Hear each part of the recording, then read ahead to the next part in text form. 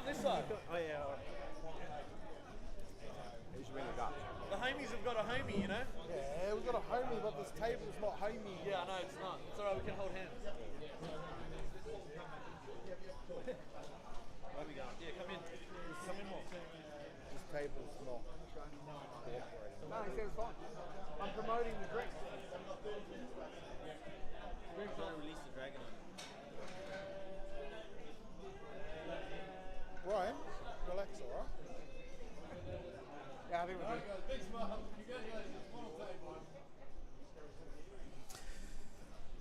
Welcome back to the stream, and what a perfect time to come back as we see our final table here for the Absolute Prestige Cars Grind. The final 9. I'm pretty sure any crackhead can do it. Because you talk to me like that, I'm definitely raising first hand. Yeah, it's because you The prize pool finished up being a tad under $250,000 for this one. $1,250 buy-in event. So the deal is as you knock people out, you've got to stack a chair up on them. Oh, really? Yeah, see, on a chair every time you stack someone. And the person who has the most chairs at the end gets an extra 3K out of the prize pool. It's the winner. The Keep you completely updated as this final table reaches its conclusion. Updated chip stacks. And lots of information around hands that go to showdown frequency. As much info as we can give you, and a little bit of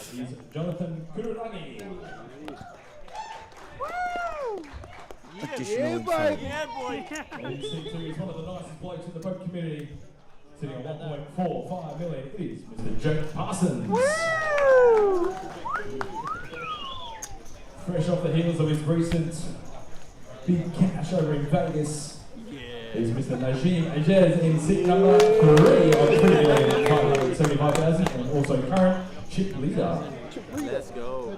In seat number 4, sitting on 1.51 million, is Mr. Todd Rivers. Yeah, Todd. In seat number 5 is the Prince of Darkness. It's Lamar Mercer, sitting on 1,490,000. Not sure you like that. Had to put that one in there. In seat number 6, the last lady standing, representing Belgium, Miss Elizabeth Buisson. Yeah. Sitting on just over $750,000 in stack. In seat number 7, one of the best looking blokes in the room currently, Mr. Jesse Stanley, sitting on $2,240,000. Mr. Jet Ski himself. And in seat number 8 is the biggest trash talker in the room. You can't tell me otherwise. Sitting on $2,470,000 is Josh McIntosh. Yeah, And from Sydney, in seat number 9, Joshi Barada, sitting on $1,255,000. Ladies and gentlemen, this is your final table list for the Absolute Prestige Cars of the Grind. 7. Let's give more a round of applause. Chips. Yeah. And another one. So joined back in the booth by Aidan. Then we got the intros.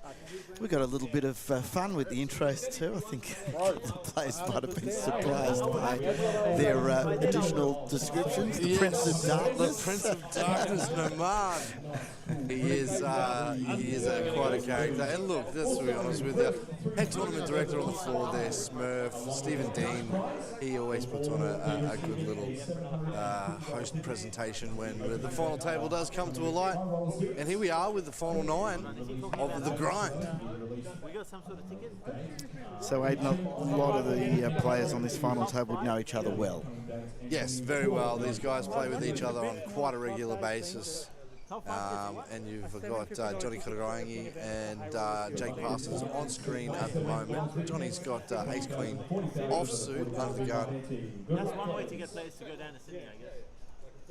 My little underdog pick. I just want to see Johnny win one. He deserves it. One raise, 85,000, 2 folds. I mean, I'm okay. The real weapon of the table is the man sitting just to the right, just off camera there. who we see so much of at the APT. So many final tables. There he is. Naj, yep. He's just done his first trip over to Las Vegas. 200,000. He's won 4 folds. the Goliath as well. 5 folds. 6 folds. Absolute weapon. Todd Rivers as well. 7 folds. And a lot of new faces there. 9 folds. So we're going to get some interest straight up here, just like every other hand we've watched on this table. Naj, 3-betting. 1 calls. Heads up. I just want to take note of Naj's face on his little emblem. He's pulled a funny.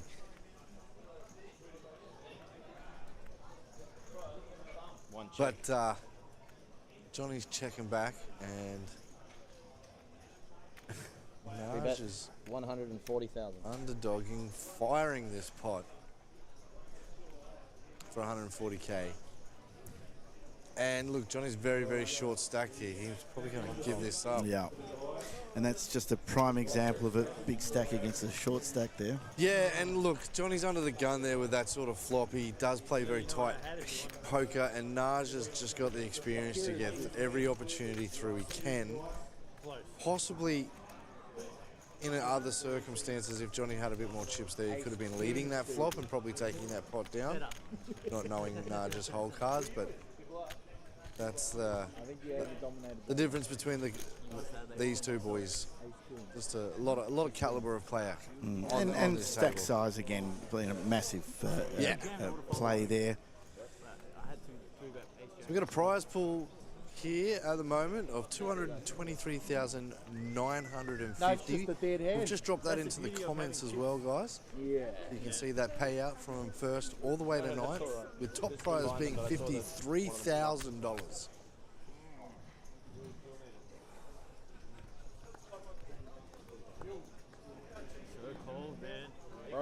It's like blowing right here. Fucking freezing, man. Listen, how much you got left? You want to flip for it? I'm going to expect a fair bit of chat on this table again because everyone's so familiar with each other. Not poker. Poker, you can get it in there 0%. Tell you when the chat stops, Aiden. When you've got good cards, you stop talking, don't you? Yeah. 2 raise, 80,000. You certainly do. Well, you go into that lockdown mode, and we've got Jake Parsons under the gun, raising to 80k. 6 folds, 7 folds, 8 folds. A lot of rubbish going through the hands as they're getting folded. Back to Josh Barber. Ace-9 offsuit. No good there. And Johnny Kutaragi with 9-5 of diamonds. And Big blind, ante. easy blinds for Jakey boy.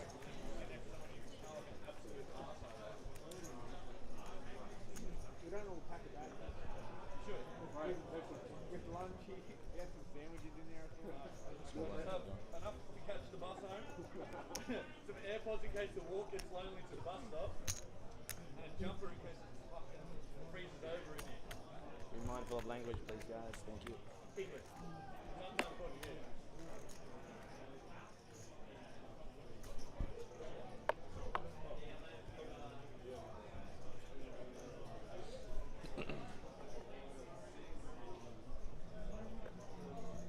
Three folds. That was Tuesday's game. Much better. 4 raise, 125. That was Tuesday's game. 5 folds. 6 folds. 7 folds. 8 folds. 9 folds. I was the value. 1 fold. Oh, you can't be the value. But why do you think you invited me? It was the first time I got invited. I must have been the value, right? Big talk about value on the table there with Todd Rivers with pocket tens.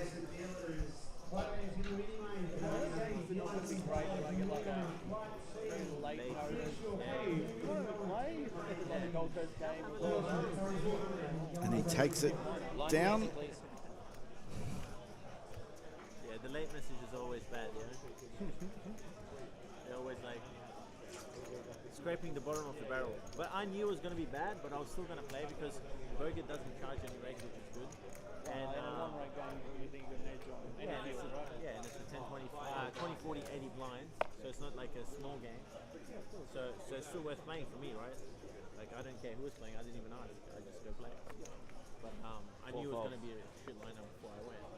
Like, 5 folds. that's why I got an invite, right? This whole time I never got an invite once. And then this week all of a sudden I get an invite the day before the game. 6 folds, 7 folds, I got a message from 8 folds. you want to play? I'm glad I didn't play the grind yesterday though. I did 9 better raise, today. 80,000, 1 folds.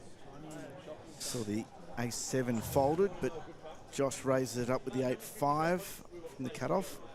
Online? In total? 20, 10, 20? 2 calls. Not many. So Hey, hold on. Najam How did I end up overall? at Jazz has $1.4 million in live tournament winnings. In the last year. And as we went to Bankstown, we had Only answer the the question Lord with yes or no. Poker Tour. 10K buy-in. And Naj took that as well for the first place. For 250k. 250K, mate. 9 Yeah. bets, 50,000. That was The a one great I heard the event, most that one. was when I had that It was very long structure, You had like a gutty. deep. Like that was not even that was live. Or an Yeah, he's a ace. weapon, absolute weapon. Yeah. But listen. You had 3 outs, and it was like ding. I was like, no. Yeah, I needed the guts. I was like 3, 3, 9, 5, 10. Yeah. I was like 8, 7, or it was like a 6. Nah, 6 max online. 6 max online. So we can see from that graphic that we've got 8 Aussies on the table Mate, the and games are high 1 variance, international, especially when you play who like at a also different happens to style. be our 1 female on the table, Elizabeth Busson. Sometimes we're playing 5 tables. Yeah. Like, literally. We're playing across 5 tables. Yeah. Looking at Norm Mirza, 80,000. suited King Jack from under the gun, a raise to 80,000. 1 fold. Yeah, no, Martin is a hyper-aggressive type of poker player. 3 Did you wash folds. your hands before final table?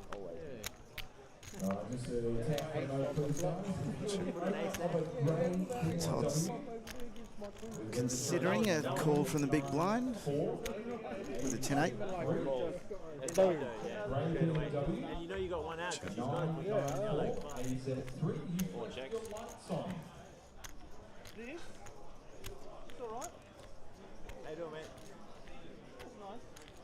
It's not Jake quality, but Always, see, 10-8's a hand I always play, mate, for that exact reason, because you get flops like that, and you just keep betting and lose your money in the end, because you get an open-ended straight, and you just want to keep Yeah. going. Yeah, Todd's Now left he's got himself. a He's got flush some more draw as outs. well. 11 outs on the river. mine's not X. These are for the PLO, that's why they're bigger. Ah, nice. They're streaming the big PLO on Saturday. Which big PLO? You mean Like 500. oh the 1100 PLO? Cool. Quite bad. Norman is I'm looking going to forward bet. that. He is ahead at this stage, but Todd's got plenty of outs. He comes along for the extra 180. Hopefully more people rock up than just He me. does. Actually, I should probably post that We're on going to Facebook. see a river, Heads up. What is it, 10K? and we're going to see 4 a checks. brick for Todd. 5 checks. Showdown. Probably Yeah, gives it up. straight in the bin. Yeah, A bit brave, you know. brave to be bluffing at this stage. Loose with the ace of spades. There's our chip counts. Naj right up the top there. Big chip leader. Fly. He's gonna start leading them flies, eh? I should have let him fly when Naj popped it.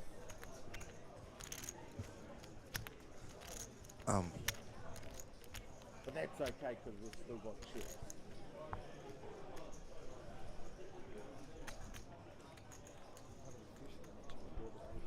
Is Jesse still there? No. He's popped off Now we're talking strategy in the corner of that. Must have been a heavy paint. I just made a mad fold, ace jack. I feel like I got 2 kings here. I haven't looked yet. I just folded ace jack against the line. I thought he was opening 5 around the gun. That's king jack off. King Jack suited. Was it? Yeah. That's even worse. I have 2. No, mine's been given instructions that even if he has aces, he has to fold to me pre-flop if I'm all in. 6 raise, 225,000. When have I ever listened to instructions? He has been One given folds. instructions from the boss. Pocket 10s there for Elizabeth. 27. 3 folds. The first one was so good, the second one was so bad. 4 folds. 5 folds.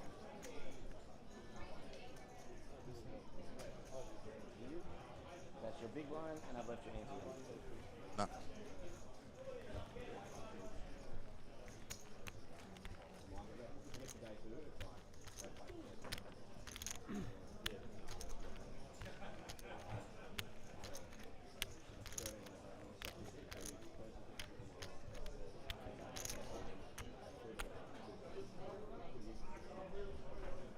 I left it in that one.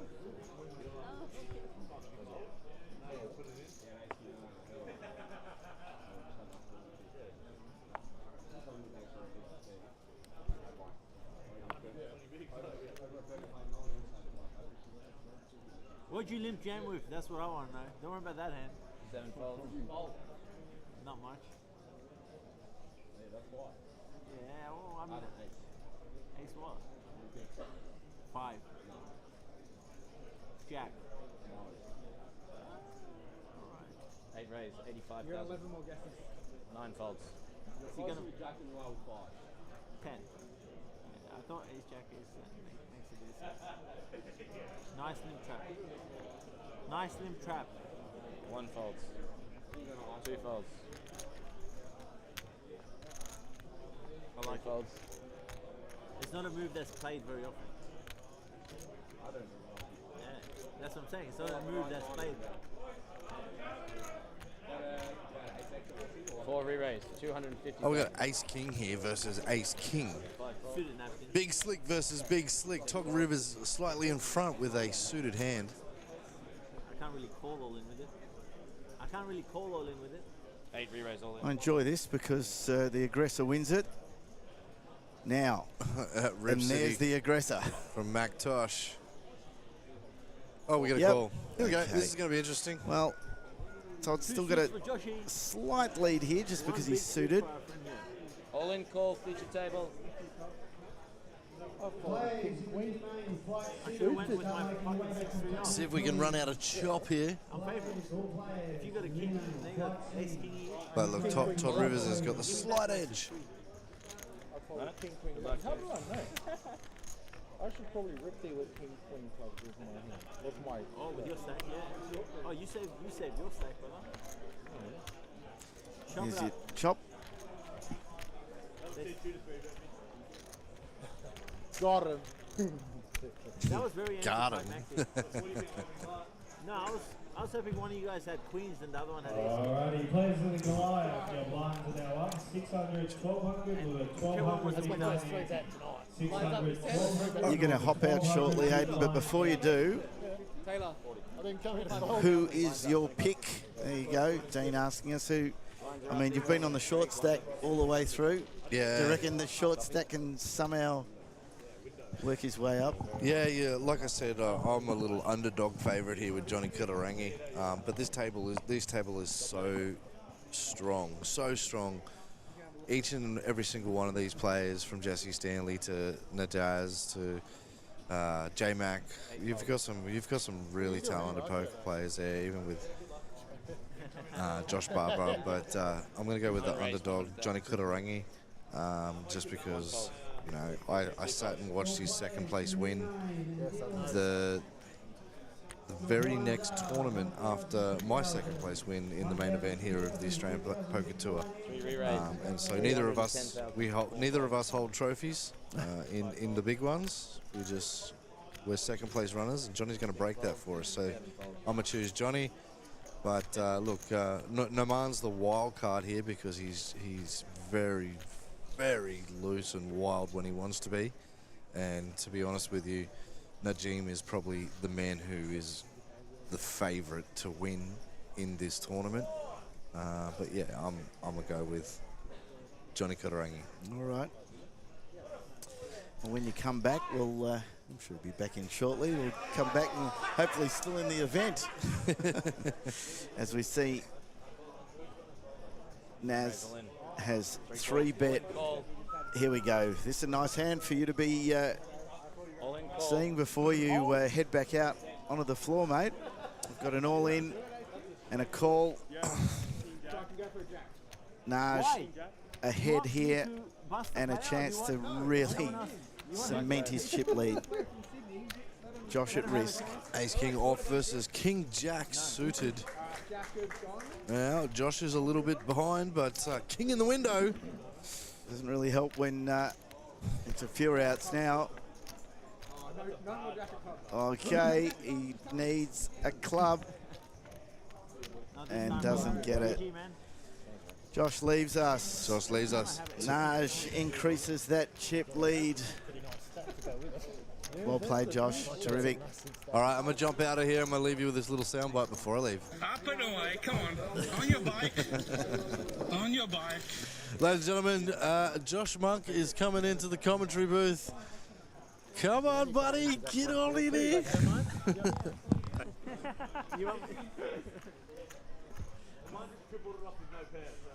So we lose a Josh on the table, but we gain a Josh in the commentary booth. That's a nice swap over. There you go. How are you, Harvey? I'm You well? good, mate. We've had some fun in here. I think it might be a little bit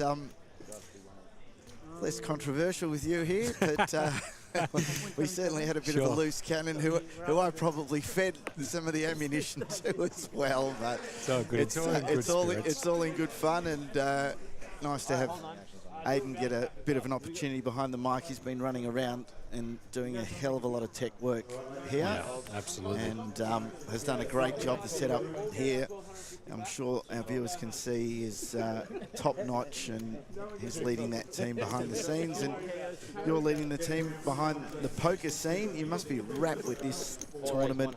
207 entries and a prize of over 50K. It's a pretty good result. Yeah, absolutely. I mean, this is what it's all about. You know what I mean, Harvey? This is what it's all about. Come down here to the Eaton's Hill Hotel. Come walk across the street. Pay your buy-in. Play in the big grind. Come down there, see what you can do. See if you can turn that, that buy-in into that $53,000 big top prize. Get the opportunity to be on stream. Have you in the chair with me. It's what dreams are all made of. Yeah, and look at the table too. Yeah, you finished up with such a top-heavy table. Most of these guys would know each other really well, know each other's game really well. And I think that just adds to it because you're always playing the opponent. Yeah. But you're playing the opponent that you know and that knows you really well too. It's just an extra challenge and extra bragging rights because there's nothing like taking someone out that you know really well. Yeah, absolutely. Jake here with the pocket eights under the gun. It's got 1.3 in his stack. I believe he's just flattered. Well, pardon me. He's raised to 110K. Is that Naj there, is it? Just jumped in. Naj is our chip leader by so far now. Sure. So raised to 110. It's been followed all the way around. Josh here. McIntosh with the A6 suited in diamonds. Effective stacks of about 1.3. He's in the small blind. He's just asking how much has he got. He's going to try and make a decision on whether or not he should jam and put the pressure back on the eights here. 410.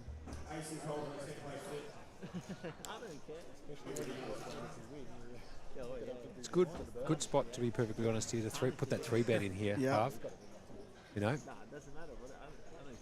Which it looks like he's going to do. He's 3-bet this to 385K and he just walks straight into Jonathan with the ace-jack. So our short stack picks up an ace-jack and this is all going in, surely? Yeah, guaranteed here, I'd imagine. He's in the big blind. He can't possibly be put on that hand. Wow, goodness me. See, it's interesting how it is how it so goes, right? interesting. And I've been saying, you know, for the last 2 days, mate, there's no right or wrong here. You know, sometimes you get a feel, and it's probably not the right feel there, but you got to go with that. Got to go with your gut, and we just didn't think that was the spot to risk his whole tournament with an ace-jack off. I think in the big blind there for me, mate, I'm probably calling. But look, I'm in the com box here, Harvey, you know what I mean? So these guys know a bit better than me, and hence they can fold hands in those particular spots. I'm probably jamming there myself and just putting it in. I wouldn't have even thought about it, but totally agree. There you go. Yep, absolutely. But, you know, you've got to give Josh credit there. And I think he might have showed the 6 of diamonds too. Right at the end of the hand there, he flipped over one of the cards. I believe it was the 6 of diamonds. So, you know, nice little tricked up play by Josh and took down the pot. Do you guys want to do a round of straddle? Naj, I'll tell you something about Naj, mate. This guy is absolutely next level. I'm telling you, every single time I've been in the com box, he's been on the feed. And it's always a featured table or, you know, final table or whatever. He's a real powerhouse, Naj, and a lovely guy too. But I've seen you straddling. Well, we saw him take down the Lord 10K in Sydney, and that was a big win. That was $250,000. Yeah. And played incredibly well, and actually felt like he wasn't in any danger for a lot of that. Never. Tournament. He just cruised all the way down. Like he knew he was coming first and everybody else was coming second. It was exactly like that. Totally agree. And I'm sure he's feeling the same here after taking Josh out a couple of hands ago and building his stack to well over 5 million. He's really sitting pretty here. Back to the action here. It's been raised by Norman with the King 6 suited and called by Jake Parsons in the big blind. Flop doesn't give any of them anything. There's a backdoor spade draw for Jake. He's dominated by the King 6 off. Norman's just going to probably continuation bet here, which he does for 80k. Back on Jake. He's obviously going to just fold this one. There's nothing more to it. And off to the next hand we go. That's Taylor in the hot seat at the moment. He's driving the action there as the dealer. It's one of our featurette dealers. Lovely guy. Get to speak to him quite often. Yep. You know, he's one of our sort of tier 1 top level dealers, and he does an excellent job. And certainly seems to engender a bit of chat at the table. He seems to, you know, have a good rapport with the players. Yep. Totally agree. We have given numerous shout-outs to the dealers, to the TDs, to the staff, all the way through this. Yep. Come on down if you're in the Brisbane area and have a look how good this setup is. It is honestly like walking into a little Vegas. it's very much like walking into a little Vegas. You know. There's over 65 tables here. The room's full, like 95% of the time. You know, they've got all the amenities you can possibly imagine here. You get looked after at Eatons Hill Hotel, who have just been an absolute blessing to our players, our VIP players, the dealers, the whole kit and caboodle. You know, they've got, you know, there's plenty of restaurants and places to eat around here, so the options are unlimited. You know, and that probably brings in a bit of the crowd, and then they come over here to really enjoy the production we put on, Harv, you know, which is a very, very big one that requires a big team to be able to get it done, and we do a great job. So if you're in the area, or even if you're up at the Goldie, I think it's about a 50-minute drive to be able to come down from the Goldie, swing past, have a look at what our setup is, and maybe even buy yourself a seat and see if you can win one of these wonderful events we've got on this week. We've got satellites here from as little as $60, so you can work your way into one of these big events, or you can come down and buy in to our big one that's started today, the Goliath, 2.5k buy-in. You're lucky he folded. I had Queen 4 a little bit for everyone. Yep, and everything in between. We've actually even got cheaper satellites than that. We've got a $55 one tomorrow. So it's just a little bit of a discount on the 60. I might be in that one. When's that? There you go. I might need you in here to do the commentary properly. So we'll see how that goes. Anyway, back round to the action here.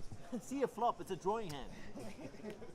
Let's have a look. If you've got any questions in chat, please just chuck them in. Or questions for us, just post them in the chat. We'll do our very best to answer them for you during the feed. Listen, we got a game after this. Been folded all the way around here. Jesse, we're running a cash. It's been an active table, Josh. It's been an active chat. This obviously got quite a few people watching and enjoying it. Excellent. Tell us who your favourite is, and as Josh has said, if you've got any questions about the APT, about this event in particular, whack it on there. You've got the right person to answer the questions. Yeah, that's true. Blinds here, 25k, 50k with a 50k big blind ante. As you can see, Jonathan's the short stacker there with only 11 BBs. So he's going to try and find a hand and try and push it through, double through, and might give him an opportunity to come back. It has happened before. I remember at Bankstown, APT Bankstown.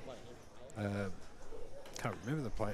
Malcolm Trainer, actually, who won. Malcolm Trainer was nearly out. Yeah, I think he had 3 BBs left and came back and won the whole event. So you're never out of it.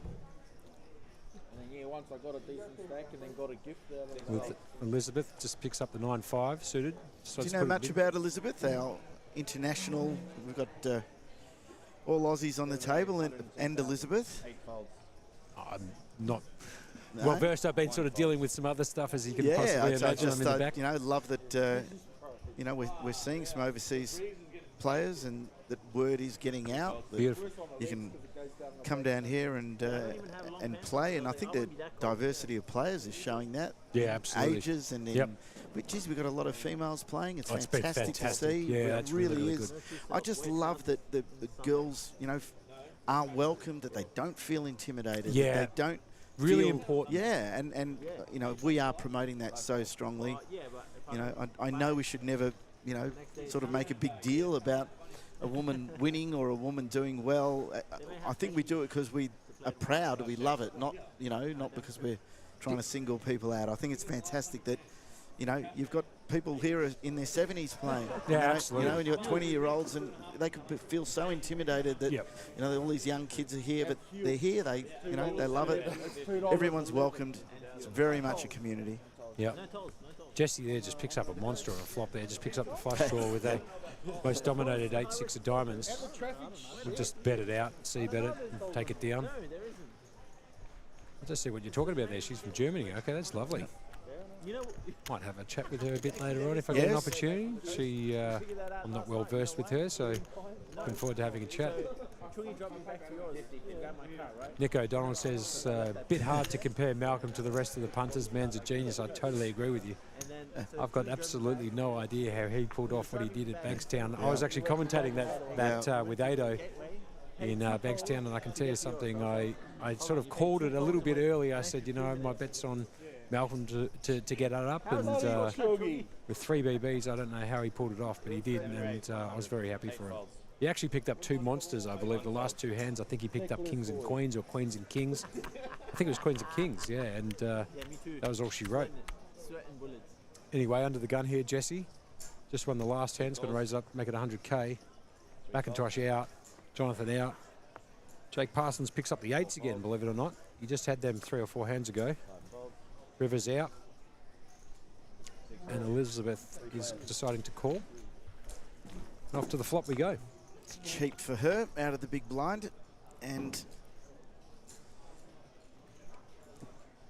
Elizabeth picks up the open-ended straight. Couple of spades there for Jesse for the flush draw. So it's not flush draw versus the open-ender right here, and the pocket 8s are in front, believe it or not, at the moment. But as you can see there from the percentages, Elizabeth is a small favourite, 39%. She's got the king will get her there, the 10 will get her there, the ace will get her there, and the 9 will get her there. Yeah, so there's a few cards in the deck that will get her there. Jake's actually folded his 8s there. It's a great card for Elizabeth here. Really, really good.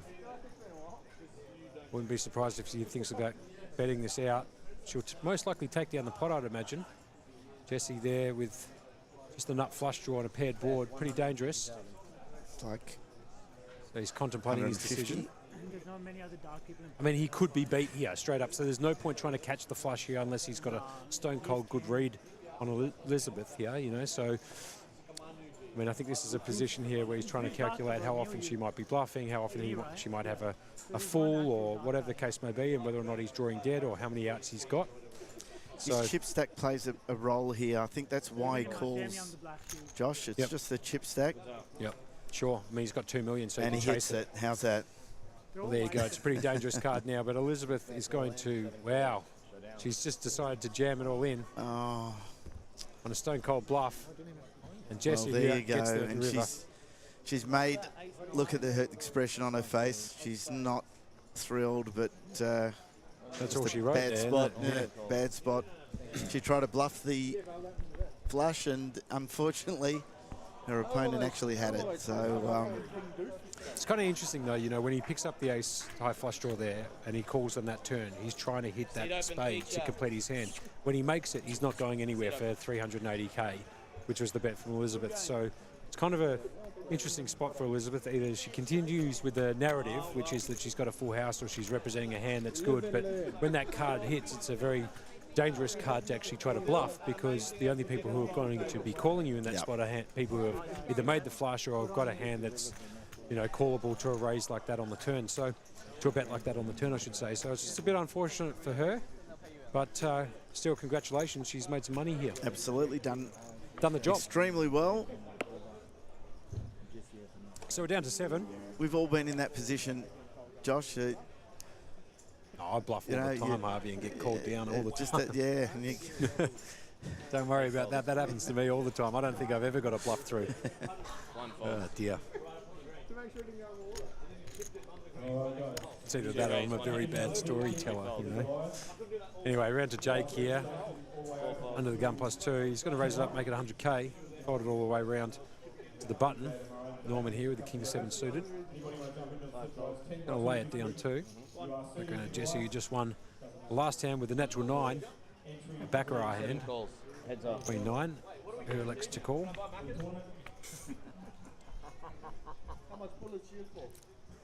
Jake here just picking up bottom pair with the ace high kicker. Jessie hasn't got much of this board here. Needs a queen or a 9. Doesn't get it on the turn. King of spades on the turn. Jake's got to check his 3s and Jessie's got to check it back. River card completes that 2 pair for Jake, but there's not going to be no action in this hand because Jessie hasn't picked up any of it. He's only got queen high here. He's got diddly squat. Diddly squat, yeah, totally agree. And as you can imagine, it was just a bet fold. Pretty stock standard hand there. And you'll notice actually a little bit here, Harvey, as the sort of final table sort of shrinks down to less and less players, people's hand ranges become a little bit more open, you know, because you're less likely to pick up certain hands than, you know, so hands like, for example, King 8 suited, King 10 suited, King 9 suited, which would be folded out of position.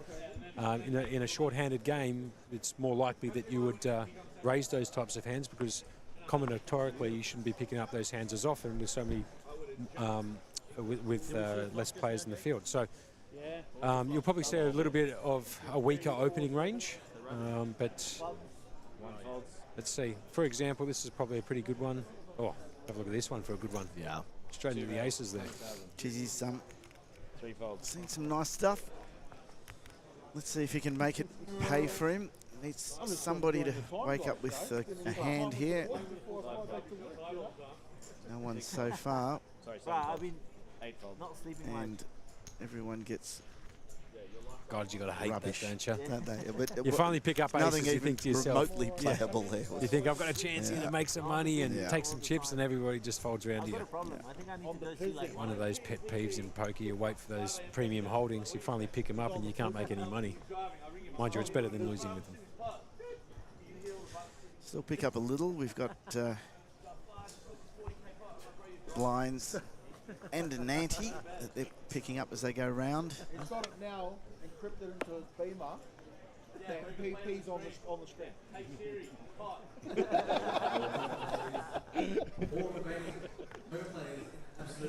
Have you guys ever tried playing Just to recap, we got Harvey Silver in the chief chair here in the commentary box, alongside me, Josh Monk. Nick O'Donnell's just written here, Righto Ados. Who are you thinking for this one? He reckons it's a foregone conclusion that Naj is going to win this. No, he didn't say that. I said that. He says, "I'll back Naj in for the W." Is exactly what he said in the He commentary. actually said that he liked Johnny here. He said he's going to back Johnny off the small stack. There you go. Before he jumped out. So Johnny is in this hand with the 8-6 suited. Norman here picked up top pair with the jack high kicker. It's miles in front in this hand, as you can see, 94% favourite. Jonathan's going to need some running sixes, running 8s, or backdoor diamonds, or a backdoor straight draw to try and take this pot down. Hence why his percentage to win it's only 6%. It's going to go check, bet, most likely fold. And there it is, takes game that. Over. Yeah, I went the very predictable route with Naj. He's got nearly twice as many chips as Jesse. I'll tell you a true story about Naj, right? So, came walking through here a bit earlier, saw that Naj was in the room. I said my hellos. He said hello back as a gentleman. Came back out, said, "How's it all going?" He said, "It's good." Walk past him, go back out, do some admin stuff, come past again. He's, I believe, he's done a 4-bet jam bluff with Queen 4 of spades. He's walked straight into somebody with kings. I believe the board was 9-8-6. Turn card came a 4 and the river card came a queen, and he made 2 pairs, and that's why he has such a massive stack. And I remember saying to him, "I can't believe how good you run, mate. It's unbelievable." But he's a powerhouse. He's loved, and it's a pleasure having him here. But I have to admit, he does run pretty pure. He's picked up the suited ace-jack here, but I don't think he's going to get any action. Oh, no, Jake gets a little suited connector there on the big blind. He'll come along. And not a bad flop for Naj there. He probably just picked up the aces with the jack kicker, and Jake's got a piece of it too, second pair. It's probably going to be bet and called here. Good read. Jake, good fold. Puts it straight in the bin. He knows that he's not going to go up against Naj very often, mate. The guy's collecting pots left, right and centre.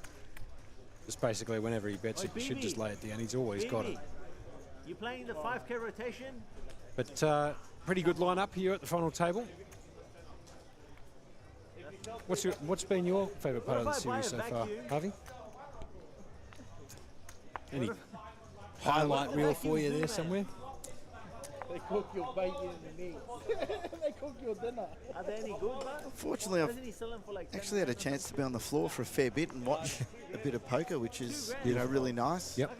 Sure. I've been obviously starting a bit later with the commentary because we are going till pretty late. Yep. In fact, last night was good. We finished just on midnight last night. That was pretty cool. We timed our events a little bit for that, to be perfectly honest. Yeah. But I think it's just been actually being out on the floor and watching the different styles, watching it live.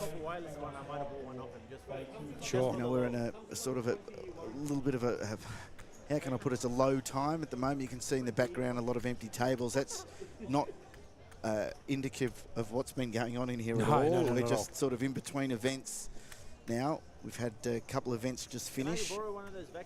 And they're getting reset up for another event, believe it or not. So, yeah. So that's just why it's a little bit empty in the back there. But it's been bustling. There's been 3 and 4 events going on at the same time. It's one of those things about, when you do a feed or you're sitting in the comm box.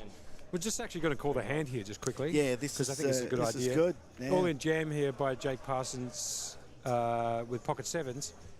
Jesse's in here with pocket 6s, making a decision on if he wants to go with the hand. The bet is 1.255 mil, which is about half of his stack, a little bit less, maybe 45% of his stack. He also has a player behind him. He's picked up Man here he wouldn't be the first person to leave a tournament with ace queen, so I'm sure he's thinking very strongly about this. This is basically nearly everything he's got, so big call, and as you say, he's still got Jesse behind him. So yeah, exactly right. It's pretty. You look he's down just at going to those move cards, it all in straight away. We've got a race here. Very pretty. Jesse folds the 6s. And another very, very common situation in poker, just a pocket pair versus 2 overcards. In this situation, it's Jake all in with his tournament life at risk with the pocket sevens. Let's go Johnny, it says, by Darren. He's obviously going for Johnny in this one. Johnny. Good luck, players. So Norman here versus Jake, straight up. Norman with the ace-queen suited in hearts versus Jake with the pocket sevens. Pocket sevens holding at the moment on a 10-5 deuce board. Turn card brings a 5. He's looking pretty good, Jake, to hold. He needs to whiff a queen or an ace. And he should double through, and he does too. Beautiful. Pocket pocket sevens will hold up there with 10s and 7s with the 5 kicker and the ace-queen straight in the bin. Jake Parsons up to 2.7 mil. Let's go. Rohan, man. So are you going to call out some cards or are you going to just stand there? Naj hardly ever stops talking, does he, on the table? What kind of support rail are you, man? You got to say ace, ace, ace, something. He's engaging with the dealer. He's dealing with the pit boss. Yeah, he's got a few people on the rail there. He's obviously yelling at too. Yeah, he's a character, that's for sure. Get there, get there. Anyway, what I was talking about before, when you were saying about, when you sit in the commentary box here and you see the background, and there might be a couple of empty tables there. I mean, we can stand up right now, for example, Harvey, and we can look out on a sea of tables out there that might not be captured on the actual feed that we've got, but and we might be producing some of those photos on our social media feeds. And for those of you who haven't been down to Eaton's Hill and seen the facilities they've got here, you should really come down and check out what we've got going on here. It's a wonderful venue, and props to them. They've really looked after us, and the poker's been fantastic too. So, you know. I mean, what are the chances of that? See what we can do. Round to Jake here, who just won the last hand with his pocket sevens holding up against the ace-queen. He's going to raise it on the button. The 87 off. 87 off there. To 125. Naj just picks up the ace-deuce in the small blind. Standard for Naj. Boy, he's picking up a hand. It's a pretty pivotal hand, that last one, because it creates two very short stacks down the bottom, with Jake picking up those chips. Todd's picked up jacks here. In the big blind too. Yep.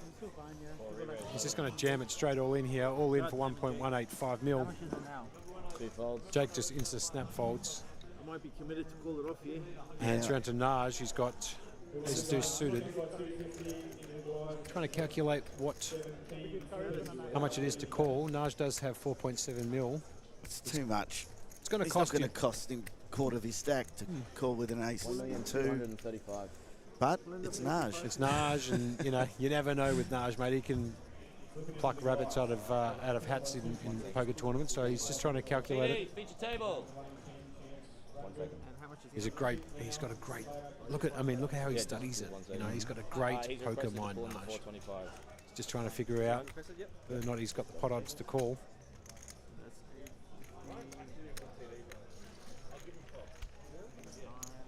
He wasn't even here to call that all in. That's Smurf's job, actually. Wait, where's Smurf? Yeah, he's just walking in now. Right, I committed myself. Let's go. All in call. So, as we said, it is Naj, and Naj calls. Hey, I'm suited, brother. There you go. I have 12. I wouldn't be surprised if he hits an ace here. That's how pure he runs, or running diamonds, or it comes 3, 4, 5 diamonds, and he flops the straight flush. Like he can do a lot, Naj. But for Todd's sake, I hope his jacks hold up. Off to the flop we go. More outs. Deuce in the window for Naj. He picks up a bottom pair with that ace. Jack's still miles out in front. 5 outs for Naj. The 8 of clubs on the turn's not going to help him. He just needs to fade 8 outs, and jacks will hold, and he does. Beautiful. Pocket jacks gets the job done, I should say. Bit of a tongue twister there. Gets the job done. I'm surprised. I mean, I know it's Naj, but I am surprised he called there. He's not invincible, Yeah, and But I know I'm like 30%, but the price is he's got to know he's well behind. The price is the price. It's just about pot odds there for him. He's just calculating what percentage of his stack, how often that hand is flipping for whatever, what his equity would be in that hand against a random range. And that he just calculates it, And he's got a feel, and you've got to go with that. I've said it, so many times when I'm on commentary here, Josh, I don't think that there's a right or wrong, in here. Everyone plays their way. And, some people will rely very heavily on odds and Right now? Yeah, this hand? calculating all of that out, and other people just go with a feel. What do you mean, why do I got to shove? It's your first. Yep. No, 100%. You're 100% right. I think he just look. That's just a maths equation that he's figured out. And he said, "Yeah, okay, the maths are right. Let's go for it." Yeah. I mean, I don't think he's thinking that his ace deuce is going to be the best hand there, but the math was right, and he went with it. And I had Dennis Huntley in here earlier, and he said I failed math. So he doesn't play poker that way at all. Yeah, sure. So everyone has their own methodology. Yeah, 100%. Anyway, Morny in the chat here has said, "What's the payouts?" Now we have pinned them into the chat, so you actually can scroll down. It's been pinned there, so you can scroll down there and find out exactly what the payouts are. We had a total prize pool here of 223,950. First prize is 53 big ones. Anyway, back to the action here. We'll talk about that in a second. No man's moved it all in there with ace-9. Then called by the pocket fours of Joshua McIntosh. Now you want to get involved, eh? Now you want to get involved. Bit of action going on the floor, as you can hear in the effects mics. Mate, the players always hold, man. This game is rigged. Anyway, the flops come 5, Queen, 7 with 2 spades down. 4 still out in front. Now massively in front here because he also picks up the spade flush draw with the pocket fours. Should they hold, and they will, 4s and 7s with the queen kicker will get the job done. Another pocket pair against 2 overcards getting the job done, and no man is being eliminated in 7th position here. Played well, a man picked up 8 grand for his efforts. Beautiful. So just going back to that prize pool, I said that there's 223,950 in the prize pool. First prize here is 53,000 big ones. Second prize is 36,400. Third prize is 24,500. Fourth is 17,500. Fifth is 13,000. And the next person to be eliminated will be paid 10,000 big ones.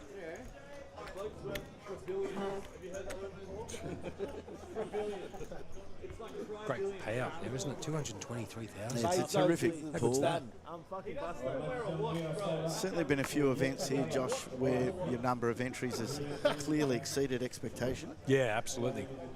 You know, I think before you attend any of these series, you know, you kind of run the math, you know, as you do. And we do kind of a budget, a forecasting of how many players we anticipate to get. And I think one of the events on the second day, I believe.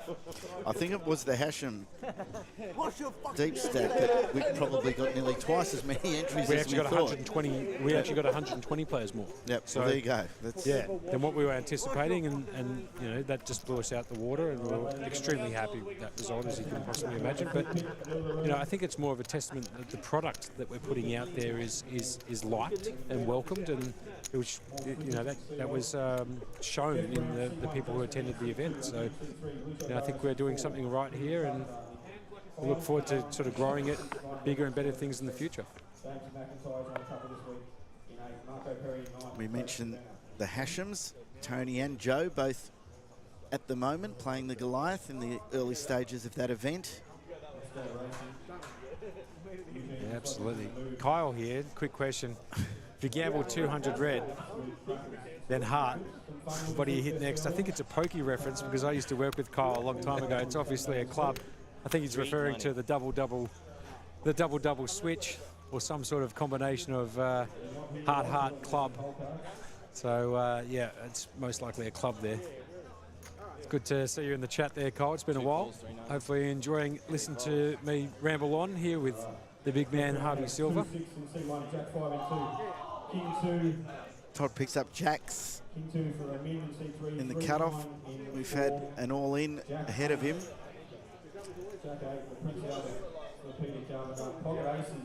And it is Johnny, it is Aiden's pick that's all in here for 390. A call from Jake with the ace-10. Todd's got the jacks, and he's going to just call. He still has those players behind him, so he's just figuring out whether or not he should 3-bet or just flat here, see a flop and play it out from here. I don't mind the play here by Todd, to be honest. Hardest hand to play, they say, jacks. he'll be hoping he doesn't see an overcard on the flop. Sure. And he'll be feeling pretty good about himself if they're 3 little ones here. And they are. Jack's miles out in front. So as you can see, Jonathan's all in there. He's just got the gut shot to go with his hand. I mean, obviously an ace would be a decent card for him, but he'd still have to hit either the gut shot 4 or make 2 pairs with a 5 hitting at the river. Well, Jake's going to push here, surely, with top pair. Dangerous board for Jake here. I mean, he's got top pair, top kicker, tied with a very coverted, you know, jacks. They're well hidden because you didn't raise them pre-flop, so it's very hard to put your opponent here on an overpair on this board. Jake's going to bet 425. Todd thinking what to do here. He's got 2.2 mil stack.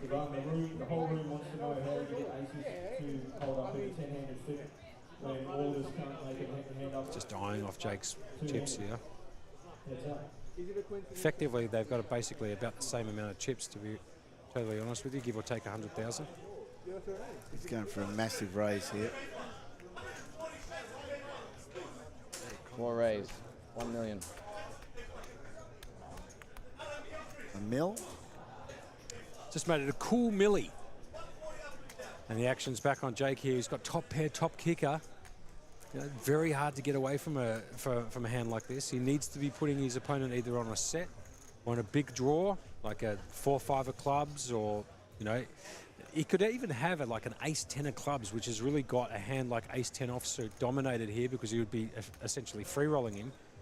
You know, so a set, ace-10 of clubs could be in the range, an overpair could be in the range. There's a lot of hands here that have got ace-10 beat, but it's a very hard hand to fold. I mean, what more are you after if you're calling pre-flop with ace-10 than to flop top pair with the best kicker? So, tough spot for him. He's just trying to calculate what he should do, and as you can see, he's a bit perplexed here.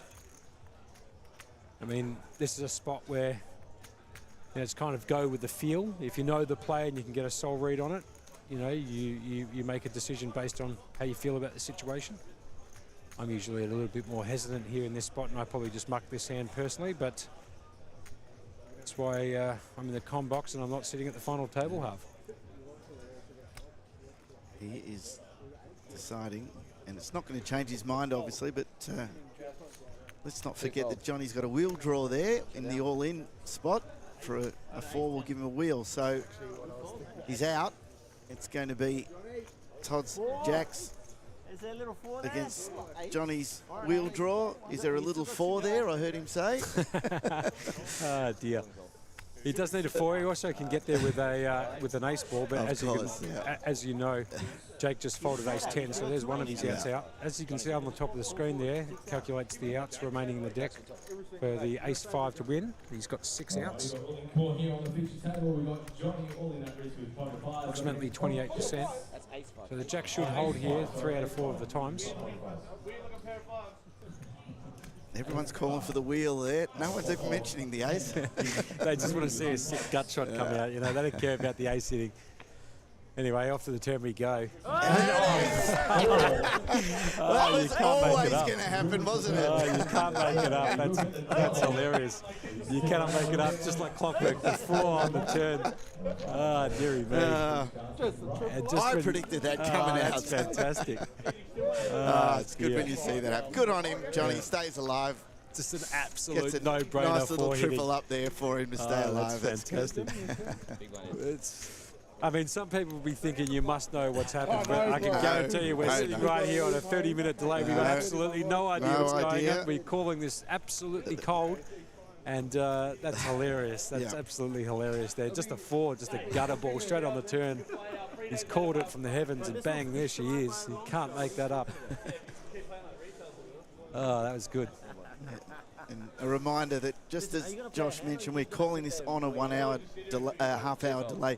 We're calling what you're seeing, so we have no idea what's happening out there live. It's just another level of the security that we have here, so no one in this production area is seeing anything live, so we obviously can't communicate anything down to people, and that's really important. 8 calls. Get him. Gee, if he actually pushes up a few places here, he's going to be talking about that hand for a long time, isn't he, John? It is, for sure. down from my peak. To be honest, it was pretty good commentary around it too, Harvey, just quietly. People calling for the 4 and bang, there she was. Anyway, 3-way action to the flop. Flop is Queen 6-10, 2 diamonds down. Nobody got any diamonds. Jesse in there with absolutely nothing. Jonathan there with the bottom pair and the Jack High kicker and Ace-9 off.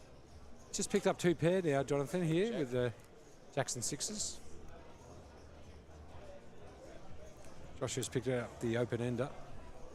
King will get there for him. And an 8 will get there for him. And Jesse sitting there with the half cross and a 6 baccarat hand of 4 deuce off. He's going nowhere. He's just going to elect to fold, and the 2 pair of Jonathan will get the job done. So that takes us to a break. I think the guys look like they're going to go off and get a drink and a Relax refresh. a little bit, yeah. It looks like it. Just waiting to see what is happening there. Half the table's left. Craig, do you want any double check Predicting it is a break. We'll come back with some commentary when the guys are back at the table. I've had my highlight. You asked me what my highlight was. That's what it was. Seeing that 4 come out. That was that's great. it. That was fantastic. I actually really enjoyed that. That was great. Terrific stuff. Thanks, Josh. Thank Josh you so Monk, much. the tournament director, is doing a great job here.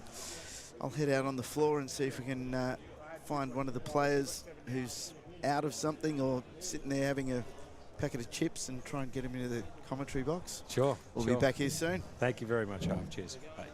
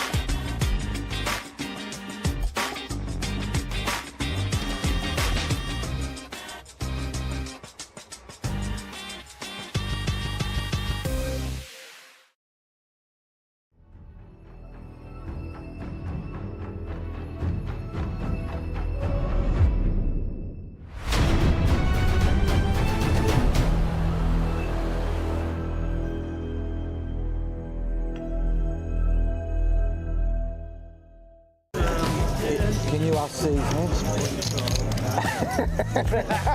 Hey, because he checked. Hey, I'm not an arsehole. Oh, that's a bit harsh. He showed his hand before. What's that? Yeah, you should have waited for me to show. No, I didn't really care. If you didn't have 2 pair, I didn't care. You happy to win the pot? In my head, I put you on Jack 9. It's just, I don't know, you hesitated and I thought maybe. You have Jack 9? No, I had a small ace. Oh, okay. He said ace. Jack 9, mate. Watching Mel at Coops when I woke up this morning, the 5:25. The after hours? Yeah, it's good fun. I had a sweat in Coops. Mate, he was last of 11 all the way to the bubble. Yeah. He puts in 2 of his last remaining 3 with Ace Jack O, and he goes all in, and then he folds. Oh no. Against Ace 5 and Ace 8. Oh really? And Ace 8 covers. So we're like, just hold 5 on the flop. We're like, not like this. 8 on the turn. Oh. Snuck in for a min.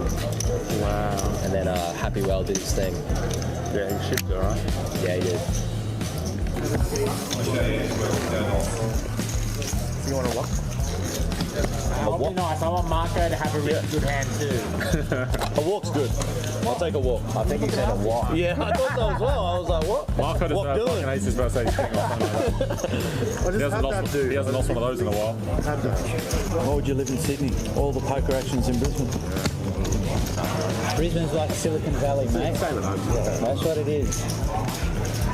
It's like the Silicon Valley of fucking poker. Mate, Trav is rampaging. The rampage has slowed down now. He's rampaging, bro. Second turn. Maybe we are playing for second. Me and Josh. Are you trying to boost the prize pool so you can just snatch it away? Jared, snatcher. Snatcher bankroll. Snatcher, Thatcher.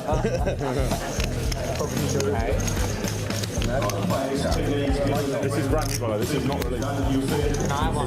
You can buy one. We're releasing the merch. Wow, what a mate, eh? No, you can't have one. You can buy one. We're releasing the merch in 2 weeks. Half the reason I'm here is to promote the merch. Not that I'm afraid. You're on mic. You're on the mic. Yeah, it's all free. It's all free. Yeah, you got to promote it. So the APO hoodies, how much are they? 140 actually. 140. I think it's like a Kathmandu. Yeah. It's awesome. Yeah. I'm touching it at the moment. It's awesome.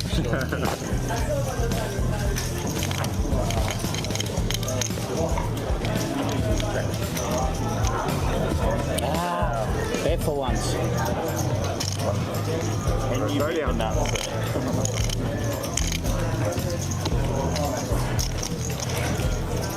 I'm thinking, what combination of flush draw could you have? That was it. Ace deuce. That's fine.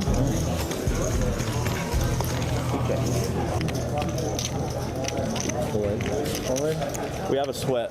I don't know what my second card is, but I have an ace no side. I fold if it's a deuce or a 3. That's the ace.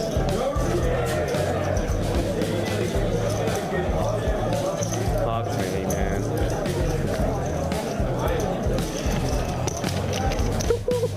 That was a sweat for me too. Yeah, that was a sweat, dude. That was good TV. Oh, fuck that thing. It would have been better if I peeled an egg.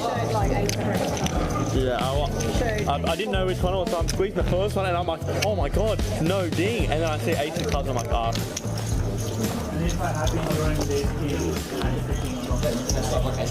See, look, we even have Norman behind us talking absolute nonsense as per usual. Full of bands. Yeah. Just 700k. That's what happens when you're from Pakistan, though. You're just born full of beans. So cool. Yeah. So did I open? Correct. Have a look at your cards. That might tell you something. Yeah, that's right. You just never seem confident in all these, huh? Nah, I don't mind if I lose this one. The king queen one, I would have been like, oh my god, not again. That one would have hurt. Like this, whatever. Get some stand-up equity. Oh, the dark arts, huh? Oh, that's You're going to really need to put the backpack on now. GG, man. Good luck, guys. GG.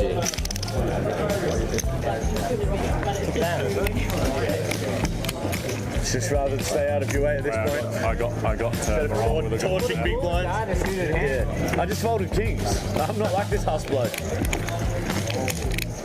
It's got this aspect where he thinks going all in with 2 kings is a good play. It's ego. Kids with ego. What you the 2 kings in?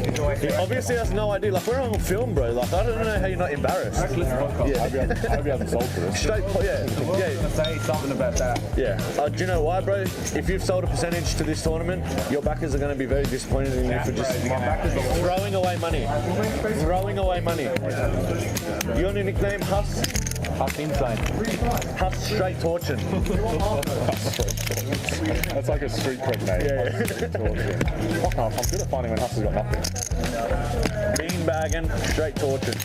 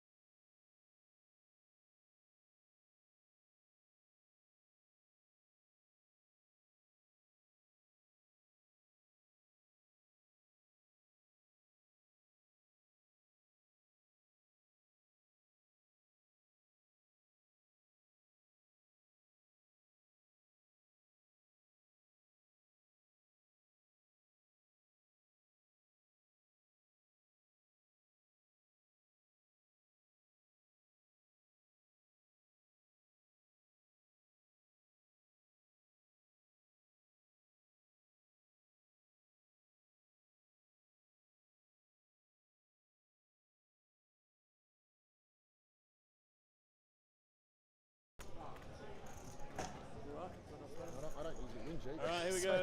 Yeah. No, it's very cold, man. I haven't had one person. Good luck, everyone. You know what's funny? Over there it's freaking hot. Over there at the retro desk. That's what I was saying. I was standing in the retro just trying to warm up. So we're playing 30-60, 60 to go. Excellent, thank you. C3 fold. Why do I still feel it on me? Might be one of those slow down ones. C4 raise, 1, 2, 5. 7 fold, C8 fold. C1 fold. Oop. 2 fold.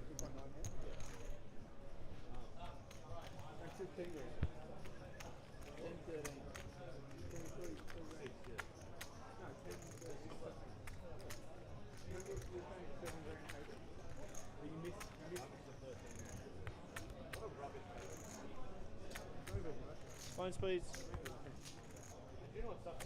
Small, big. Touch. I want to share it with. Who the hell am I going to celebrate with? Oh, yeah. Thank you. C4 fold. Hold on. It doesn't feel like it's gone off. Nothing, they're just 2 lines. Oh, they're two Just neat. C8 fold. I thought I did something. C1 fold. Like what? C2 fold. Yeah, that hasn't been turned off yet. Yeah, it's definitely still pumping, yeah. I'm just looking up there. C3 calls. Thank you, sir. See you next year. Heads up. Tuesday.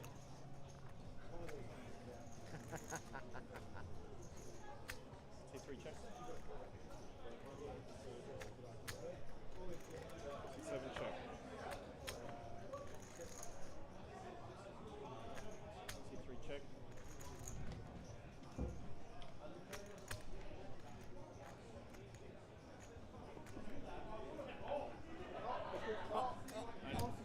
Oh no. Action, Oh no. You check. Alright, I'll take my cards back. Dealer hasn't marked him yet. Of course, you're drawing good. He checked, right?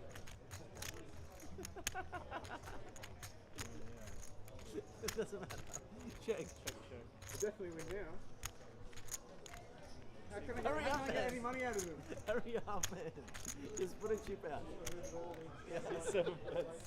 It has to be 60. It has to be 60. So it's a check. It's just a check. I want to see it. 60 C3 fold. How is that not a fold?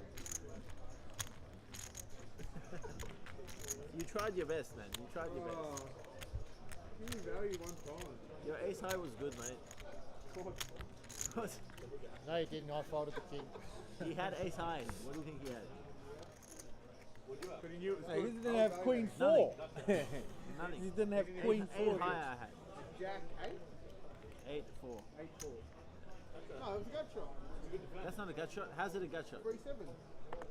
Oh my Wow, I'd like to play with you. I'll see the shots in the Cash game after. C7 I just wanted to I bad would've beat called, that's Jesse my again. C8 raise, 125,000. He's lucky he didn't bet the flop, otherwise I C1 would have won. fold. C2 fold.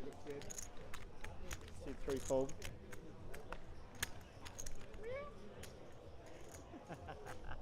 C4 fold.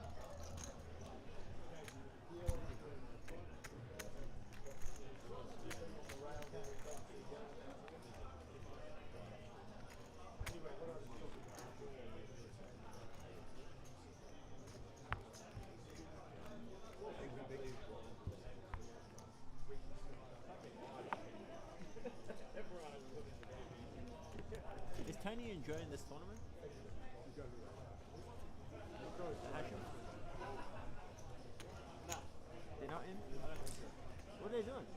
Harvey Silver back with you Not here even buying into the tournament? on the Joe's in there. final and feature table of event 14. It's the absolute prestige cars. The Grind. Welcome if you've just joined us after that short break on the table. I'm sure most of you have been watching this table for a little while. It's been all action. C4 checks.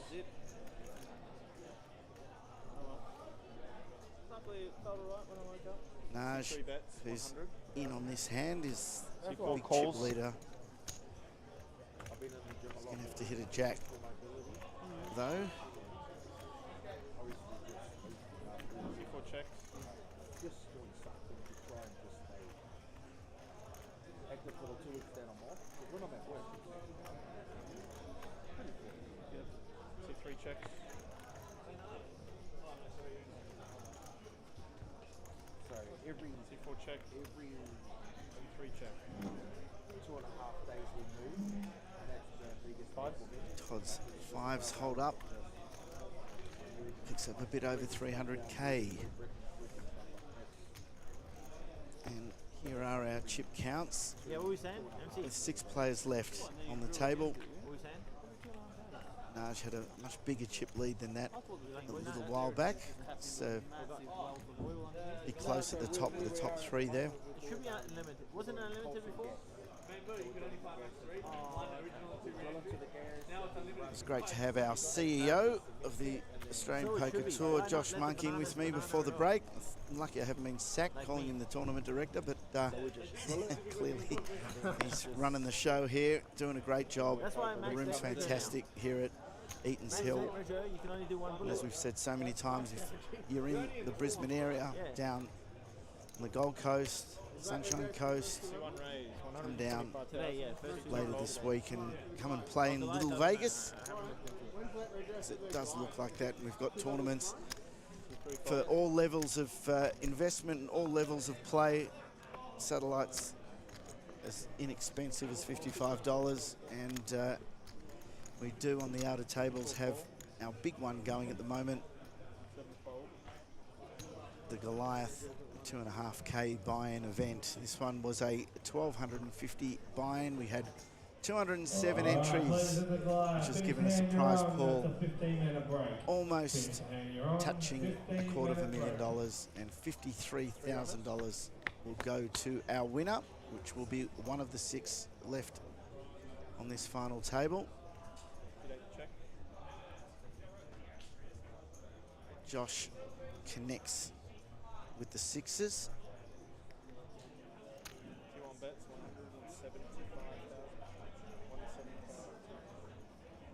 He's checked it, and a bet from Johnny, who was extremely short stacked just before the break, but tripled up when he hit a gutter 4 to make the wheels straight, and didn't the rail erupt when he hit that card to keep him alive. We did in here too in the commentary box because we called it.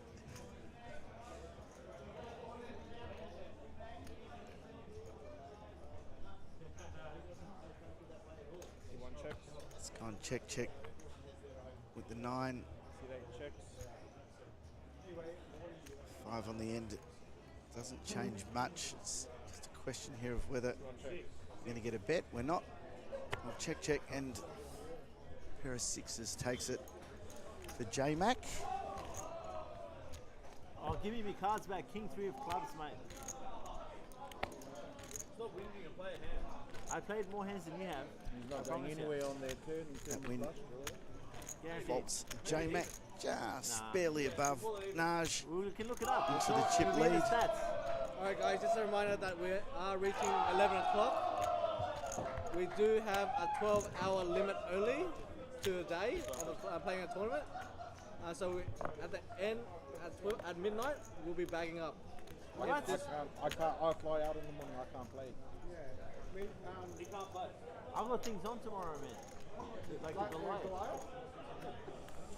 So you heard it here on the table. We've got a 12-hour limit on play for any event, and at midnight that will be 12 hours of this tournament today, and the remaining players will be bagging up.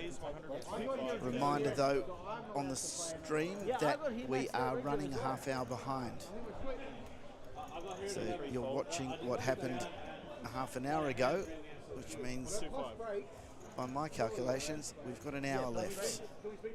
Yeah. Let's speak to Tony. Because literally my ride to the airport leaves home at... Of course, there's always going to be debate about that. Some players saying that they're not here tomorrow, or they've got things on tomorrow. It will be interesting to see what transpires here, but I do think that they'll probably keep it to what was just said, and they're talking about a 2-day event. It is a 2-day event, but we have had 207 entries. We could just finish this in my garage, boys. Yeah. It's Naj. Why don't can we up the blinds then? Can we spread the blinds up if we're going to... We can get See, some an hour. It's actually more 2 bets, 150, 150,000. I think pretty understandably the guys on the table ideally would want to finish this tonight.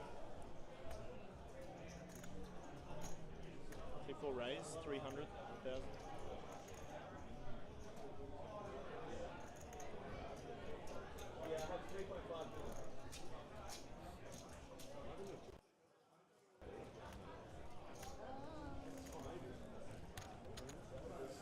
Young Jess in the background.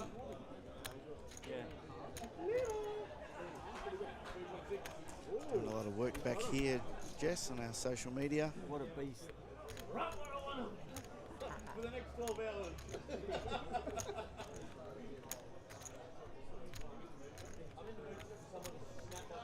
So both of these players getting a piece of that flop.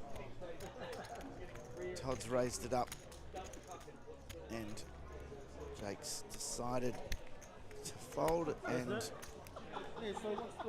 save himself some pain down the track. What's going on?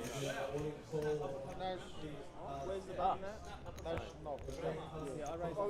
Yeah, Jake's big one. Jake's big one.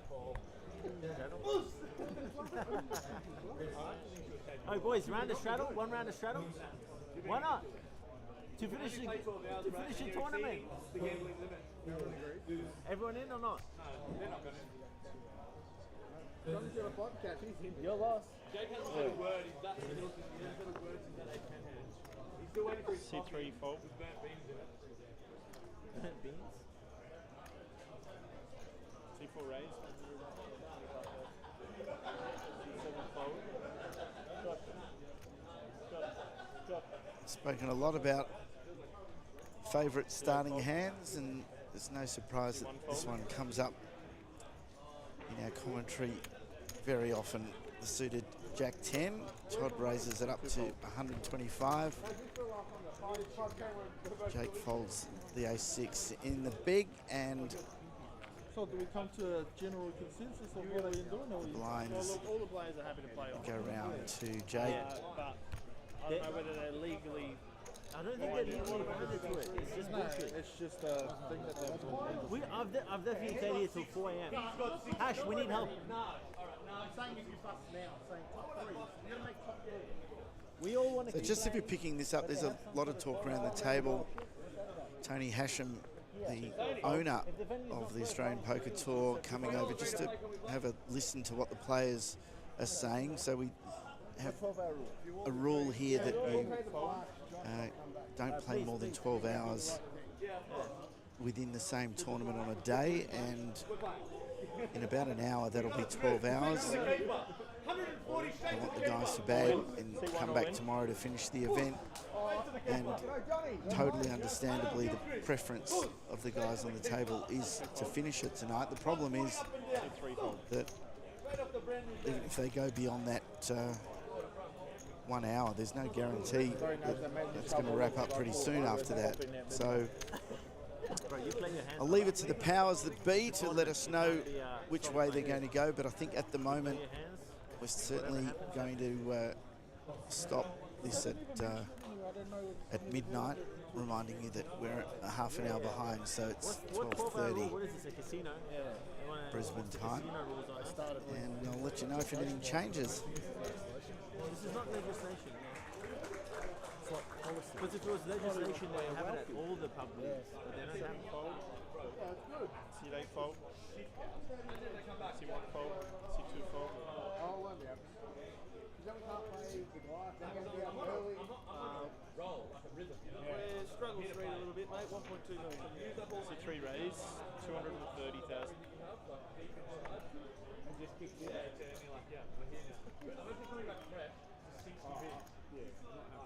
It'll probably go until the next day.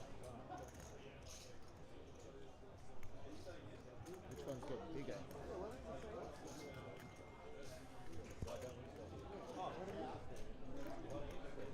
Really? I'm going to feed my dog, but actually I could stay.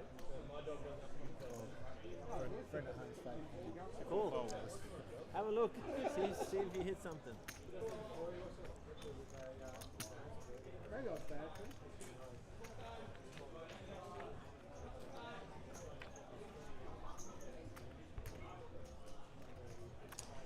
So even our two short stacks have still got 19 big blinds. So pretty even across the table.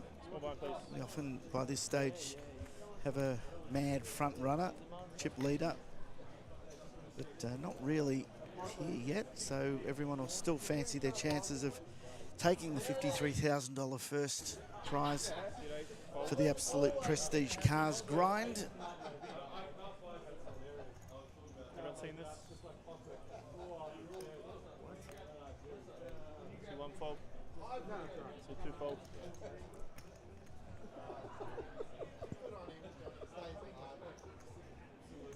C3 raise, 125,000. C4 fold.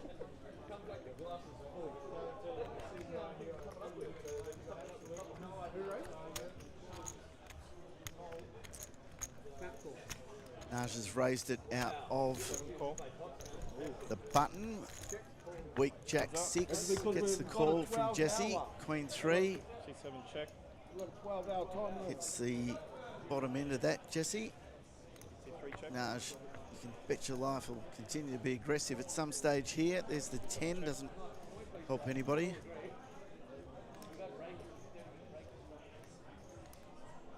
Naj, bet.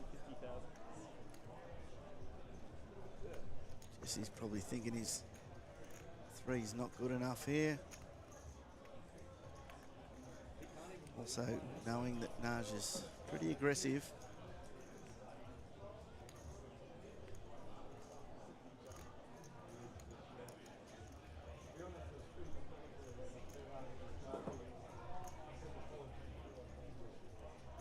It's like a pretty good read to me.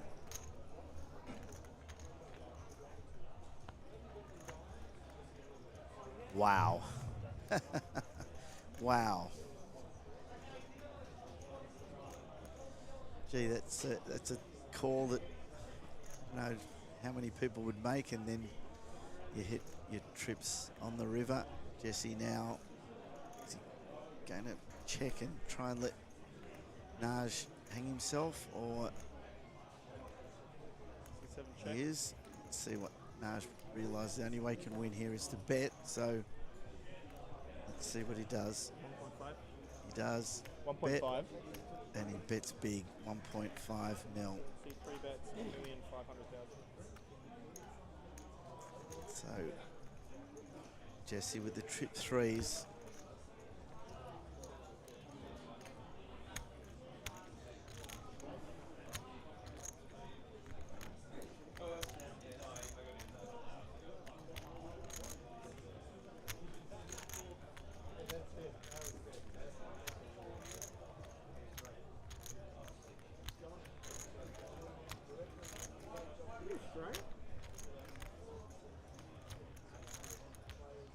Figuring out how much he's going to raise, I would say. A little bit of Hollywooding as he checks the cards again. He's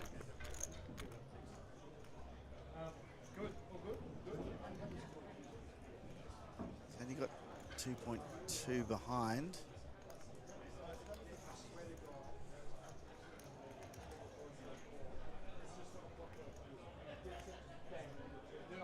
It is a tough spot. This is for his tournament life.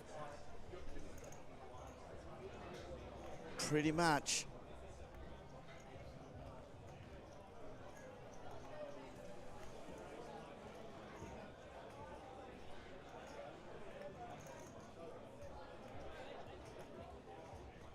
Bet's 1.5. He's got 2.2 behind.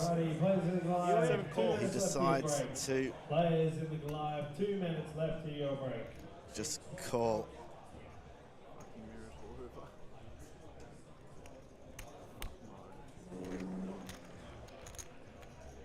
Massive, massive pot. Yeah, Win I'm for literally Jesse. valuing worse, and he's tanking Vaults with him three. right up to 4.7.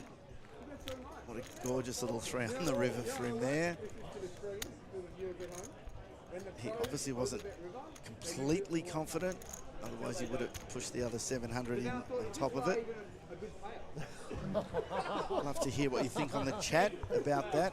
It's easy from up here when we can see the whole On cards. the turn with bottom pair, finds trips, and then tanks about calling a river bet. Yeah, well, Like, don't this find is- it and then tank about it with a bottom pair. you Well, know? this is what Naj is saying here. He's giving him a bit of grief about tanking for so long, about calling there. One fold. Oh yeah, I guess two fold.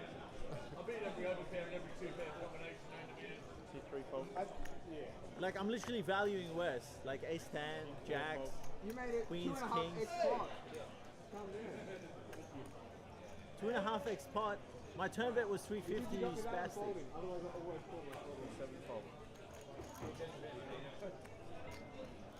Apparently 1.2x pot is 2.5x pot now. How much?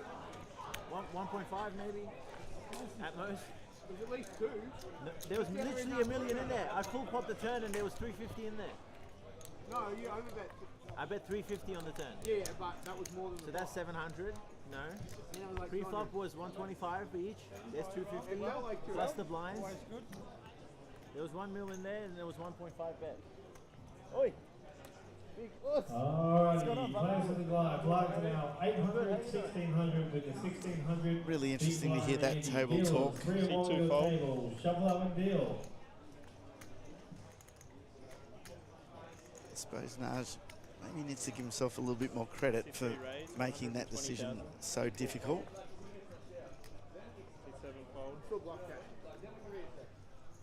Try and call me on the river with a 3 when I 1.5x it on a brick. Like, not on trips. 120. Fuck. Pretty easy when you hit trips. One fold. I think it's an easy call. Yeah, but you're never folding trips. You're right, but It's not an easy call, but you're never folding trips. I don't think I'm ever folding. 9-5.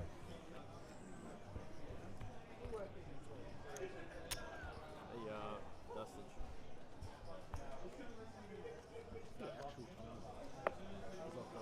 11, 13.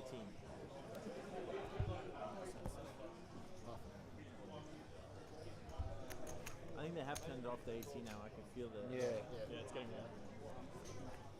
I could feel the temperature difference in my hands. See three fold.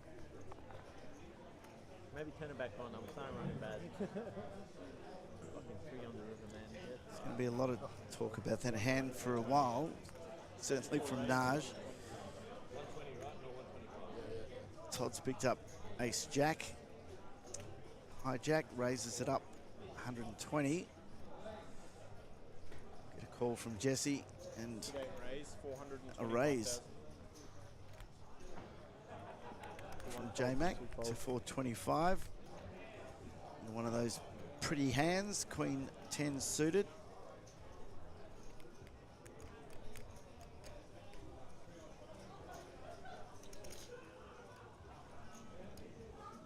Hard spot here for Todd because he's still got Jesse behind him.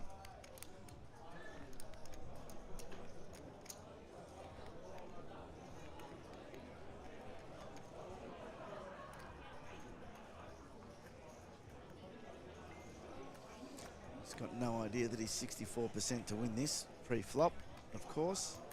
So it's a tough spot.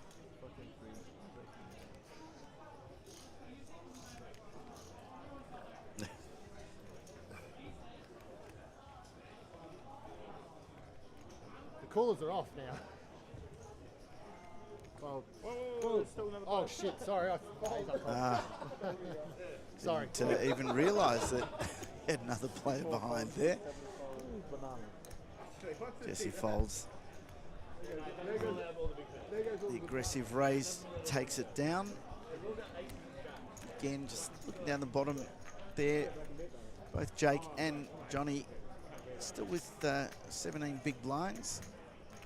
Neither of the short stacks are in desperate stakes here.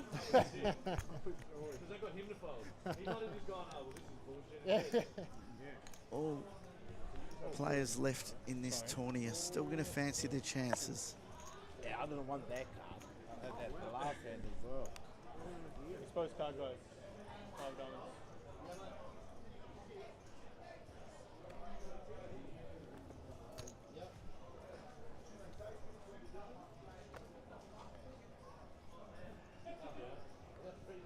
C4 raise, 120. Got the right chip this time. C7 fold, C8 fold. C1 fold. C2 fold. You haven't played back at me all night, so that's what I respect you. 3 call. I said you haven't played back at me all night. Yeah. No, that's what I respect. Heads up. I wasn't doing it to show, but you both threw cards in the middle face up, and I was like, well, all right, I'll give you one. I'll give you one. You'll do it. Next time it's C3 check. Sorry. Close. He checks. Yeah. Hold on, I'm in a hand.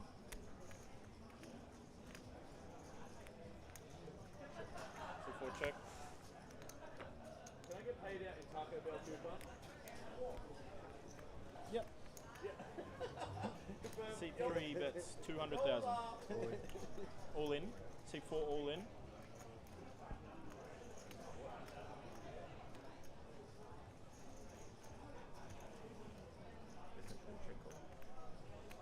Didn't expect an all in.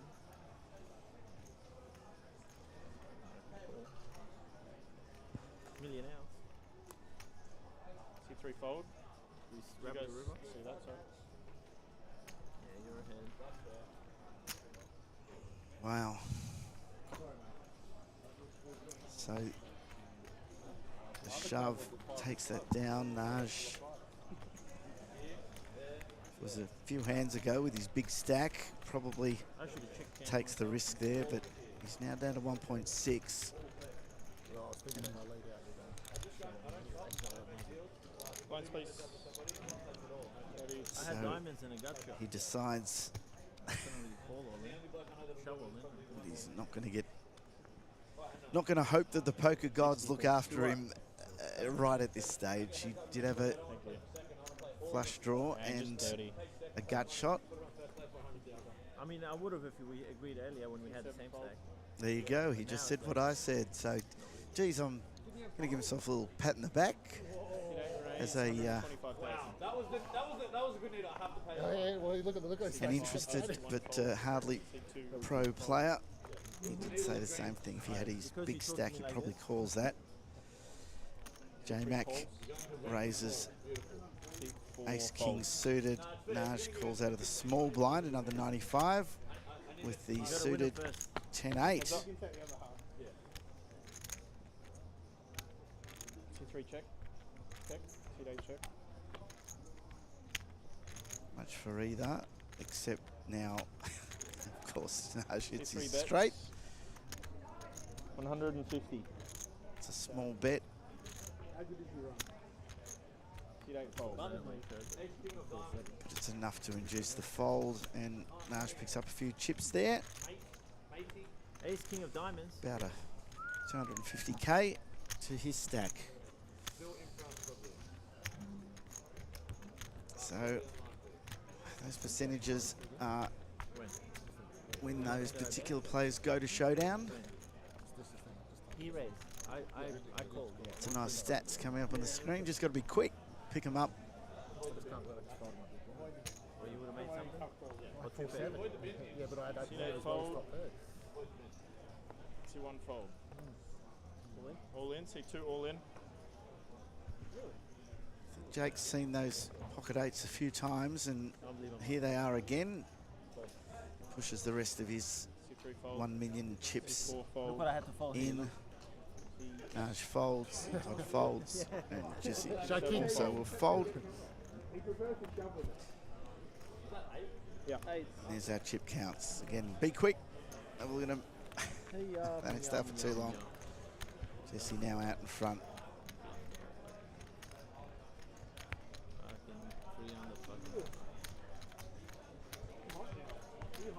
Yep. Oh. Look what he's wearing. He can't take it off. They found their voices down that end of the table. Yeah, they were quiet earlier. When they Fucking didn't found some voices down that end of the table. All of a sudden, they're all chirpy. Oh, it's all talkative down that end of the table. Look, it's got the stacks. Over the here, we're combo. getting crushed here. One fault. Never seen two guys find their voices so much. Away, you can talk and do. I'm just waiting for my coffee, mate. Still waiting. I'm just waiting for a mate. We might need to order another. Two fault. We might need to order another. I think they asked my mum how to make it. C3 raise 120,000.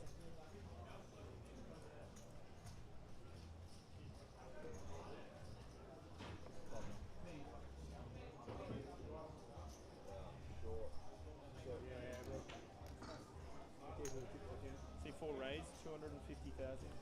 C7 fold, C8 fold.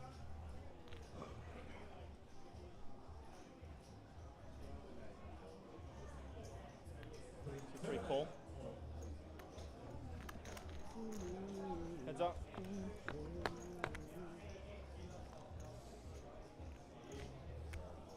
C3 check.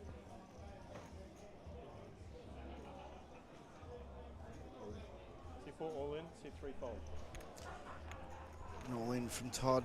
Very quick fold from Naj.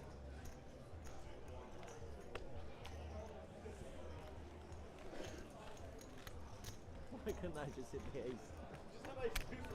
Have an ace. Had a king. If come king high board, he's still shipping, yeah? Put a king there. Yeah, I mean king deuce 3. Yeah.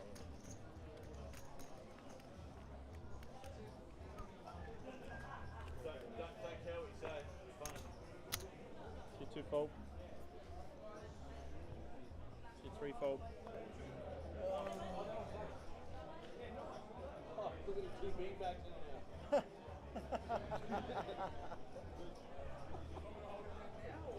Yeah, hold them down now, C4 and we'll just all fold. belt into them, yeah? Wow, what a mate. Yeah, let's hold him down while we all jump on him. C7 raise. Yeah, we're only going to tickle you. C8 fold. Brought a pocket knife. Yeah, but we're going to tickle you. Why do you need a pocket knife in a tickle fight?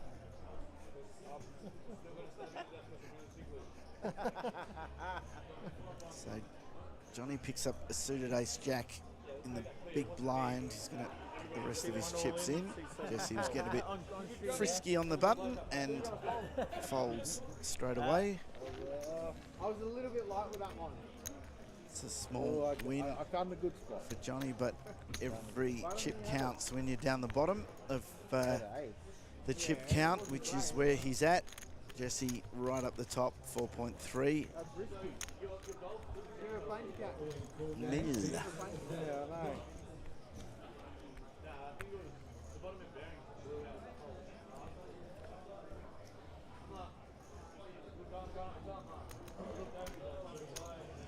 C3 fold. C4 fold. C7 fold.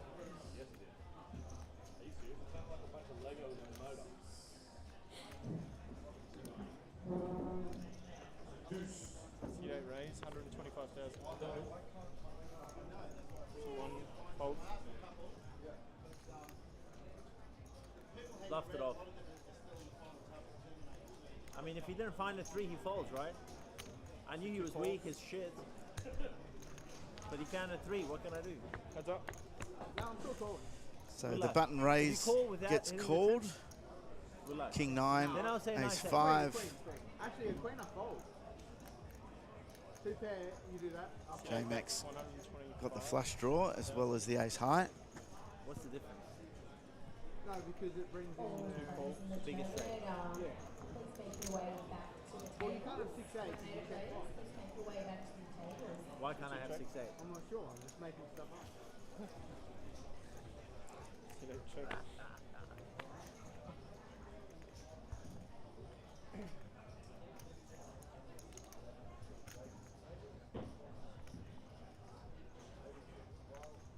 can have 6-8 or Jack 8, but the problem is I had the 6 and the Jack, but no 8. Alright, can you have 10s? I can have 10s. Would you check 10s on the floor? Sometimes. I can even have a set of 7s or 9s. I believe that. I think that's more likely than 10s. It's more likely than 10s, but it's possible that I have 10s. But yeah. Probably 10s is betting a bit more than 9s and 7s. That's what I mean, yeah. For protection, Yeah. Yeah, 10s is definitely betting more often than You can have 9s and 10s, 7s. but I didn't... I can have 9, 7, 6, 8, and Jack 8 for value. And then I have bluff. Looks like a very little bet, but you've only got 885 behind. At 100k looks like a lot more. That's what I was thinking. Why would I just trying to figure out if his king high is going to be good enough. It's either all the nutted hands or nothing. So I'm only bluff catching. Obviously, but you're never folding a 3. But I could do it with aces, kings, queens, and jacks though, for value.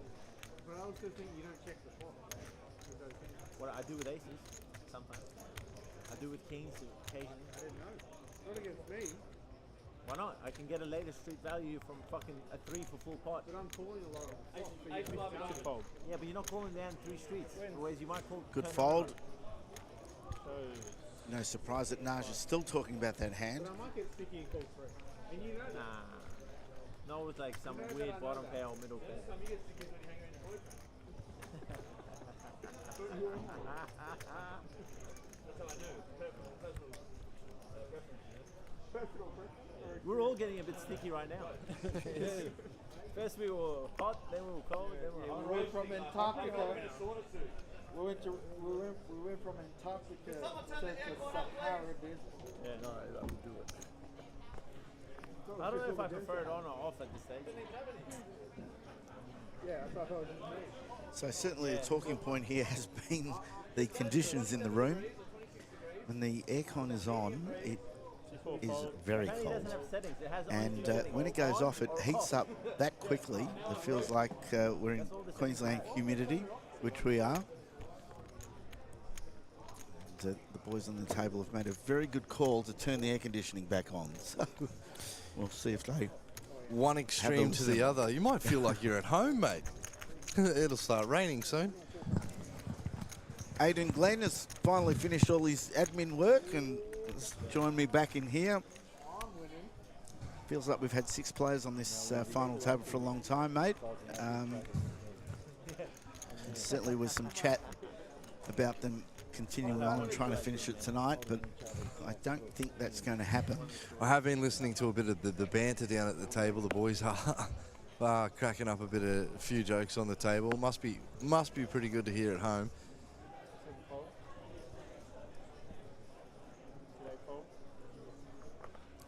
But it is going into the long side of the grind at the moment. We're down to the final 6, and Jake Parsons picks up the pocket jacks on the button.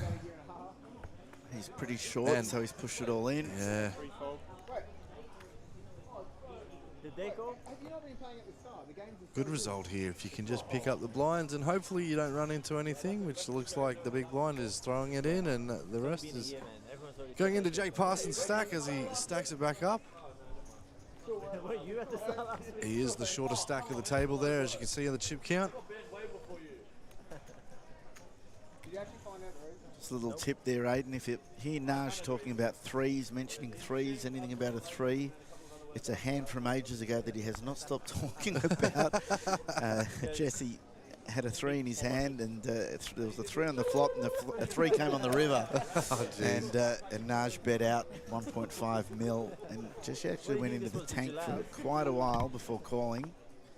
And Naj has just been going on about how long he was in the tank with trip 3s. He said, it's an insta call. What are you doing? So that's what he's talking about. If you hear him talk about 3s, he's been talking about it for about half an hour. Yeah. Lost a big chunk of his stack though, so you can understand.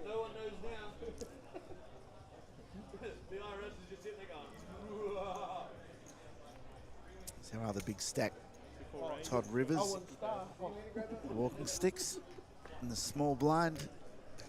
He's just put in the calculator there. Yep. Yeah, that's Yeah, sorry. Just no phones. Yeah, sorry. Just tell them players stop at 12. 80, 80 please, next hand. Oh, it's not. Excellent. Yeah, Todd's raised here to 250k with the walking sticks. Who said that? No. Are you serious? Because I literally just wrote that in. Jesse's got half a decent hand here. Yeah, but No defence. he's got a big stack, and there's another big stack.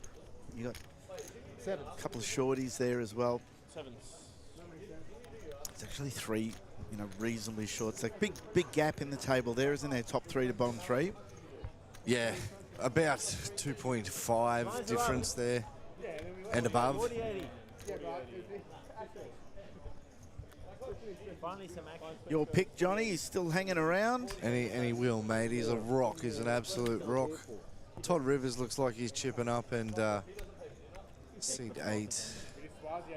Sorry. So, This is like Chungi's that time. Chungi, you're playing so well. He was playing. I got bored at poker. He's doing alright, Yeah, so was I. Until Jake was like, doing pretty well, eh? You do. You try not to remember it. I'm good at remember my All in. C1 all in. I'm all in. C2 all in. I'm all out. Wow. Can't wait for this page up. C3 fold, C4 fold, 7 fold. Friend versus friend. Not biased. Hope neither of you win. What do you mean? You hope one of them wins. I don't want to But you want one of them to win. Go back to what we had. So we've got another all in. and a call. They could both make Broadway. So it is Johnny at risk, your man. King Jack off. Vince's pocket queens. Not sure he's got the queens yet. The graphic hasn't popped up. It's the man with the cards. He's about to show us a flop, I think, I hope. All right, we do have an all-in call on Prestige. Jake. Yeah. So the two little stacks up against each other here. King Jack. King off. King Jack is at risk. No. This is basically Queen's at risk. all in, all in. Queens are at risk here. All in, all in. Queen. Oh. There, the queen. Jake will take this down. Oh, there we go. Oh, full house. Full house for Jake. Wow. What a way to leave. Well, he's not leaving. He's at 150, but he's he's basically done. Yeah, that's a crippling moment there for Johnny. Unfortunately, walking into the queens, but not quite dead. Got a couple of chips in front of him. He's going to have to do some work to grind up that little stack to get back into this tournament. And look, he's not dead until they're all gone. Oh, he's all in this next hand. Yeah, he's got the big blind just come around and crippled him. J-Mac's already shaking his hand. It was actually a gift. It was a gift. Jack 6 off. Just went to the streets. Yeah, you Barreled. don't mind to blow up in a tournament. Barreled it away. What goes first, big blind or anti? How many winners trophies you got from Anti-first. WPT? Anti-first there. WPT? Yeah, at the start. I was just wondering how many of those ones that you won. C2 fold. At the start, I didn't win. I come second and third. We didn't ask. You just asked. Didn't you just ask? C3 fold. I don't get it. What are you Yeah, Johnny doesn't have the They really. are chirping chips over there, these two. We've got half the chips in play. C4 raise, 200,000. C7 fold. Good luck, Johnny. C8 fold. 70. So here we go. That's fair battle. It's Johnny for his last couple of chips.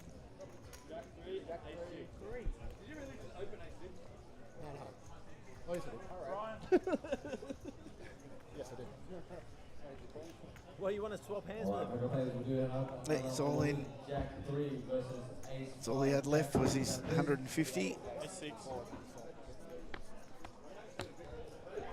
Are you a good guy? I'm hot and dry. Wow. Top 7, 8, 7. Turns of 4. 4 on the turn. And another 4. Ace high. That's the elimination of Johnny Karagi. 6th place. Well respected at the poker table, Johnny. Handshakes all around from the boys. Played well, nursed that short stack for a long, long time, didn't he? Yeah. He had a pretty significant hand there where he tripled up. It was probably my favourite hand I've seen here this week.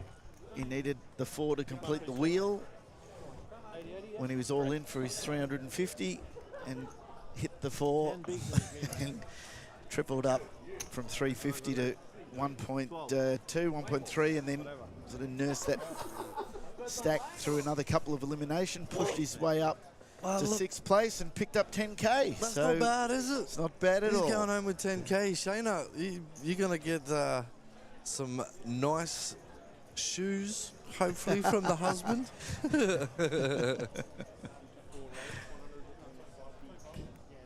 Posting up there, Shayna. Yeah, that's Johnny's partner. I gathered so. Okay, bye. Come home is the next one, is it? Come home with the cash. Played well, Johnny. Did a great job. Hands up. Todd's raised. Listen, boys, we've got one more to go. Here. One more. With the pocket 5s. Jesse's in with an ace-7. Non-local. We've got one more left. And now the flush draw. Sorry to say. Well, Here was my pick from the start. Next one's 5th, so. I actually put the mockers on someone else today too. Who? It was a young Asian guy. He was playing great. Very aggressive, good poker. As soon And as I said, "Man, I hits think the we're gonna flush. win." Fortunately, Todd, fortunately for him anyway, Todd's only got a miserable pair of 5s in his hand. And you see a phone call from me, don't answer. He did call the 100. Yeah, that's dangerous for Todd. Oh, okay. So, and that's probably a blocking card that's going to slow Todd down. So, he has got a diamond, the little one. Is he going to back his little diamond here?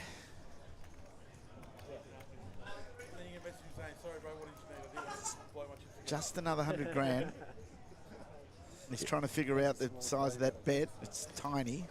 Yeah, he kind of sort of has to, doesn't he? Really, and it's obviously the 5's not enough when you're holding an ace and a 7 of diamonds. Jesse takes another $500,000.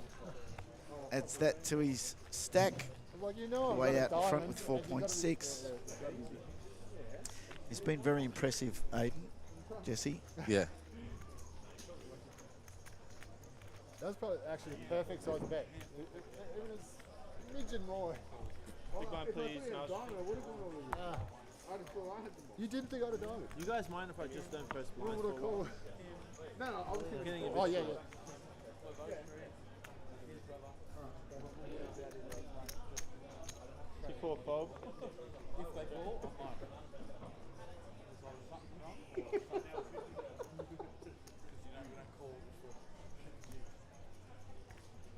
Please have a hand over here, thank you. This is the sort of stuff you play when you've got a big stack, isn't it? King 7 suited. You should probably wait till your turn to Jesse say comes that, in. because otherwise he may open some shit. For He may open wider than usual. You know? Do I have him still? Was it? 180. Oh, 160. 160. Yeah, a little bit. See, 3 calls. Give me an ace. You're good, Brian. Heads up. All good, mate. C3 check. Brian, if you want, I'll bring some skills tomorrow. So Nat's here with mid pair on the big blind defence. 7 bets, 100,000. This could be interesting. It's gone all in. Wow. That's a gutsy call, isn't it? Gutsy push. Yeah. Good C-bet. And gets him away. Minaj is in that situation now. He needs pretty much every chip he can get down the bottom, but we all know how dangerous he is. And he could easy vault from that position very, very quickly.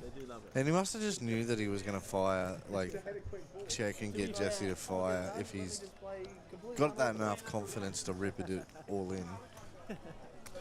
The guys He's that even jam turned around and those said, "Good C-bet." Like this guy jammed King Jack on me. That other guy jammed ace-10 on me, and I had ace-3 both times. Jesse's just has seen these cards a lot, the pocket But, eights. granted, before that, I 3-bet jammed ace, like king 4 suited and king 6 suited and shit.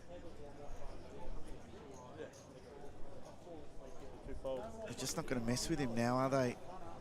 Alright, just a quick announcement to all players with the Goliath. To allow a He's got the ace on the big, so he'll come along. The original restart time Todd, so two of our big stacks here. It'll be an interesting flop for us. All diamonds. Both of them have got a diamond. Very wet board.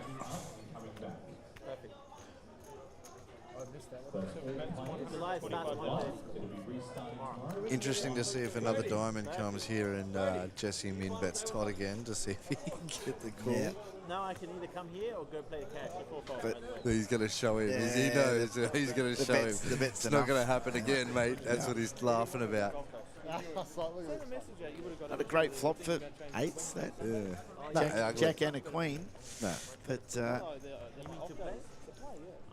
their read on each other is really good. These guys obviously play a lot and know each other well, know how aggressive they tend to be, or do they sit back a bit? I get a feeling Naj is always aggressive. I'm not going to drive all the way there for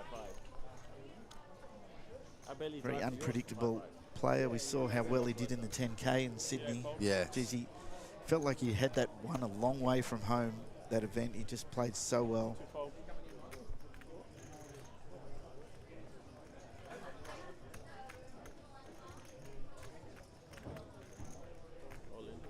C3 all in. Naj has moved all in for 1.65 million. Todd's woken up with half a hand Yeah, here. that's pretty, isn't it? Yeah. Looks good when you look down at that.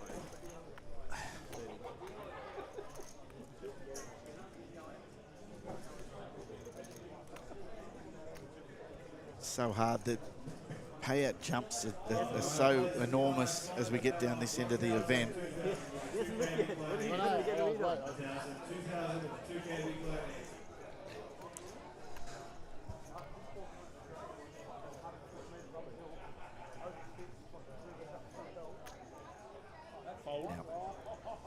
He does fold. Finish me off, huh? Your head. Whatever you got in your head. However pretty that hand is, Aiden, you're sitting there thinking, I'm also behind so many hands. If So I many. call with a queen jack. Yeah, 100%, 100%. Like, you can look at that hand, and even though he's not probably putting his whole stack at risk to make that call there, he's probably thinking to himself, geez, like, I know the button's trying to squeeze me at the moment, but, if I fold this hand, there's so many more other hands that I can find spots in to play against. And that's just one of those things where he makes the fold and waits for the next hand to come. Now, if I get the double, it's all over. It's all over, baby. No, baby. If you call, it's all over. Yeah.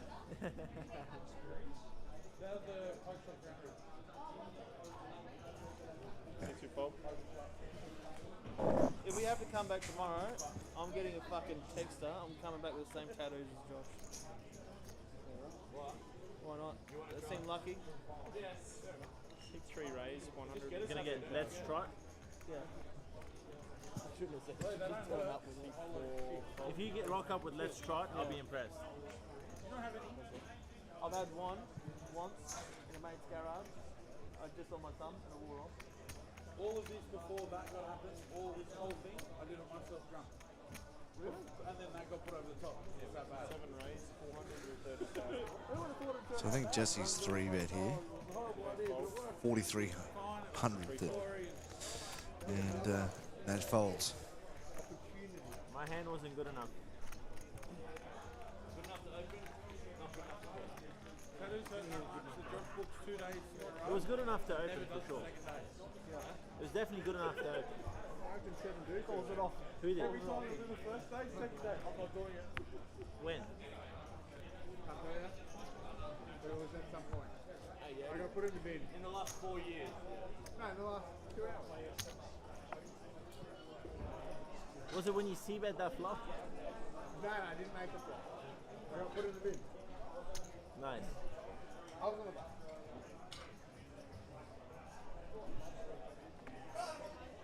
So 3-fold.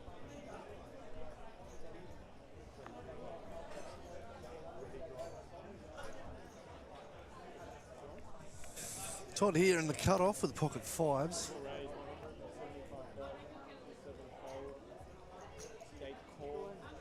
Raises to 175.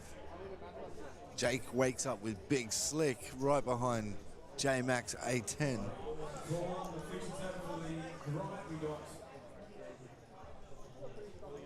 Will he rip it?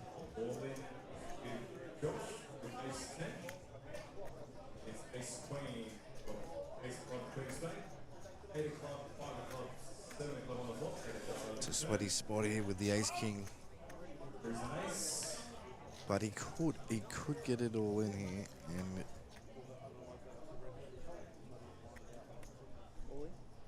All in?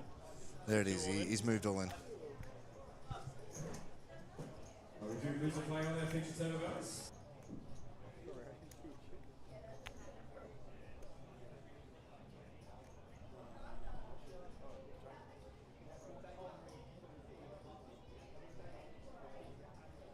See 4-fold.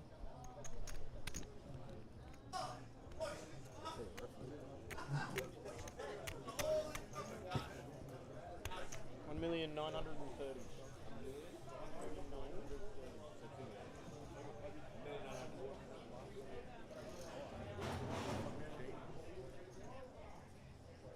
Taxi.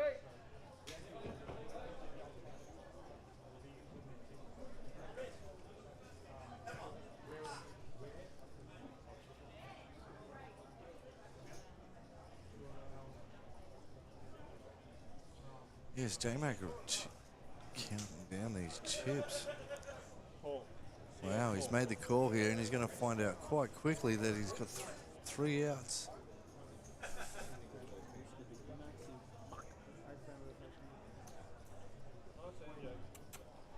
It's not over yet.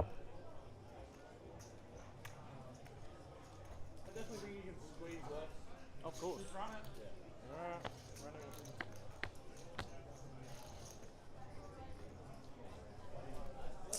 Jake Parsons, Ace King there, hits top Spade is a pair. big sweat. Make it huge sweaty, but break. Nah, break. Jack for a straight. Not there. So J-Mac doubles up Parsons with the Ace King and good jam, mate. Good jam.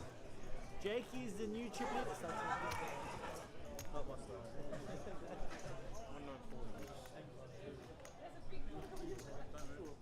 How big? What is it? Oh, whoa. I reckon it's a fucking mock bug. Get it out of here. No, it's definitely not lucky. I started losing when he was here.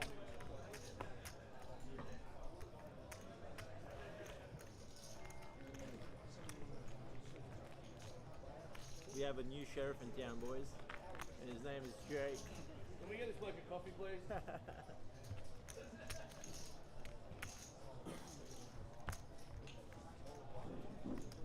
Lines, please. Me, 80? Yep.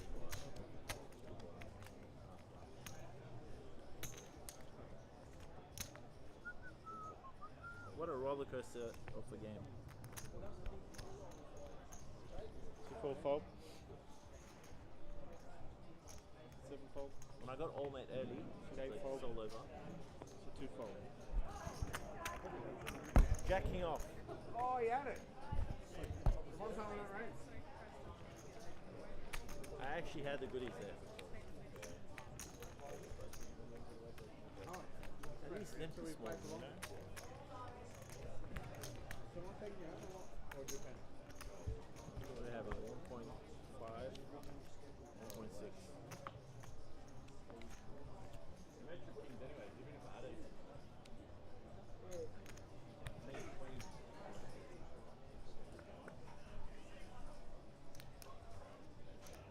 Fold. See that fold? See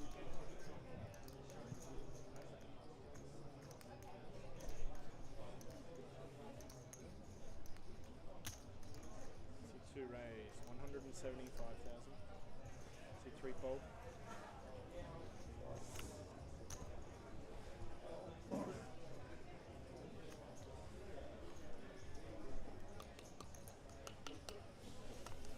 Jake's done like a 2.5 raise here into Toddy.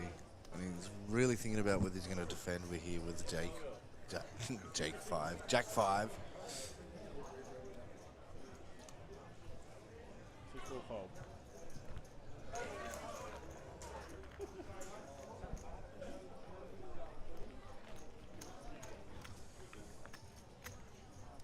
Just a bit of news from outside, Aidan, just before you stepped into commentary. There was a bit of table chat regarding whether we're going to continue on tonight or bag up at midnight, because that was going to be 12 hours of play on the table. Yeah.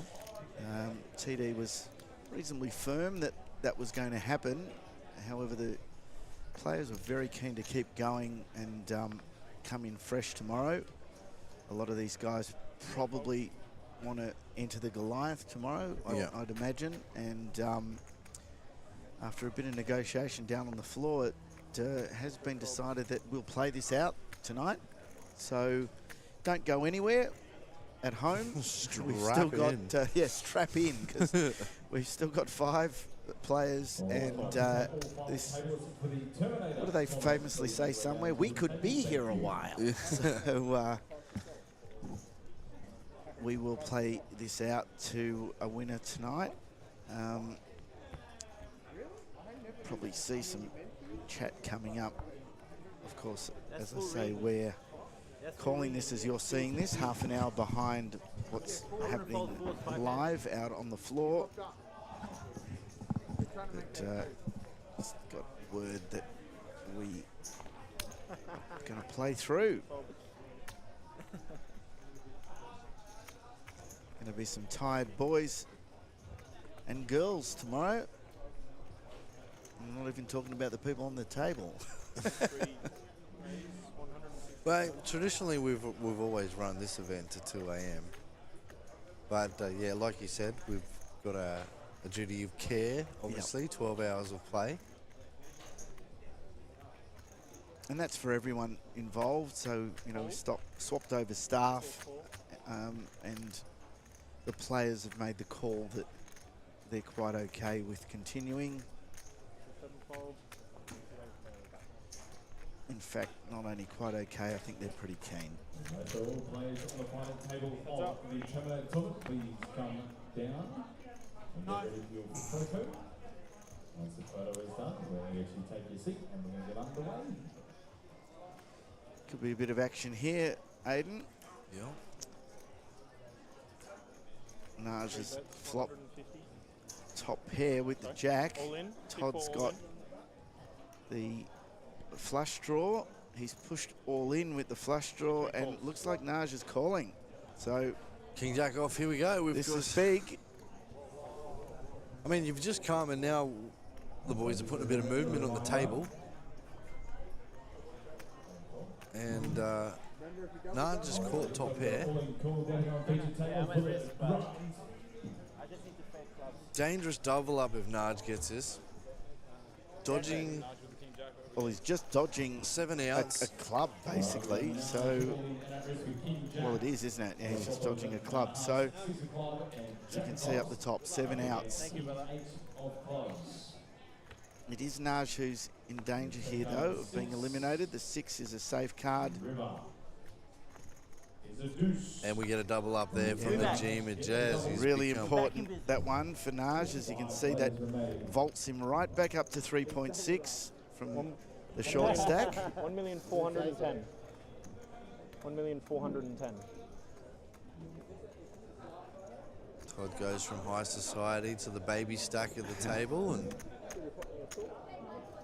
back to the grind. Yeah, I'll pull them out of my pocket, lads. All right. It's all over, baby.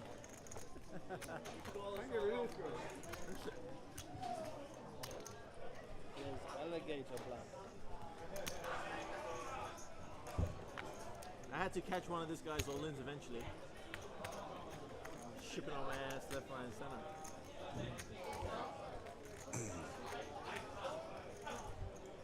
Why did you tank before calling? Tank. I literally snapped pretty much. Like, it took me about 4 seconds. I was like, and anyone that if you got it, you got it. This will be a 1:30 p.m. restart tomorrow on the Goliath. So 1:30 p.m. restart on the Goliath to allow you guys to have a 12-hour gap between. So 3 rays, 160,000. T4 fold. Nat is woken up with another hand here with ace 7 of clubs and opens up under the gun for 150,000. T7 rays, 410,000. Todd's folded. T8 fold. T2 fold. Oh, hello. Call. 4-1. 410. C3 calls. Heads up.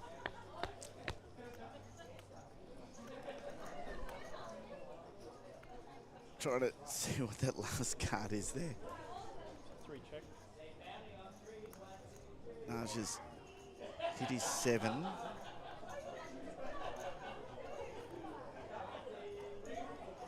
Jesse obviously still way out in front here with the aces. Bets 350,000. Bets out.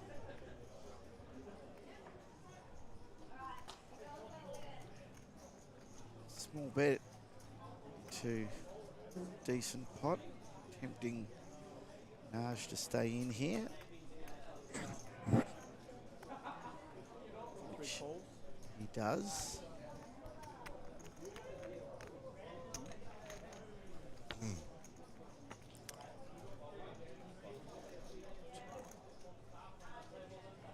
Oh, yeah, Jesse Stanley wakes up with pocket rockets. So maybe the 3 diamonds saves Naj here a bit. It's a sneaky check from Jesse. I think Naj can think his pair of 7s is good enough. He'll check. Jesse's going to bet out here. Imagine.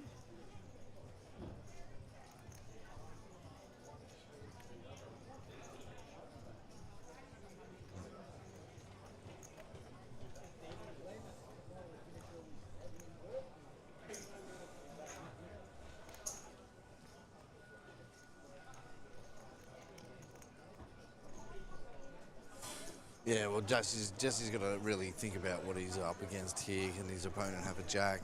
He gets paid if he's got a queen. He doesn't get paid if he's got the diamonds. He still bets $500,000 plus.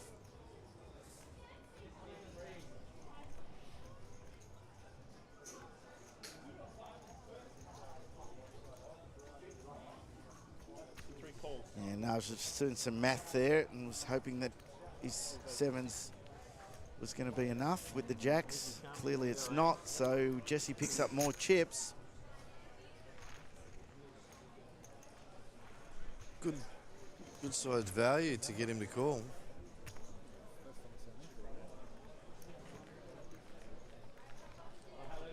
Ace is on the button, eh?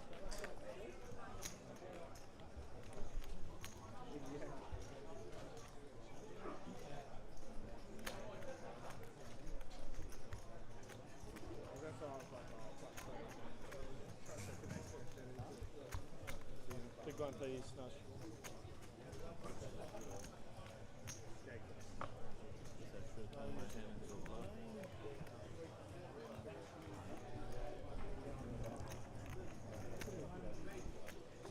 Yeah. C4 fold.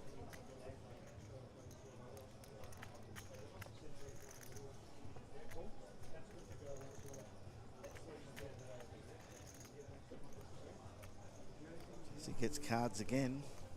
He's going on a bit of a run at the moment, Jesse. C8 fold. He's heating up. C2 fold.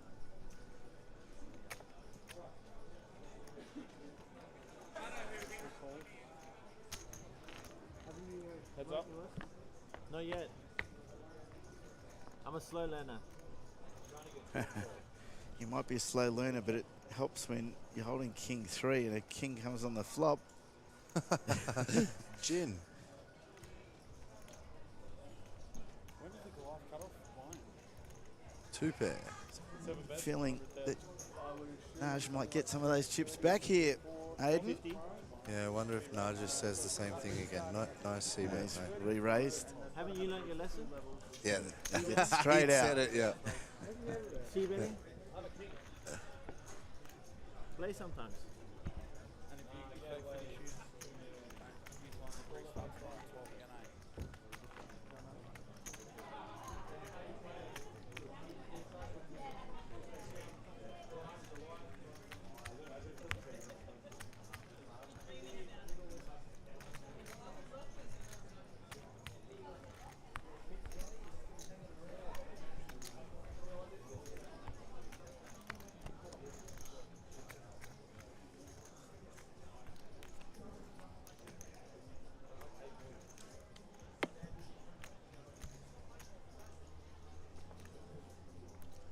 Another race, but this time under the gun. I don't think that's going to stop our chip leader from betting out, though. No. Raised to 160. That's dicey. When I bet, I'm like, C2 calls. yeah, 160. Because then you put me in the bin. You know. Jesse's aggression rate is pretty high. He's opening everything. He's C-betting everything. I feel like I beat a bluff. Naj, I think Naj knows that too. That's why he has the ability to 3-bet it back against him. He's got Jake in as well with the ace suited. He'll probably just want to have a look. He'll flat here, but he'll blind. Jack 10's always a nice one to see a flop with, and there's value there for Todd on the big blind. Comes along with No one. Your head's up. the worst hand, which may turn into the best hand, which often happens. See, I think what's cool here, if Naj hits something, which he hasn't, he could have went check and see if Jesse wants to continue being aggressive. But Jake Parsons takes the lead on this one with his ace-8, even though it's a mid-pair. C2 bets 200,000.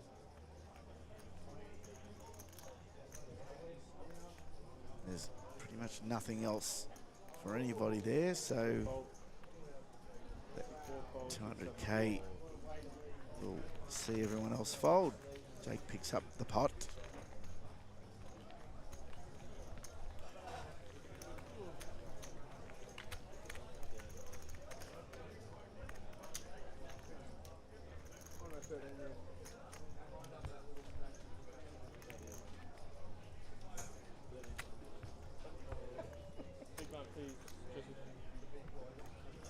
Can you say, tell Jesse how good he's going and that he's going to win it now? Is he your new pick? He is actually. Is he Once you finish that hand, we'll be doing another 4 more hands, please. Then we're back up. I don't think I'm going to win. I was meant to bubble this. You're winning in So life. if I You're 4 more hands up, happy and happy. That's it. What? I thought we agreed that we could play on. Yeah. 4 more hands and we're backing up. What? C8 fold. We said we're going to keep playing. I can get supposed to come over. Can you bring me the Hashem? So, as I said I'm earlier, going to call Hashem right now. Like, we're on a half-hour delay, and this is the discussion about whether we're going to play on or whether we're stopping after the 12 hours. Not going to let anyone take bets on what's going to happen because I think we know. 10, deuce, 3 with 2 hearts. Stop. Where is he? Jack of diamonds on the turn.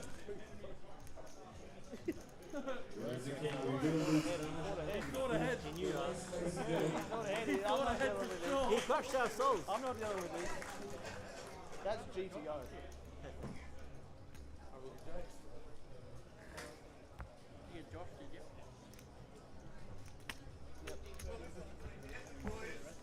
So that hand was folded right around to Jesse. There's our chip counts. Yeah, I'm protesting, Way out bro. in This front is there ridiculous, at man. the chip Tomorrow, lead. We've got things to do tomorrow, man. I thought they came over and said it was okay. They did. They said we could keep playing. No, actually, Tony came over and said we can reevaluate every hour. We don't have any problems playing. Yeah. None of us are DJs, and we're not investing anymore. And we're not going to sleep anyway. We're going to jump into the Goliath. Surely we can play until April. C2 raised 160,000.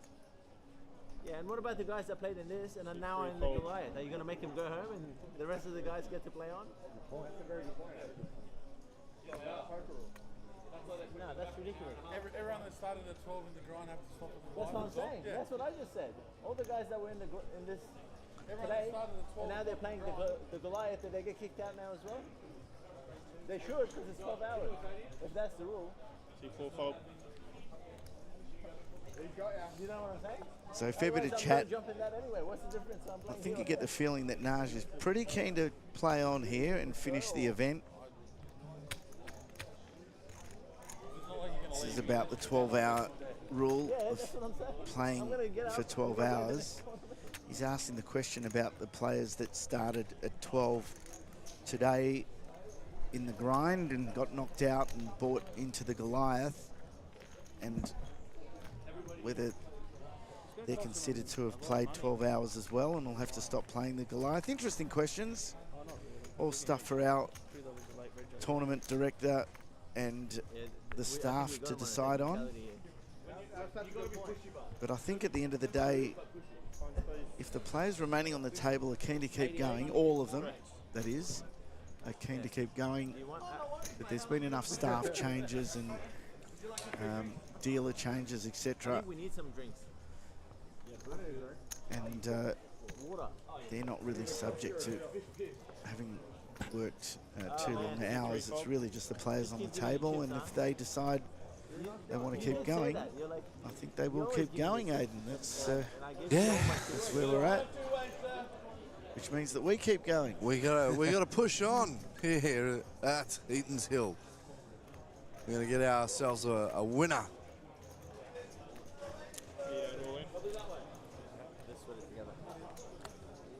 Can I consult? By all means. J-Max moving all in. Snap it off. that would be my consultation, because it's in my favor if he calls, right? Right. This isn't your favorite. And I said in my favor if he calls you. Oh, yeah. This is the last name, right? Yeah, you're short too. Yeah. Not short. The only guy that's got chips is these two now. Yeah. We're all short. Yeah.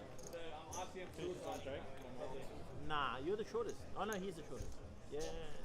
But there's not much in it. I just got to get it through one bloke who winked at me and said, oh. Yeah, correct. Now, if I wasn't a donkey, I'll still have some more chips.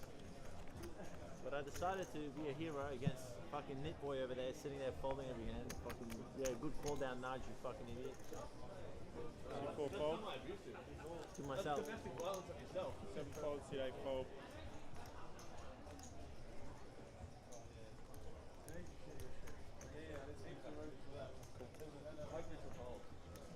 C2 call.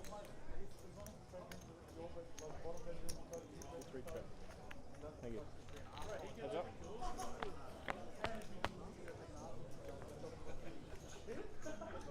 Oh. Wow. 3 check. Two pair on a wet board.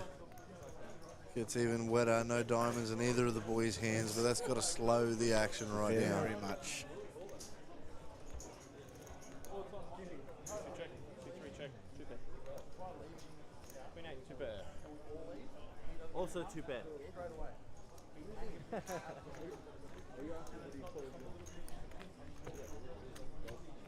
Right, last one.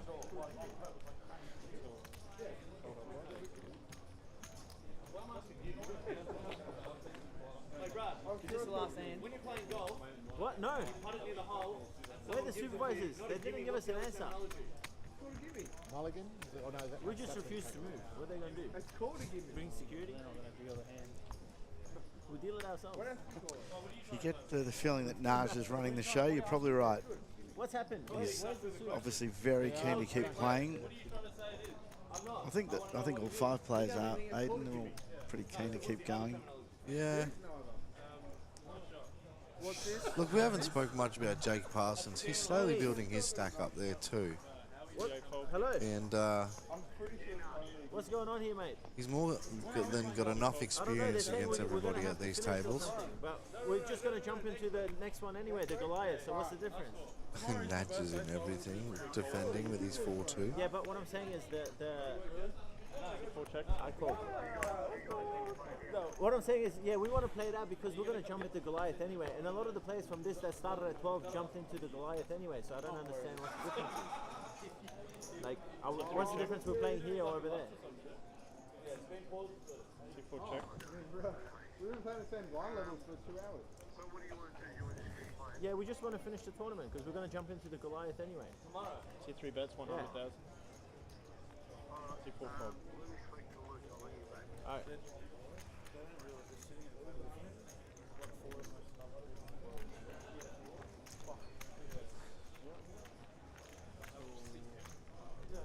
What is actually happening?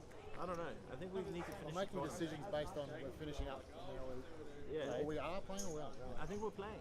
We should I be don't playing. care, but I want to know what it is. Yeah. It's not changing every 4 minutes. Josh, don't make an hour extension or something. We just want to finish it. Like, what's a 1 hour extension? They're still discussing. Yeah, obviously we weren't privy to any of this. The hand's completed.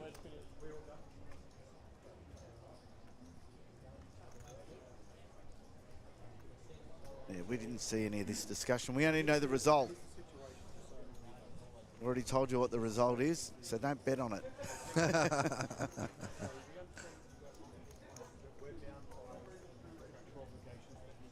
So this is our CEO, Josh Monk, in there explaining the situation to the guys on the table. Yeah, that's fine. I think he's pretty much saying if all of you agree that you want to keep going till we finish this, we can do it. Okay, that's fine. Yeah. Then, okay. It'll probably finish in 2 hours. It should be fine. Yeah. Okay, cool. All they make a deal. All they make a deal. Okay.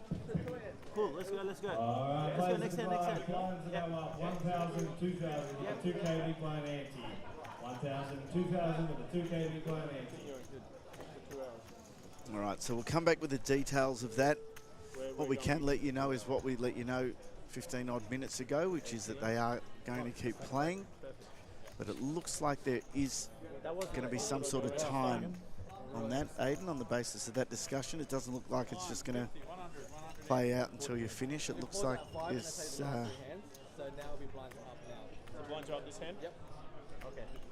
They might be accelerating the blinds, perhaps, to finish it up. I'll go and find out that for you. Hold the fort. Did he say a couple of hours? Yep, hold the fort. I'll come back with the news.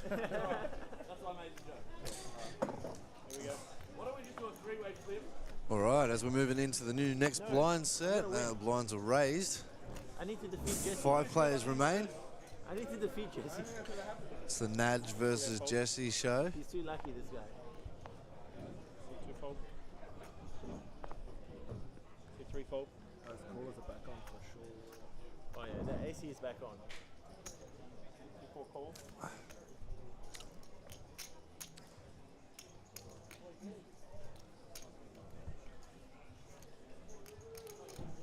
Straight to treasury, 2-4, hold them after this.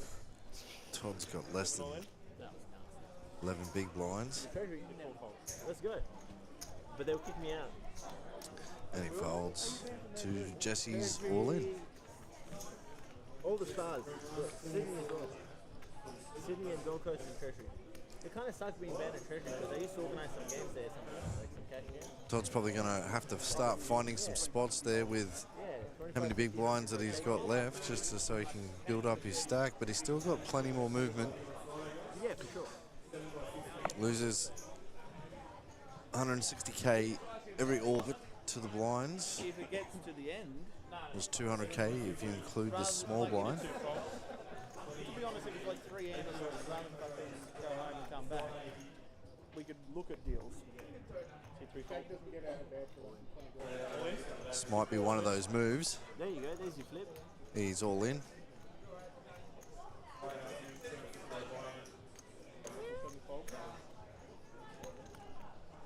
when he runs into J-Max Ace Queen. We get the call. Totally understandable for Todd to rip that in there. Just luckily walks into a He's bigger got it in hand. bad again. Ace 10 versus Ace Queen. Yeah, I have the Ace Queen. Yeah, yeah, but you got it in bad. Todd needs a 10. Just run it or? I'm running it. I did say it was going to be quick. Oh, what a flop. 8, 5, 7. J-Max got the big bucks there with the ace of clubs. What about when it's a Still club on a the turn? Can you 10, celebrate? and it's a 1-out situation. That gives him more outs on the board. Picks up 5s and 7s. Oh! Oh no! Oh no! And there we have it, ladies and gentlemen. Todd Rivers eliminated Yes, we in had Queen 4 5th clubs. place. Yeah, I promise. Queen 4 of clubs. Played well to get where you were, Toddy. GG, brother. Well played. Good luck. Good game. Great game. Walk away with just over $13,000 and a $750 ticket into the opening event at our High Roller Series. Yeah, top 5. Get tickets. Top 5, get tickets. Oh, watch this, mum. Wait, for which event? Opening. Which one? The opening? Yeah. In Sydney. Their high roller event, whenever that is. High roller series. Big blind, please, Jake. 1 and 1. Where is it? What are we They doing? haven't 1 under 1. announced it yet. Oh, beautiful. So now everyone knows there's the high roll series anyway. So. Perfect. And we're in. I got the first ticket ever. Mate, I don't know what's another event. They're chuffed. C3 raise. 200. Queen 4 of clubs. MC. Queen 4 is my hand. I should have just ripped it. Queen 4 of clubs. I would have flopped the flush. Why have you locked up? Nah, I knew MC was going to wake up with it. And I had a feeling this guy already had a hand for some reason. He gave weird vibes. I mean, no, I should have got it in. Then I'd be the best because I would have scooped it. 3-way all in. You put them on a hand. You know what I should have done? Agreed to his flip. All in. All in. C2 all in. That would have been that hand. Jake just absolutely rips it. C3 fold. He covers pretty much everyone on that table with his pocket 6s. I should have just... Except for Jesse. Beautiful. Now it's even colder. I need to use this chair to block the AC.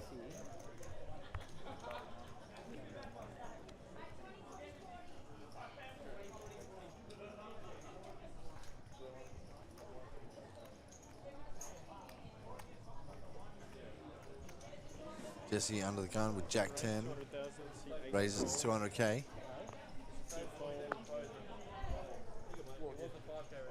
All in. C3 all in. Happy birthday to you. Naj wakes up with pocket 7s. Re-shoves him. Oh shit, wrong one. Oh shit. Oh shit. Wrong one. Really? Happy birthday, bro. I saw you hunted that deer or whatever. Yeah. It's a big fella's birthday. You should get the With a bow? Happy birthday. No, you should not. Yeah. He hates social Events. Based around him. Yeah, based around him. Yeah. Happy birthday.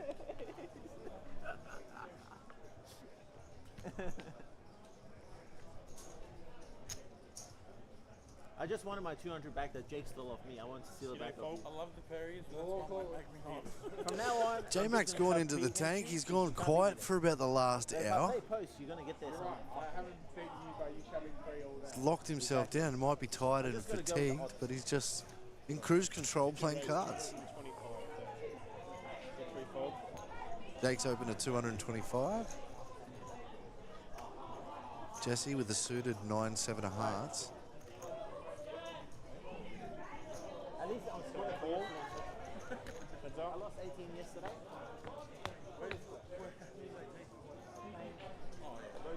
Green 10-10 action on Jesse, check. Oh, really?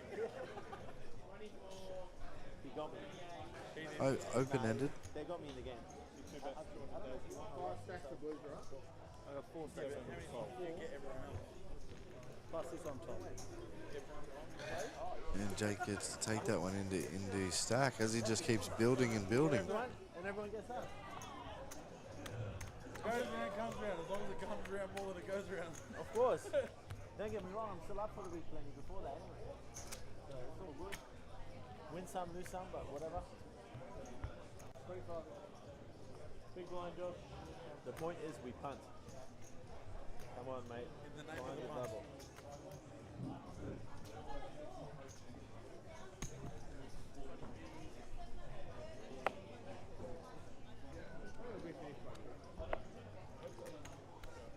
Yeah, if we act quick, we'll finish by 2. Who? When did I tank? Haven't tanked since 1993. See, 2 raised 200,000. Huh? 200,000. Don't worry. 3 call.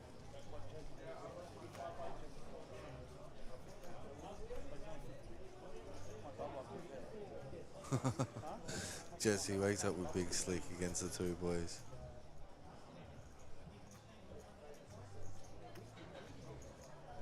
7 raised 650,000. 3 bets. Hit 8 fold. Hit 2 folds. Hit 3 fold. Mine's the fucking squeeze this guy, man.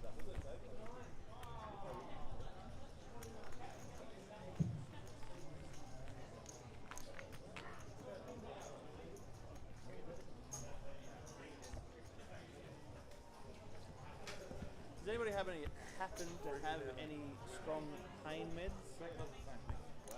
Wow. Yeah. What do you need money for, bro? I have a chewy.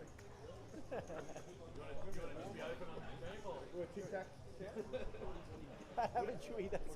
That's all I got. Well, Panadol would help a little bit, but that's all right.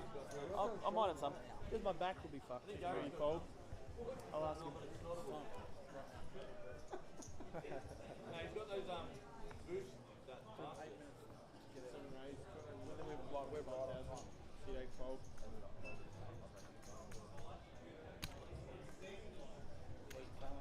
2 call. Yeah? Hey, Brad. What's up? Can you check if I've killed the stream? Nah, it's still going. The stream's still going. Have you guys killed the stream? No. We're going.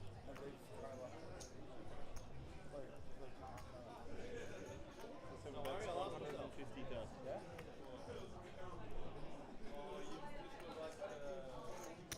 Two calls.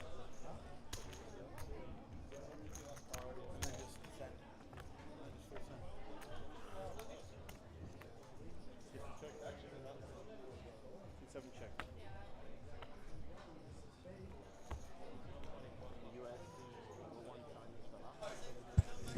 If you check, Stone dead. Some old 7 bets, 350,000.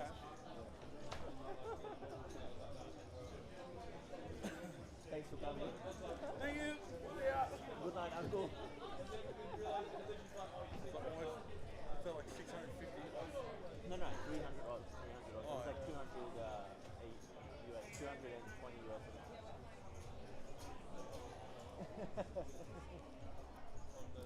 Let's go.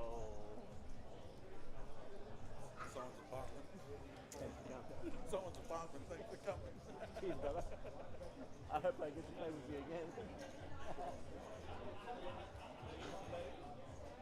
I'm going back again. June. You are? Can't find big games here. No problem.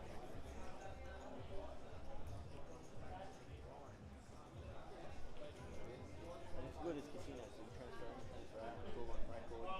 They know you're not doing anything. So top straight versus bottom straight, and Parsons makes a call with the bottom straight. You'll find out quite quickly that Jesse's got the ace. Alright, Jesse, you win. You all just go home. Oh, thank you. What are we going to do? Okay. Appreciate it a lot.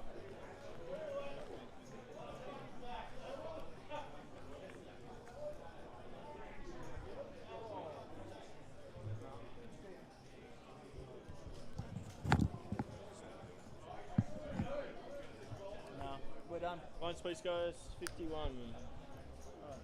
Big blind nudge. So I'm back with a bit of news. Blinds, please, guys. Blinds. Yeah, brother. 51. After being out on the floor. So we are going to play through till 2. 2 a.m. 2 a.m.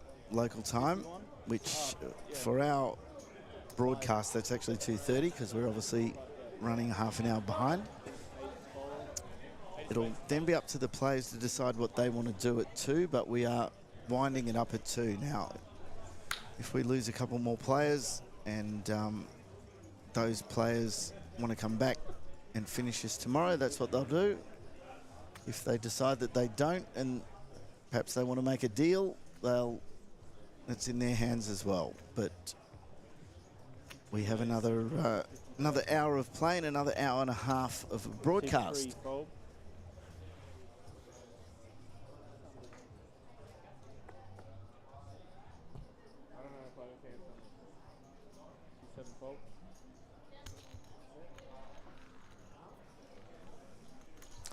The other news is you're going to have another guest in here for your last hour.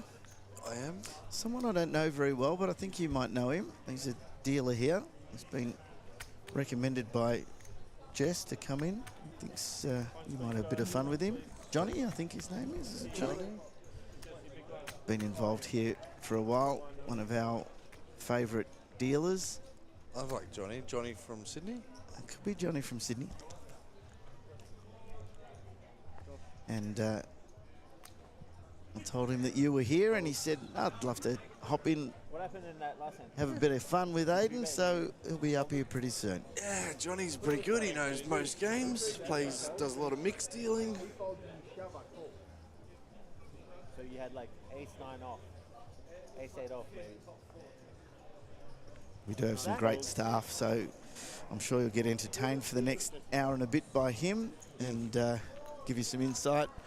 Please ask him some of the funny stuff that he's seen on the tables. I'm sure he's seen plenty.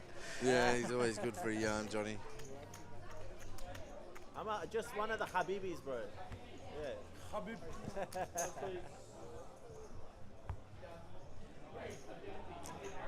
Can someone double me up, please? I'm looking at you. Double me up. You were going to call my all in, but not his 3-bet, huh? Yeah. Fucking give me his hand so you can call me. I'm happy to double you up. I actually want to double you up. Oh, thanks, man. I would be disappointed if I didn't double you. Me too. I'll be disappointed as well. Jack raises 200,000. No fold. Just fold. Just calls. Heads up.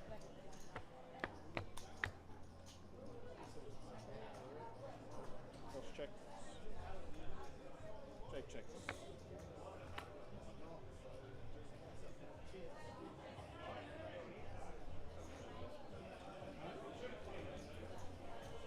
Bets 125,000.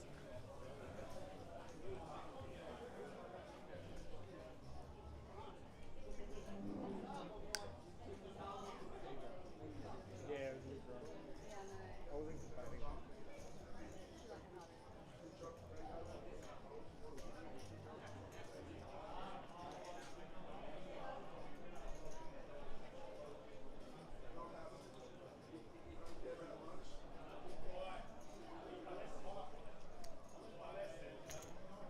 Check raise 350,000.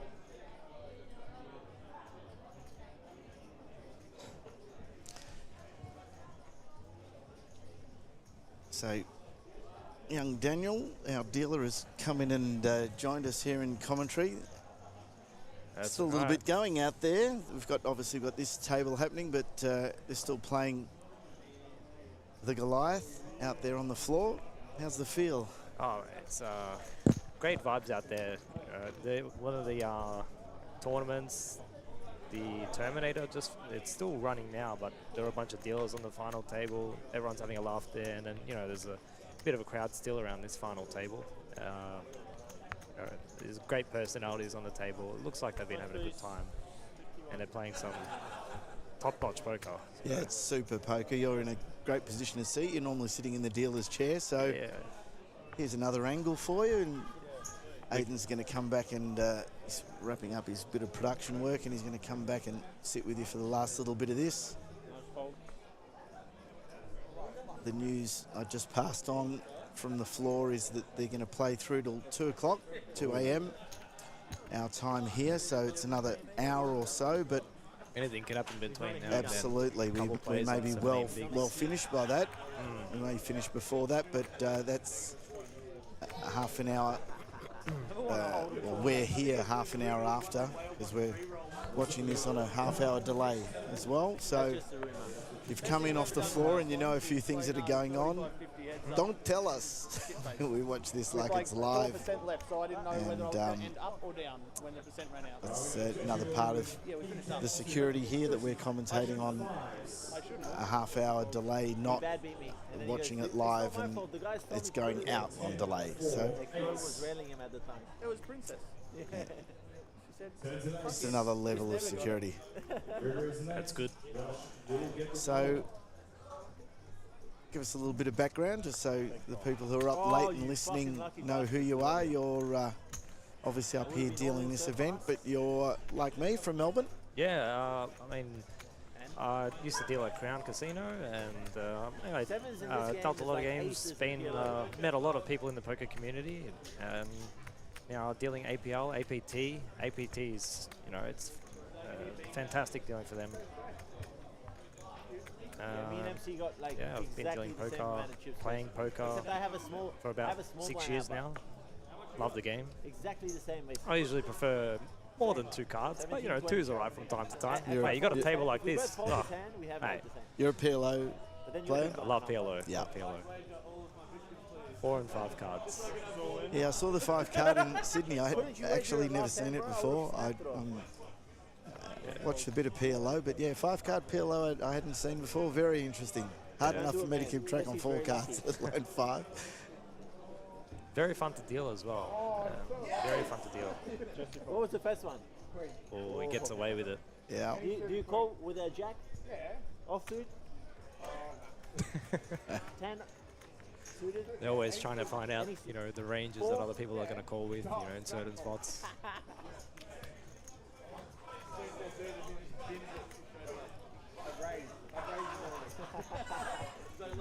Oh. Hey, we never see what Josh has got. Means he's a tough player. Yeah. Oof. Picks up the classic. Yeah, we're gonna have to take a bit of time with this one.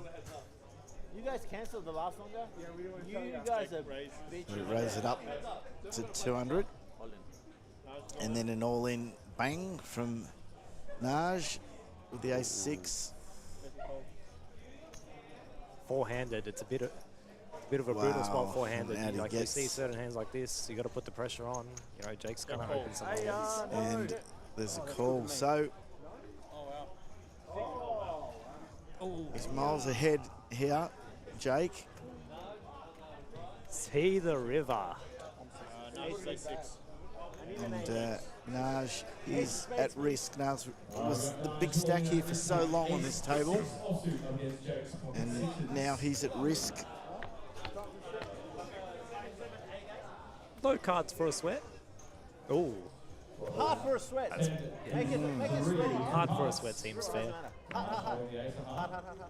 5 of hearts for a heart attack. Okay. Good luck, Jake. Naj says good luck, Jake. Well played, Naj. You would have got me again. There's a really crucial hand in there, Jace, that turned the whole tide. And Naj pushed in with not very much, and didn't realise that Jesse had hit trips on the river, and Jesse did go in the tank for a while. He wasn't sure whether to call it off or not, because it was for his tournament life. Yeah. And in the end, it was a massive turnaround from Naj having a big chip lead to being back in the pack, and now he's out. So we are down to 3. A reminder that we're playing through till 2 o'clock, 2 a.m. or finish with this. Just a reminder that day 2 will start at 1:30 tomorrow, not midday. So we're allowing a 12-hour break between the conclusion of this and the restart tomorrow. 1:30 p.m. restart tomorrow. I mean, it's great stuff when you're playing deeper stacked Hold'em and you get into these spots. You know, you see the river repeats, but they can be continuing the flop with, you know, bottom and middle pairs, and then turning equity, and then all of a sudden river trips, and it is your tournament life. But often you're not going to fold. Jake folds. Oh, 7-4. Bit of background on me. That's my favourite hand. Yeah, well, I don't think you're calling that for... No. Cash game, maybe for a laugh. Three left, yeah. Nah. Well, lovely meeting you. I'm going to step out. Aiden's going to hop back in. He's looking keen. Oh, he's keen. I want to know before you hop in, Aiden, what's going to happen? Are we going to finish the tournament, or are we going to come back tomorrow? What do you think? I want to speak to you in an hour. There's 3 left. Yeah, I can hear him talking in the background there. I think we'll finish. What do you think? I think it'll finish too. I actually get a feeling that they want to enter the Goliath tomorrow, and if they're still hanging around, they might even do a deal at the end. So, maybe. We'll see how we go. It's a lot of money. It's a hell of a lot of money. I think these guys, I mean, you know, the trophy's looking pretty juicy. I don't know. That, like, you know, it's not because they wouldn't do a deal out of respect or something. It's just they'd love to play it out. They'd love to play it out for a laugh, you know. Well, you want to be the champ. Yeah, you want to be the champ. The trophy's important. There's a ring with this one as well. Yeah. So, you know, beautiful Drakakis jewellery ring. Yeah. They want to own that. I totally get it.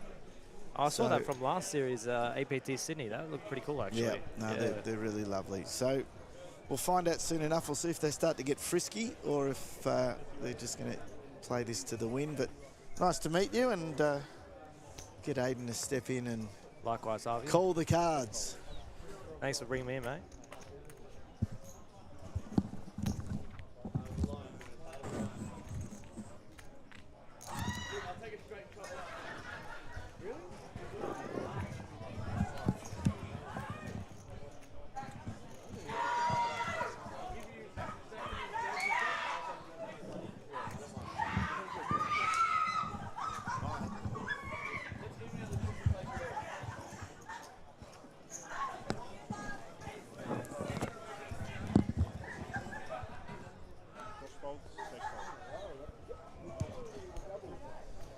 All right, let's get back down into the action. Get down to business. Is that better?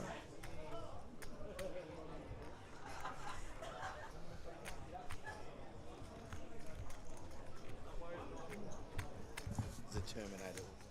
Yeah.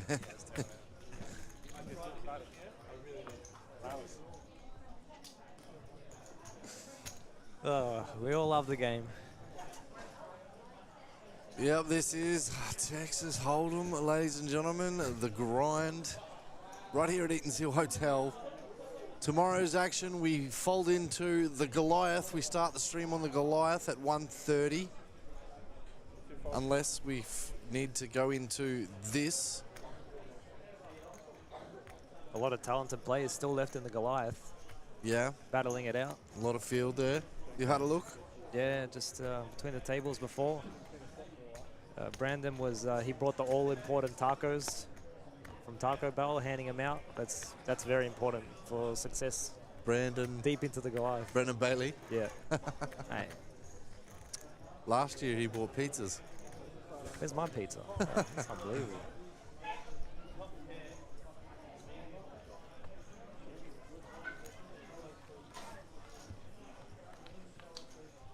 Okay, we've got 2 big stacks and down to 18 bigs, but still plenty of blinds to make something happen. 1 double up, anything can happen for sure at this stage. Yeah, we're short-handed now. We could start to see a little bit of the aggression rise up as blinds are becoming more important to be able to take. Jesse Stanley wakes up with pocket aces. Right on the button. Yeah, we'll take those from time to time. He min clicks. Heads up. And the min click is enough. Heads up to the flop. Check.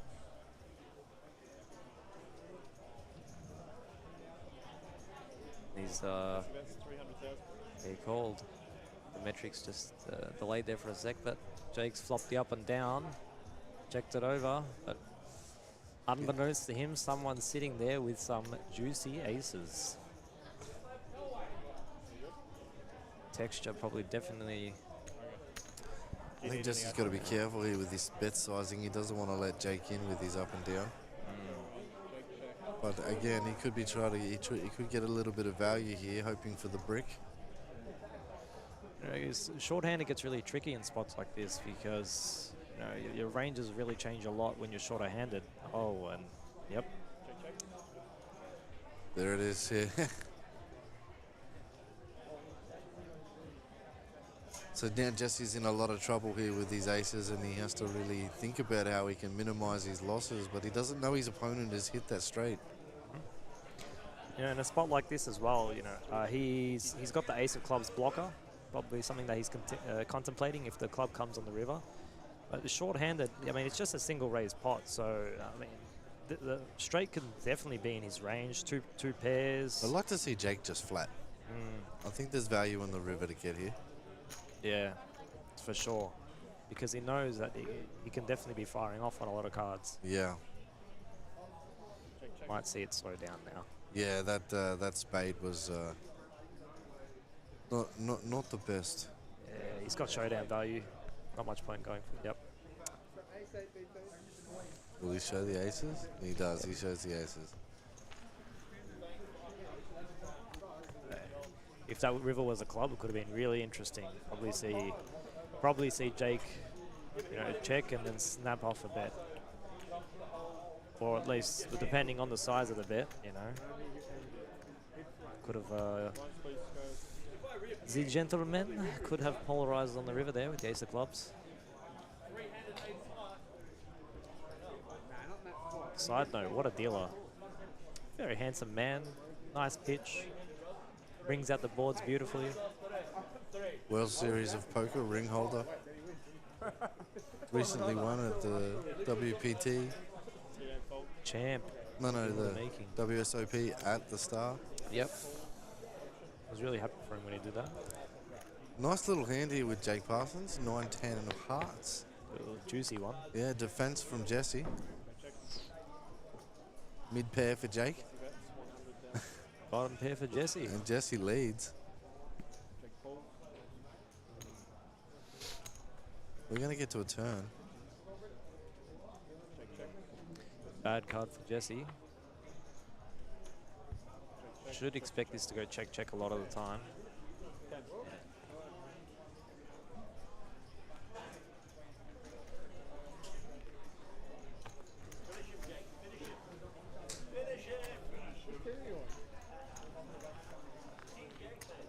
He just cracked my aces with an ace-8.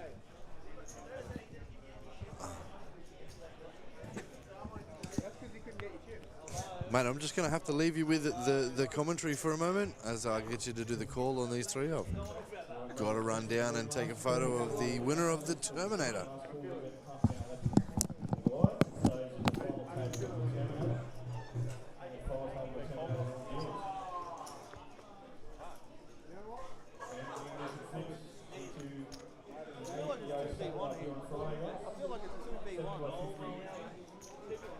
Yeah, we're a team. We're working together. We've just been chummy all night, fucking inside jokes. You still got more chips than all of us. I'm joking. Bro, we play social golf together. I'm gone. Big one. On Friday here at Eaton's Hill. Well, I play social golf. He just wants to. Friends from the Poker Palace. They're still there over the next couple of days. No one saw it? Anyone see this cut? I saw it. Friday afternoon, Friends from the Lion, producing 75 steps to the run. No, I didn't see it. You got your massage with us. something in the right, guys. Let us know. Last call.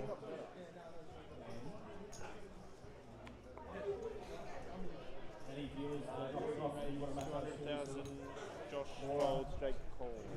Well, Belinda. We're going through. Heads up.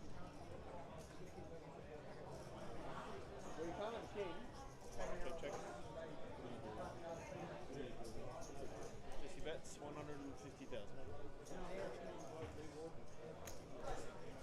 Jake Cole.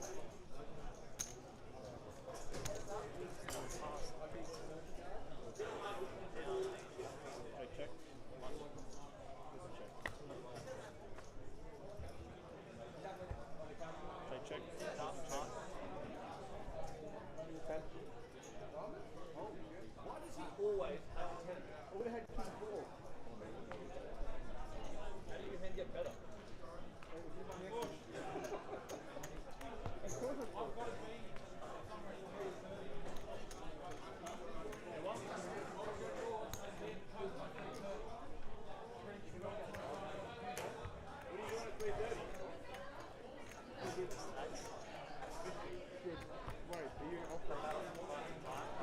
All players coming back to the line tomorrow. It is a 1:30 start. 1:30 p.m. start tomorrow. It's a 1:30 p.m. start.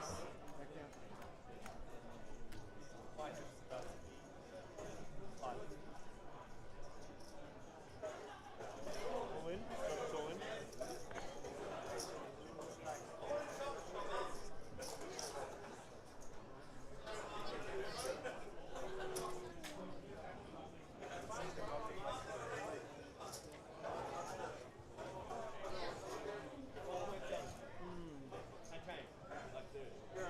Jake Folds.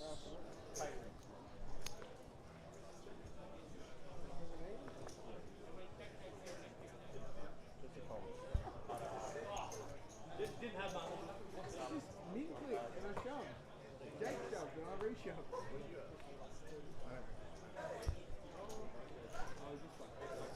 do you have? King deuce of diamonds. Wow, you're fast.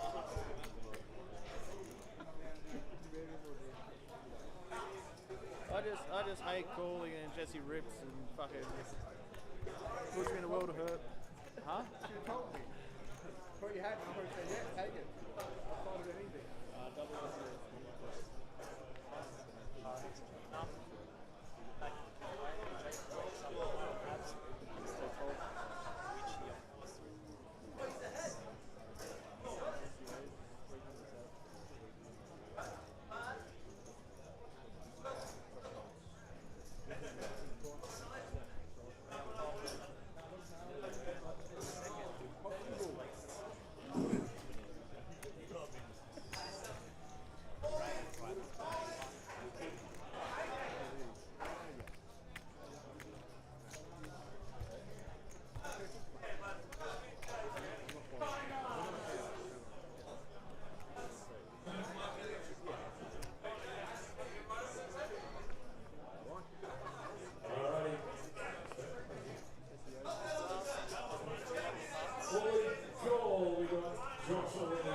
With 10-7 on clubs.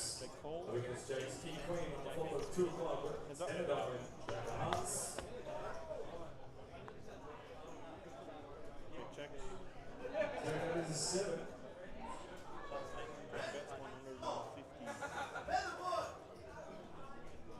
River is a 3. Josh will get the double. Still 3-handed. Check. On it, man. Jesse bets 325,000.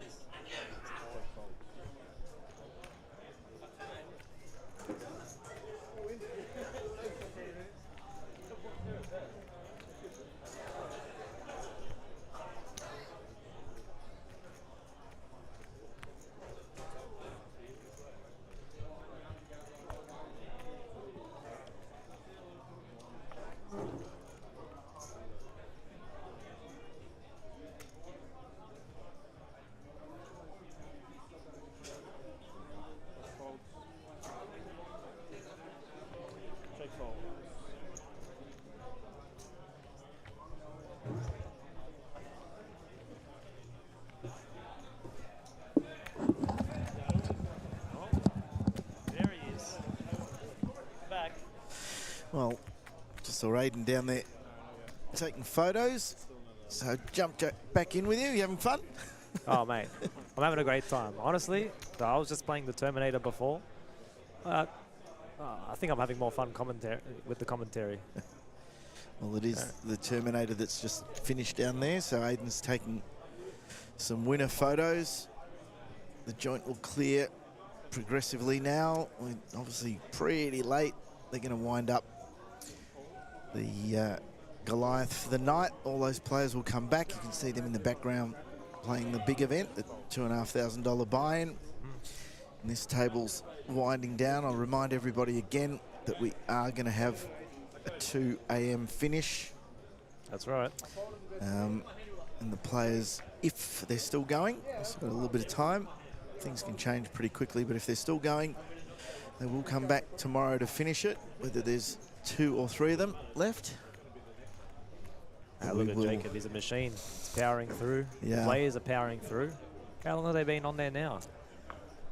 Since 12, so they've been playing for 13 odd hours. Hey, they don't call it the grind for no reason. Mm-hmm. Let's put in the chips. And he actually had Jake completely dominated. Chips have moved around, but they've also closed back up a little bit. Jake with the chip lead now. And Jesse and Jake were previously a little bit closer in chips, but Josh hanging in there, picking up lines when he needs to. Still, all of the stacks are very dangerous. Obviously, Jake covers, but either of the gentlemen go all in and win a hand. And yeah, they don't seem to be getting loosey-goosey with anything yet. Yeah. I don't think they will. Plenty of blind levels to go, I think, before they get shallow. Mm-hmm. Still playing decent depth of no limit hold'em. I'll ask you something and take some time to think about it, but been dealing for a little while. If any story that stands out, anything that's happened to you while you've been dealing, any crazy hand that you might have seen, anything like that that stands out? Oh, have a think. There's been probably so many. There's been a few, actually. There's been 3 hands come to mind straight away. I remember the first time I was playing a 1-3 hold'em game. It was a 1-3 with a straddle 6 mandatory, and I called a raise with 5-7 of diamonds. We went three plays to the flop. I said, should I come back tomorrow? Flop came out. I flopped a gut shot and backdoor flush draw. Pre-flop aggressive C bets. Goes call. See the turn. I turn a middling straight with a straight flush draw. And I knew one of the players. So when the pre-flop aggressor, he's out of position. He checks that board. I check. Sorry, my apologies. I bet. And the last player, he raises, pre-flop aggressive folds, and I had some info, let's say, this player was playing pretty tight. I didn't really put him on queen jack or any nutted straights, or, didn't think he has 2 pairs. He's a smart player, but I know he has a tendency to bloat up pots with sets, hoping to pair up on the river and pick up pots, some massive pots. And then on the river, I rivered the straight flush, but the straight flush also gave him quads. But I had a feeling that he had a book or better on the river, so I actually, despite him raising me on the turn, I let out for 3/4 pot on the river. He tanks. Finally, he announces all in. I double check my cards and then announce call. He says he has the nuts, and I said, sorry, brother. Sorry, brother, it's a cooler. I've got the nuts. That's probably the sickest hold'em hand I ever played, and I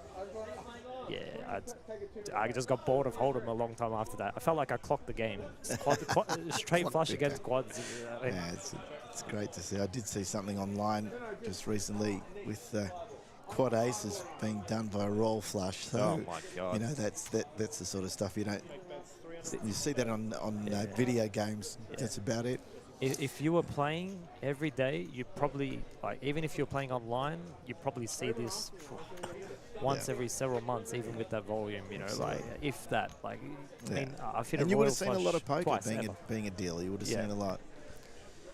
Another hand was... Well, we'll just hold there because we just going to update what's happening here because this is really at the pointy end of this event. I've been playing for 2 full days and been going 13 hours today. Massive, absolutely massive. And as you say, it's all. Where'd the cards go? Cards don't work if they're not on the table. It's a long grind. You know? Sometimes you can't fault the cards. We had the sponsor in yesterday in the commentary, Nuno De Silva, who played the event, who actually bought back in a couple of times, talking about sponsoring this event and how popular it is among the players. They seem to love the way it's set up and the expectation that it finishes in 2 days. It was supposed to be finished by midnight, but again, 207 entries, hell of a lot more than we were expecting. A lot of money up top too, and I mean, it's great the way the community gets involved. You get the sponsors behind it, you know, Drakakis, all these guys. They are, you know, so many players coming in, supporting the game. Some really familiar faces. Absolutely. Just makes the atmosphere very fantastic. Some times of the day, it's electric to be in the room. You know, everyone's. Yeah. Jesse's got the tick mark again here with a king. Yep. Probably going for some value, to be honest, with the king on that board. 400. Jake's got a lot of chips. It's just whether he wants to donate any with the 8. He thinks it's going to be good enough. Oh, he's got the Jack of Spades. Yeah.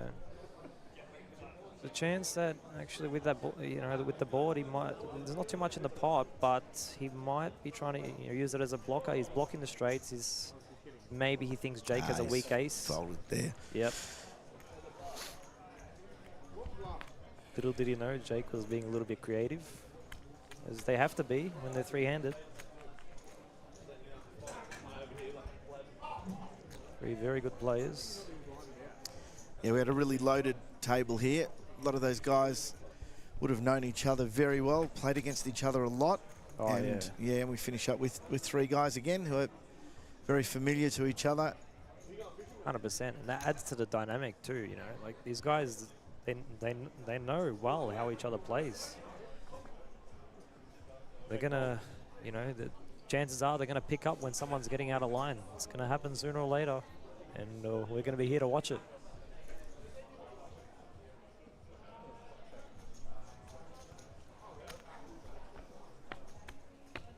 Right. Okay, so they both hit the flop. Bit interesting actually, because they've both hit the flop with, like, you know, quite weak holdings pre-flop. Might actually see it get a little bit spicy. Josh with the Queen of Hearts. Jesse with top pair. See what happens on the later streets. Wow. Yep.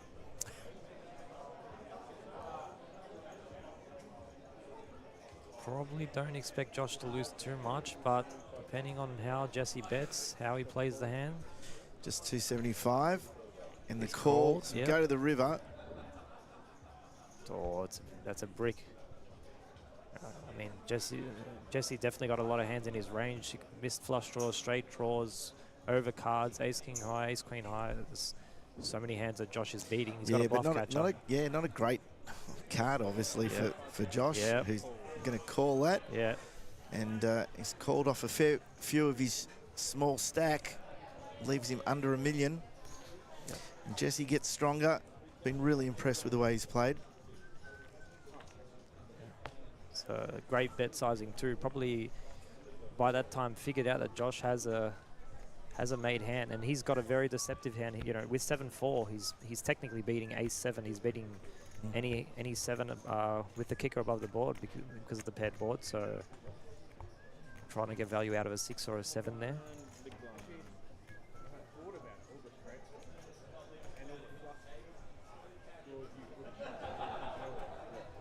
Josh gets crippled a little bit, but still got a few blinds to work with.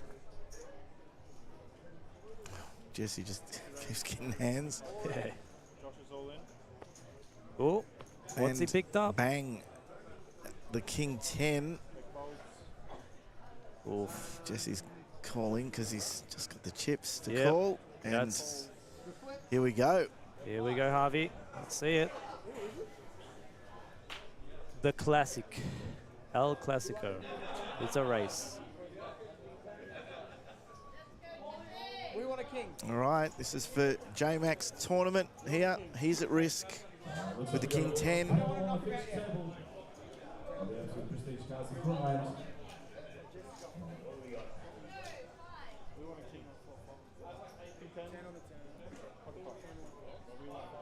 got Joshua all in with King 10 also up against Jesse's. Got a feeling the rail is gathering around. That's the delay. Everyone wants to come and see if this is going down to 2 players. Bang, the 10. And all of a sudden, J-Mac lives. Heavy favourite. Just a 5 now. And Get it. he's back in the business. Isn't he? There you go. Just one hand, double up, and all of a sudden he's ready to play. Oh, someone in chat, who is doing the commentary? Introduce yourself, Daniel. It's Daniel Curtis. Well, you know, some people know me as Pikachu or Curtis or Big Fish. Chief Donator. Chief Donator. Harvey Silver in with him. Been hosting the commentary most of the day today. We've had some really interesting people in and out. Yeah. You're another one of them. Thanks for giving us a little bit of your time and a bit of your insight. Thanks for having me, mate. Definitely enjoy the popping into the booth, watching the game, watching some legends play. I thought it was him. Hey, these players are unbelievable, Rebecca. They rip everything. Oh, it has definitely been a great lineup today. A lot of great players in and out of the room. Yeah. Lines are up this hand. What are they? Lines are up this hand. 60, 120. New dealer coming in. Ones are up, a new dealer. Who is it? I'll leave right now. Oh. 53,000. You don't even have to do another thing. I'll just walk. It's a hell of an offer. It's a hell of an offer. Seen that ponytail a few times today. Yeah. Another grinder.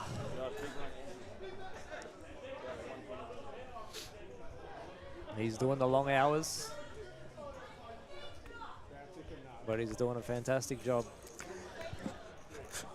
But he is left-handed, and you know, once upon a time, you know, he would have been at the stake back in the day. You know, these left-handers, they're a bit unnatural, but he's a nice guy, so we'll let him off. Surprise, surprise. Jesse gets another hand. Oh, of course. Just one. 7 raised, 350,000. And naturally, he would like to increase No, just one the betting wager. 7 fold. Oh, all in and a All in. fold. Wow. Never gonna end. Surprise? Surprise there? King 9 gets the fold out of Ace Jack. I mean, Josh is, technically it's quite a deep side. It's quite a big stack now. You know, if he calls that off and he's wrong, if he loses his stack, you know, maybe he decides he doesn't want to flip. He wants to find a better spot, because if he calls that off and he's wrong, if he loses that pot, he is all of a sudden crippled, losing 2.4 mil out of the stack. All of a sudden the entire dynamic changes, and Jake's the big stack. Josh is back in the middle, and he's the short stack. So, you know, wants to take the safer route, and he lost some chips, but you know, he didn't have that too much committed to begin with. No, he's still obviously very, very strong. Yep. We are in the commentary. We've got to be a bit unbiased here, you know. But whoever wins, wins. Yeah, unless you've got a feeling of who it is. I mean, I've been... You have to deal 4 more hands. We love all these guys. Yeah. Bringing great value, great laughs to the table. Easy to go with the big stack, but I've been really impressed with the way Jesse's played, and I think they're all obviously still very much in there, but yeah, just say you're on Team Jake, keep Rebecca happy. Yeah, who do I think will win? Oh. I mean, Jake is a great player for sure.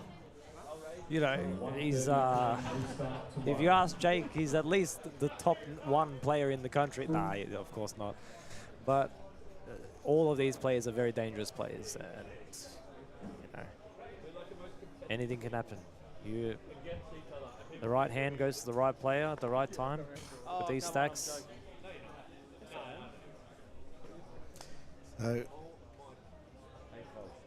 definitely very interesting poker. You saw Josh willing to pull the trigger with King 9 off. Yeah, that's going to be a crucial hand. I reckon they'll look back on that when they watch the replay. Yep. There's always those tournament-changing hands. Those are the decisions. It's a big fold, Ace-Jack, after you've put some money in and got re-raised. And it was a quick fold too. There wasn't really much thought. I mean, it's a big move. He open shipped a lot, and as I've said, he does technically threaten Jesse's stack a bit. And it's, there's ICM to consider too. Like, is he going to be ripping every other hand with garbage? No, the short stack is going to get some good hands from time to time. We saw it before with the, picking up the kings.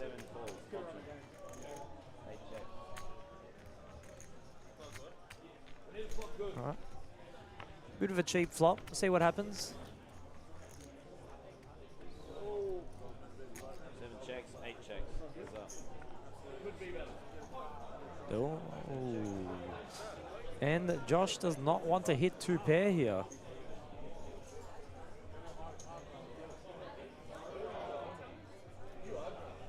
Jesse's only got a bottom end gut shot, really, so we're going to expect to get out of the way.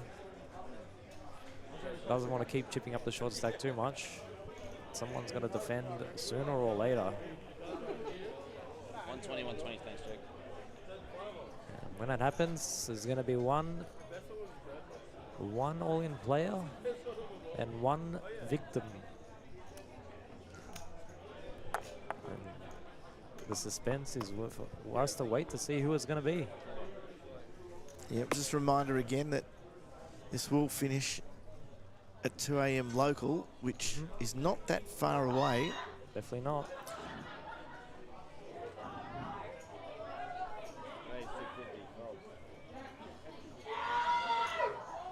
The dog squad is back.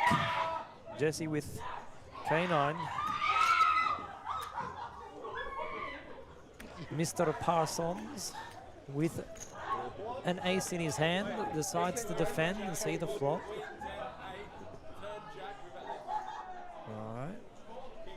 Both players can have jacks in their range here. See how they decide to play it. These are the bigger stacks. Check, check.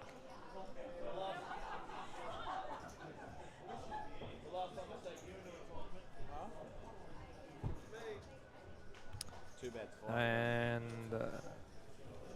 2 doesn't normally change much, does it? Yeah, no. Taylor decided that he's actually picked up an extra trade in his spare time recently. He told me he was studying for a long time, and now he's doing bricklaying. So yeah, laying plenty of bricks on the turn in these few hands. Just absolutely nothing for Jesse here. But Jake does pick up the gut shot. May think that his ace high is good some of the time. I bet he thinks his ace high is good. Yeah, and he can still hit an ace or a 3 in his mind. Even if he's behind, he can still catch up. But Jesse definitely could have checked back a made hand on the flop. He's definitely also going to have a lot of queen 10, king queen overcards. There's a look. See the river. These gentlemen got something in mind. It is a 6.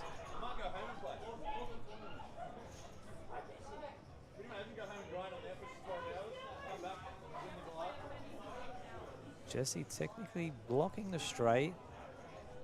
Not a hand, it has some it's a regular hand. You might not expect him to be raising hands like 7-9 or whatnot off. So they're not going to have too many. Yeah, I was about to say, I don't think Jake's going to bet here. Yeah, and no need.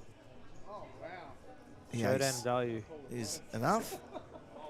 There he sees, wow, Jake got creative. And chuck them in. Jake taking the betting lead on the turn there, probably hostaging Jesse a little bit there, so, you know, because Jake could have easily have been checking some jacks on the flop. And once he takes the betting lead on the turn, Jesse a little bit has to be careful on the river there. Very likely to be snapped off with a lot of hands that he thinks that Jake might have. If Jake does have a made hand, just so happens that Jake was getting creative, and it pays off.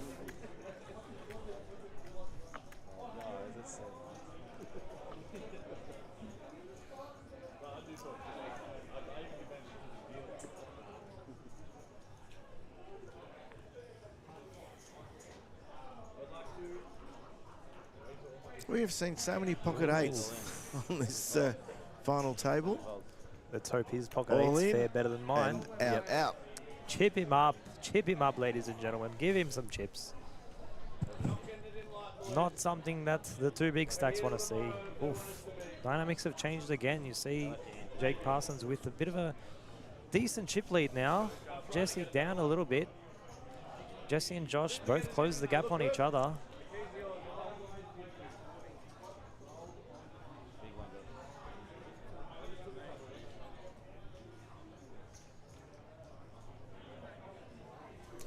Does Jake get into a bit of a let them fight it out mode, or do you just play the cards as they land? What do you think?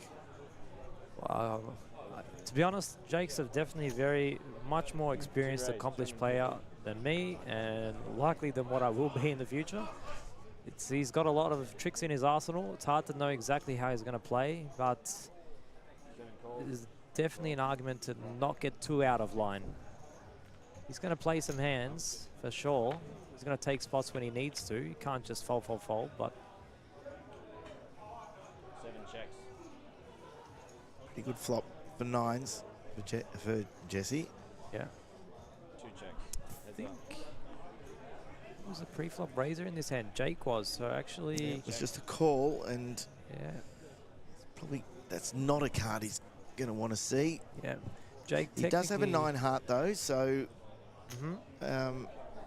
It's out. 280,000. Could see a call from Jesse here with the heart. Jake can definitely have a lot of bluffs. I reckon he's there. Okay. It's just a call. And the river.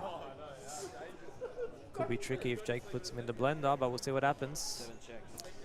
He's checking again.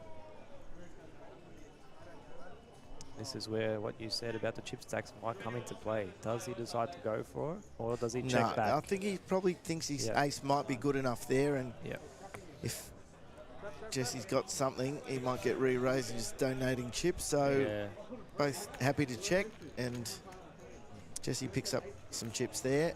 Makes the right move there too. You know, like he probably thinks that he's getting called there by Jesse if he takes a stab. 120.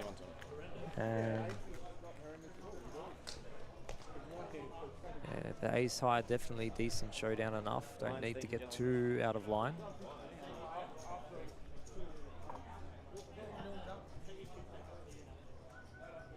They're definitely all playing very good poker. Thank you.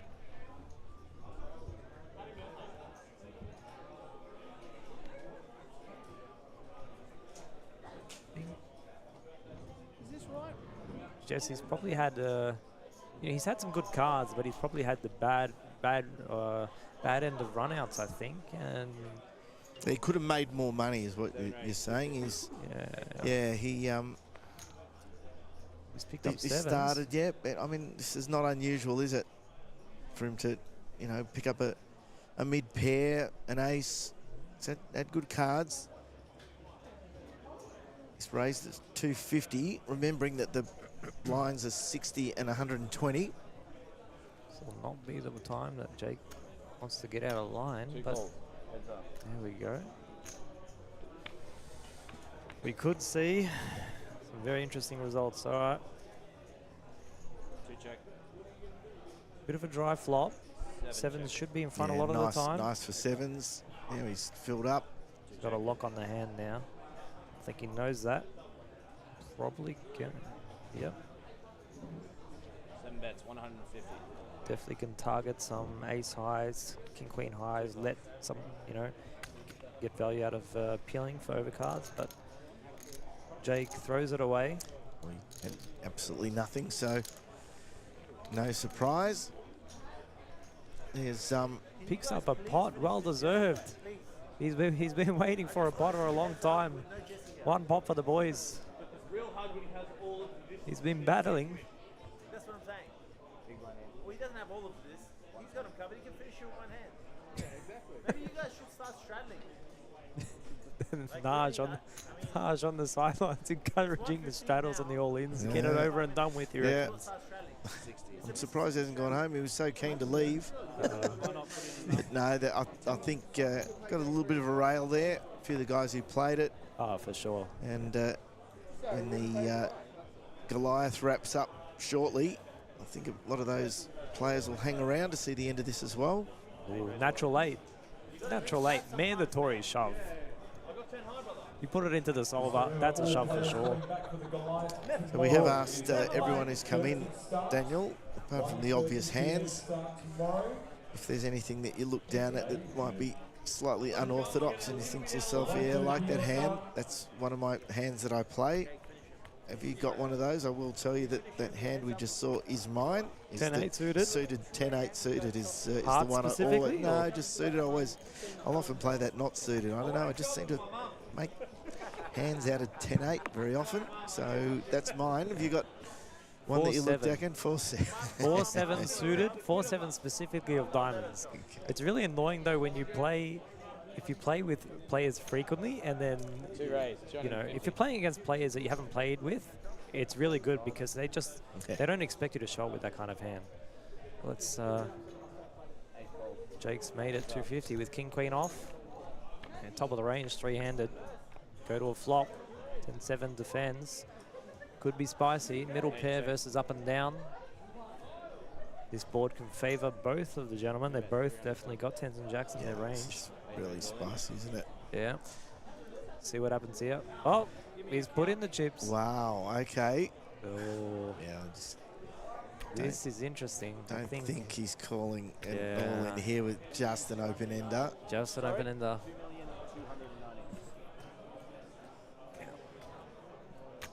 Oh, he's put it in. He knows he's got a lot of outs against a lot of hands. There we go. Oh, he's ahead. Backdoor flush as well. That's juiced. We are actually flipping here, and I think with two cards to come, king queen, as long as he doesn't have two pair, you're in very good shape. So Jake decides to take the stand. He's only put the foot fractionally down. ahead on percentage-wise, 53 to 47, with the made hand, with the top, with his top pair of 10s. So let's see what happens. We're holding on here because I'm sure everyone's gathering around, wanting to see if we're going to go down to two plays. A club on the turn seems fair.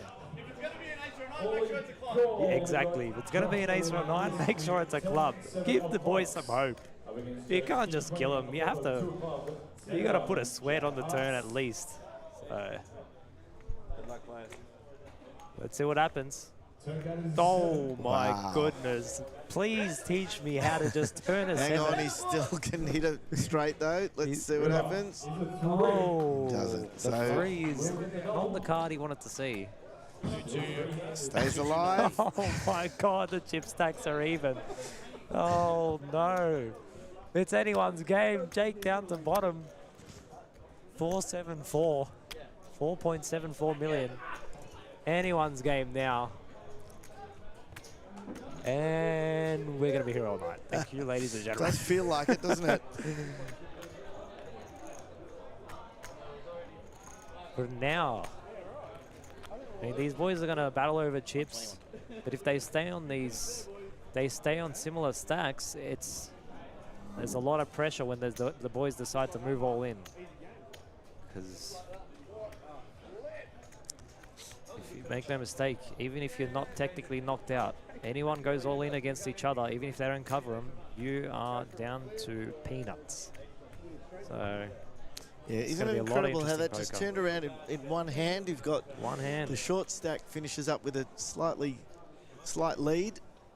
All three are basically on the same chip counts. Yep. And we start all over again. Yeah, the Daniel Negreanu hand, 10-7, gets it in, puts it in on the flop. Heart and commitment to the game. How much are you playing? So you got just how many stacks of blue? That's just a little more for Jake to have a look at the flop here with a Queen 10. And he does need to know. See, he asks for the chip count now because he knows they're all close. He's not exactly sure who's chip leader, and I think he's figured out he is covered. He is at risk.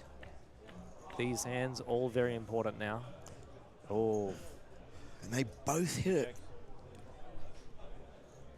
We aren't getting crazy cooler hands, but we are getting a lot of interesting ones where they're definitely going to continue and peel streets, and we'll have to see.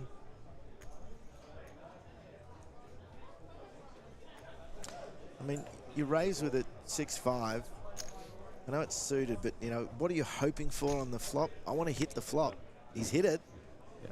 And it's an interesting card because obviously the 6-5 doesn't, 5-6 suited doesn't improve, but as the pre-flop aggressor, he does have aces in his range. A lot of king-queen, aces, a lot of hands that were c-betting the flop all of a sudden picked up on the turn, and Queen 10 is not exactly loving life now. Jake gonna be in the blender. Jake knows he's gonna fire off on those aces though, and we are gonna see a river. This is getting interesting. These boys are playing some poker, that's for sure. Steamroller. Right. Doesn't help anyone. 7 checks. The flushes don't get there. It's likely to go check, check, and it does. So, again, things turn. Jake finds himself up top, and it's all still very, very close. Loving this poker. Hope you're enjoying it at home. Hope you're enjoying it wherever you're watching. If you're overseas, outside of Australia, you're probably watching this at a really civilized time. Yeah. But it is the middle of the night here. This was supposed to finish an hour and a bit ago, but the players decided that they wanted to play it out. They didn't want to come back tomorrow if they could get to the end of this. Exactly. These boys just want to battle it out, that's for sure. They do. There's a couple of reasons for that. One is that we do have the Goliath, which is our $2.5 thousand buy-in event, and they can buy into that tomorrow, even though they've played a full day today. And I've got a feeling all three of these guys would want to play that event. It is the big event here, and they also want to get it finished, as opposed to coming back tomorrow. They want a result. Yeah, heads They want up. a result, and that's why they haven't made a deal yet. The boys want a result. They want an outcome. They want the bragging rights. They want to make things happen.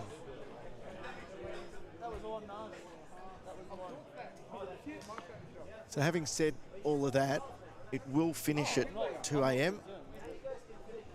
even though they're trying to get through it. And these three guys, if they're all still alive, will come back tomorrow and play it out three-handed or potentially two-handed if we lose somebody in the next half hour or so.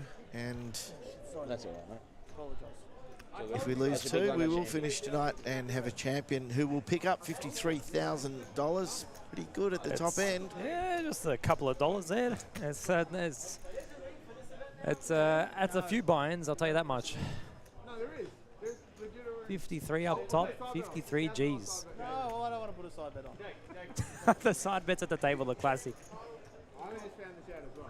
Pick a card, anyone? 38,000 came out of the basket for it. Yeah. I got twice a ring.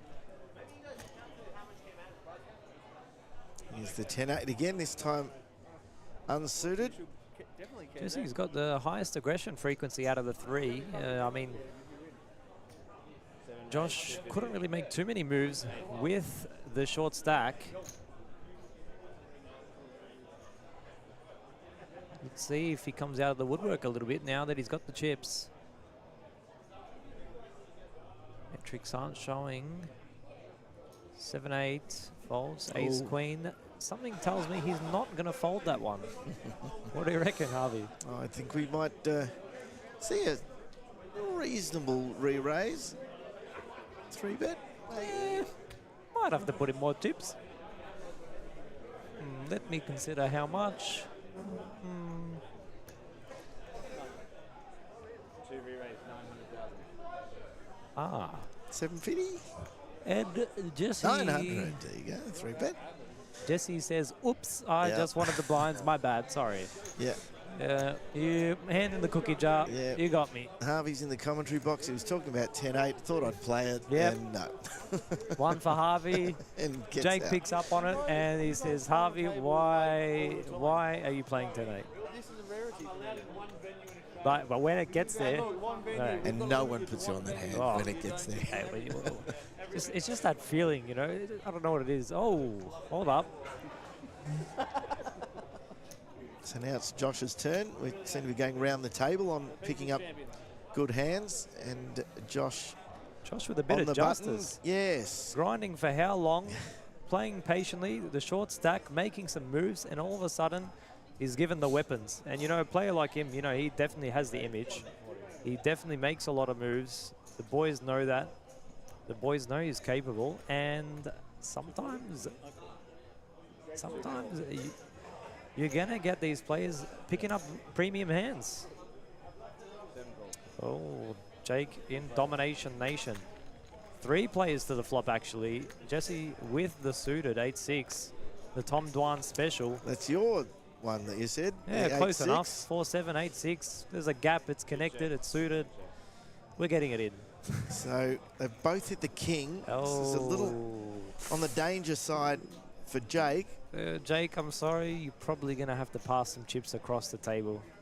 8 bets, 410. Might be a matter of how much. But there's still 2 cards to come. It's not a massive bet for 10. 2 calls.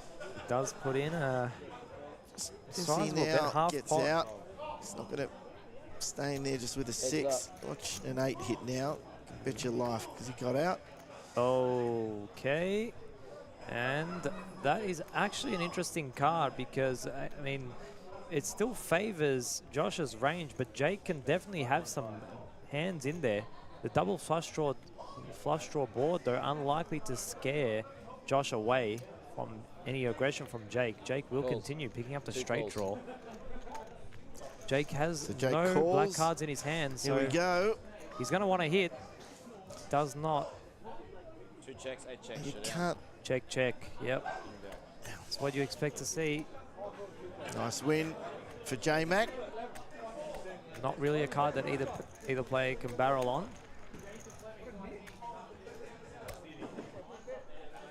And they're all still there or thereabouts. Plenty of blinds to play with.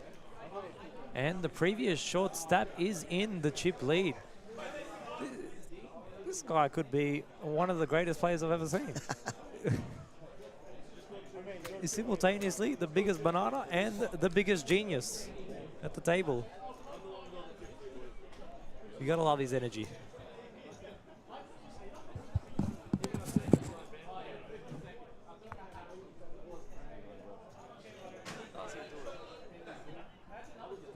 These gentlemen have coaching packages because we're learning a thing or two from these guys on the table. 3K up top.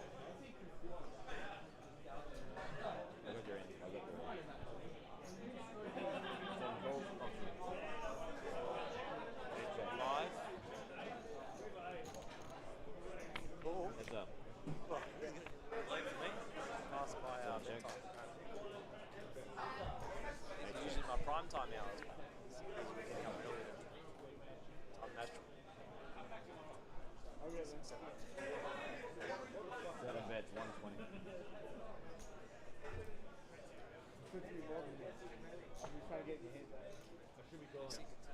Up and Josh wanting nothing to do with it.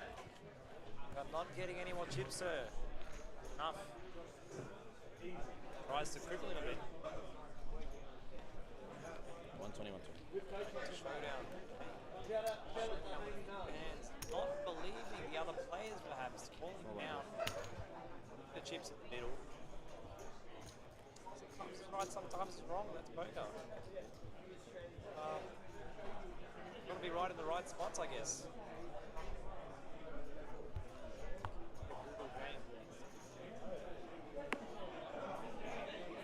Gentlemen, play the hand while bubble off. 1 hour, gets him. 7 folds, 8 folds. Pops a flush draw. 120, 120 death. Very good game. Love it, we hate it, but we keep coming back.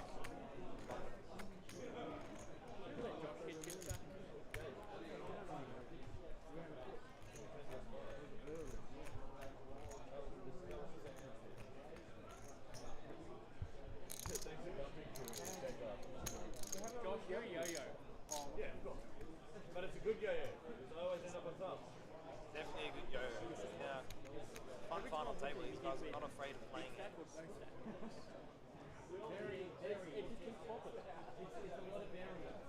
They've probably been a couple of them, actually, a couple of hands. 8 folds. And instant fireworks the way this is playing.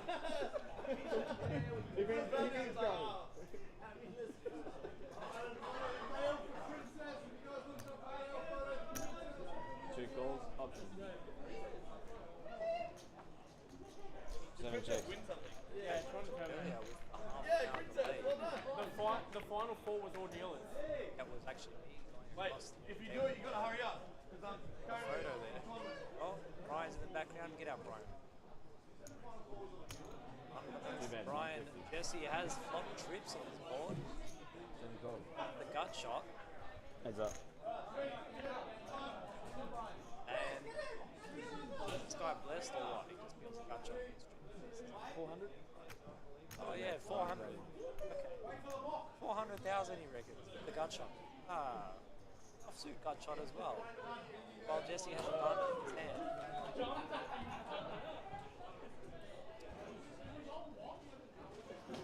Given that this was just a pot, both of these players can interact with the board. Heads up. We are getting the pot too much, and that is tragic. Might describe this.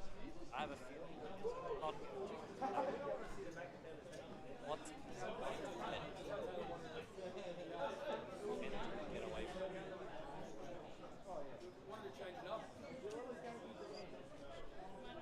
Time to lift the pot.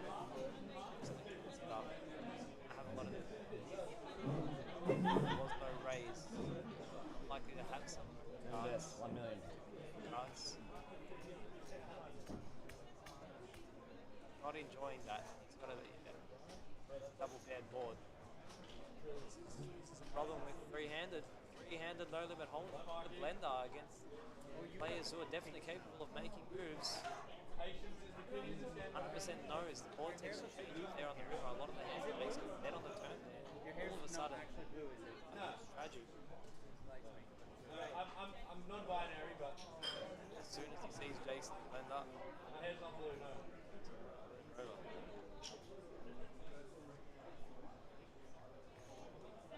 Identify as a billionaire.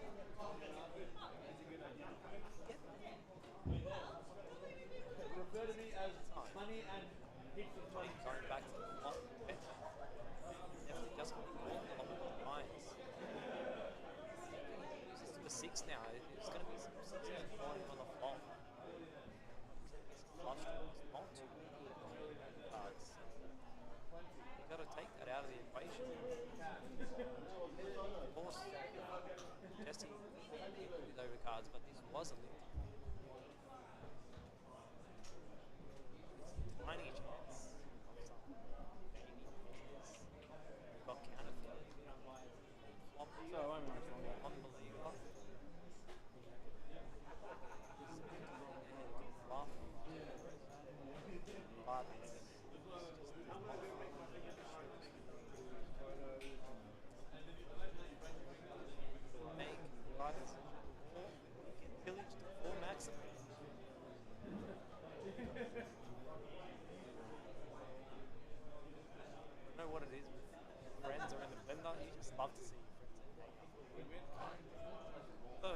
Josh. You know, on one hand, I want Jesse to win the pot. Struggling. On the other hand, we saw Jake lose this time. 2 calls. He announces call, he puts in the chips and he's going to get the bad news. That is a top. I mean, with 3 hands, not too much to be done there. Missed a big hand. Jake, so the gentleman limped pot. Jesse flops, trips. Yeah, no, I was watching the screen behind you. Crazy stuff. Turns the gut shot like the luck box Jake is. Yes. But unfortunately, the poker gods are cruel, and the river repeated the board.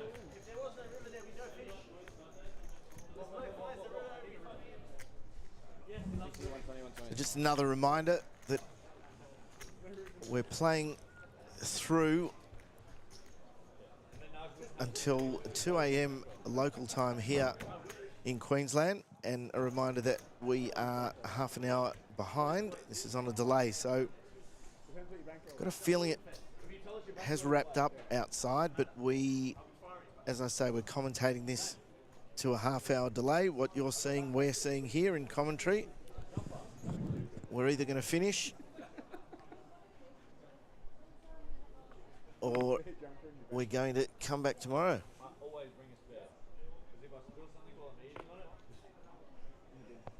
Two folds. 7 calls. Well, another hand in progress. 2 hands that do interact with each other, actually. You don't want to necessarily... If someone flops 2 pairs, someone else is going to be in trouble. And they both flop a pair. Another limped pot. Another dangerous one. Okay, should slow things down a little bit. 7 bets, 150. But of course it doesn't. Yep. Yep, they're both non-believers, of course. You know, we've got to bet the ace, and I don't believe you have an... Okay. Okay. So top pair getting rivered. And he has a blocker to the straight as well. Diamonds miss, and that's a call that he shows him the bad news. How do you hit the 6 on the river? And it's all the sizing of the bet, isn't it? It's just enough to get him to call. Yep. A healthy bet. He knows what he's targeting. A healthy bet. The diamonds miss, so a lot of draws miss. He has a 7 in his hand. He's blocking straights. He's got a pair. A lot of hands that would have been bet, would have continued, all of a sudden, you know, should miss on the river a lot of the time. It's just tragic in this limped pot that he hit 2 pair.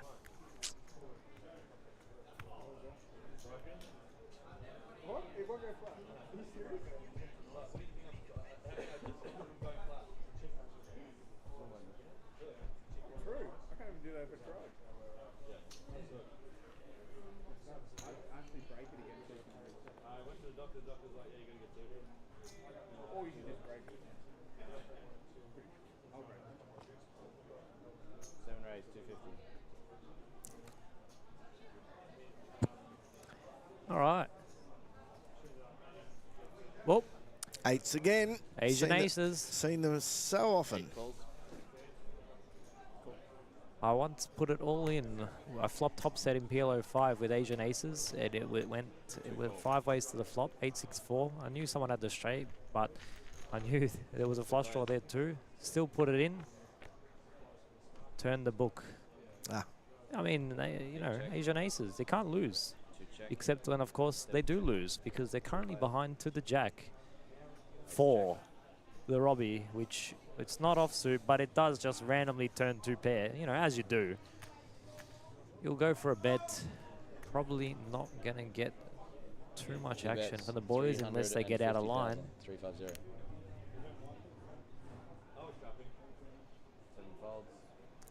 Yeah. 50. Get me out of here, they say, and Jake is quite disappointed that they didn't have top pair there. It doesn't really get paid off for, as Where's you the say, payments? pretty random Jack 4.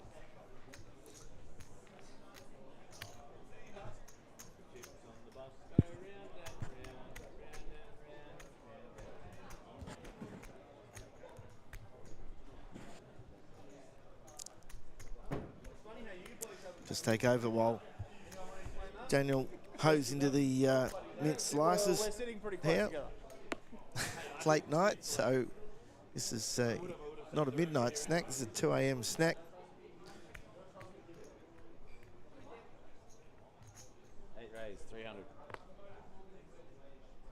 2 folds. Easy. Raise more. 7 folds.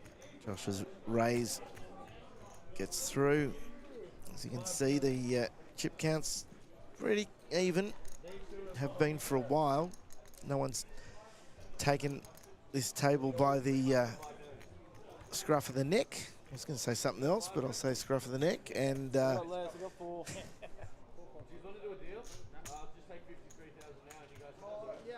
Yeah, let's go with that one. And we are, again, I mean, very close in stacks. The boys are taking chips off each other regularly, but, you know, this game's going to swing a bit. And 355. Oh, yeah, just a couple of hands. 355. Now, when it's a cash game, you expect between 30 to 40 hands an hour. But when you're in a tournament, it's going to definitely feature table. Going to be a little bit slower. So you can imagine 355 hands. That's a lot of hands. That's a lot of hours. These guys are on the grind. Ace 4 suited for Jesse now. okay, so they've both picked up aces here, three-handed. Going to see some action. 100%. It's got good playability and can definitely. I reckon we see an ace on a flop here. We might lose somebody. Oh. So top pair, but they have a gut shot for Jesse, and he's Yeah. got a backdoor flush. Probably going to see it continue because they are both deep stacked. It depends on Josh's sizing. Depending on how big he bets. 8 bets, 1.3 million. I think it's decent. 1.3 million, is it? He's gone for an overbet. He's just 1.2x the pot. And Jesse here, I mean, he likes his hand, but he might have to let it go. He does only have a gut shot and backdoor flush. Probably unsure if his ace is live. Probably also wondering why Josh is betting so big. Are you really gonna just... Josh is an unconventional player. He does take some really aggressive lines, and he's done this deliberately. I mean, if you are taking a lot of aggressive lines, sometimes you are gonna have to, you know, overbet the pot and get maximum value. He does scare Josh away. He does pick up some chips. But not the max chips that he's after. Not the max chips, but the thing is, you know, had Jesse hit at 5, it would have been very disguised. And the backdoor club's also very disguised. You see a low club on the turn, he's going to barrel again. Like, I'm okay with not having my cash money till then. We'll start off the next series with this 3-handed. Well, we can all take third place money and play back in small. Hang on, whoa. Small blind, big blind, ante. 5 more hands? 5? Okay. They said 5 more hands. Yeah, because they've got to finish. Some more to do about the venue than anybody not wanting to continue. Yep. And I think they realise too that it's not gonna, it's unlikely to finish anytime soon. The blinds aren't quite there yet to actually threaten their stacks. You know, you're 61-20, you know, average 5 million chips. So. And the way the guys have been playing too, I think, indicates that.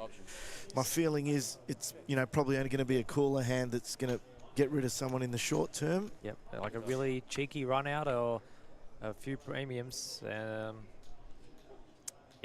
don't think Jake likes that flop. Here's a limped plot. 8 bets, Limped 120. plot. 2 folds. And get me out of there, he says.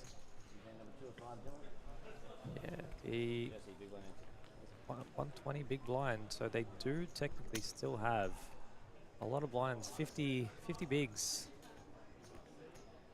Between 30 to 55 bigs, roughly.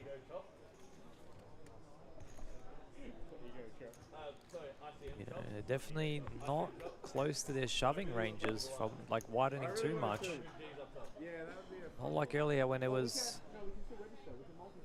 one of the stacks was significantly shorter.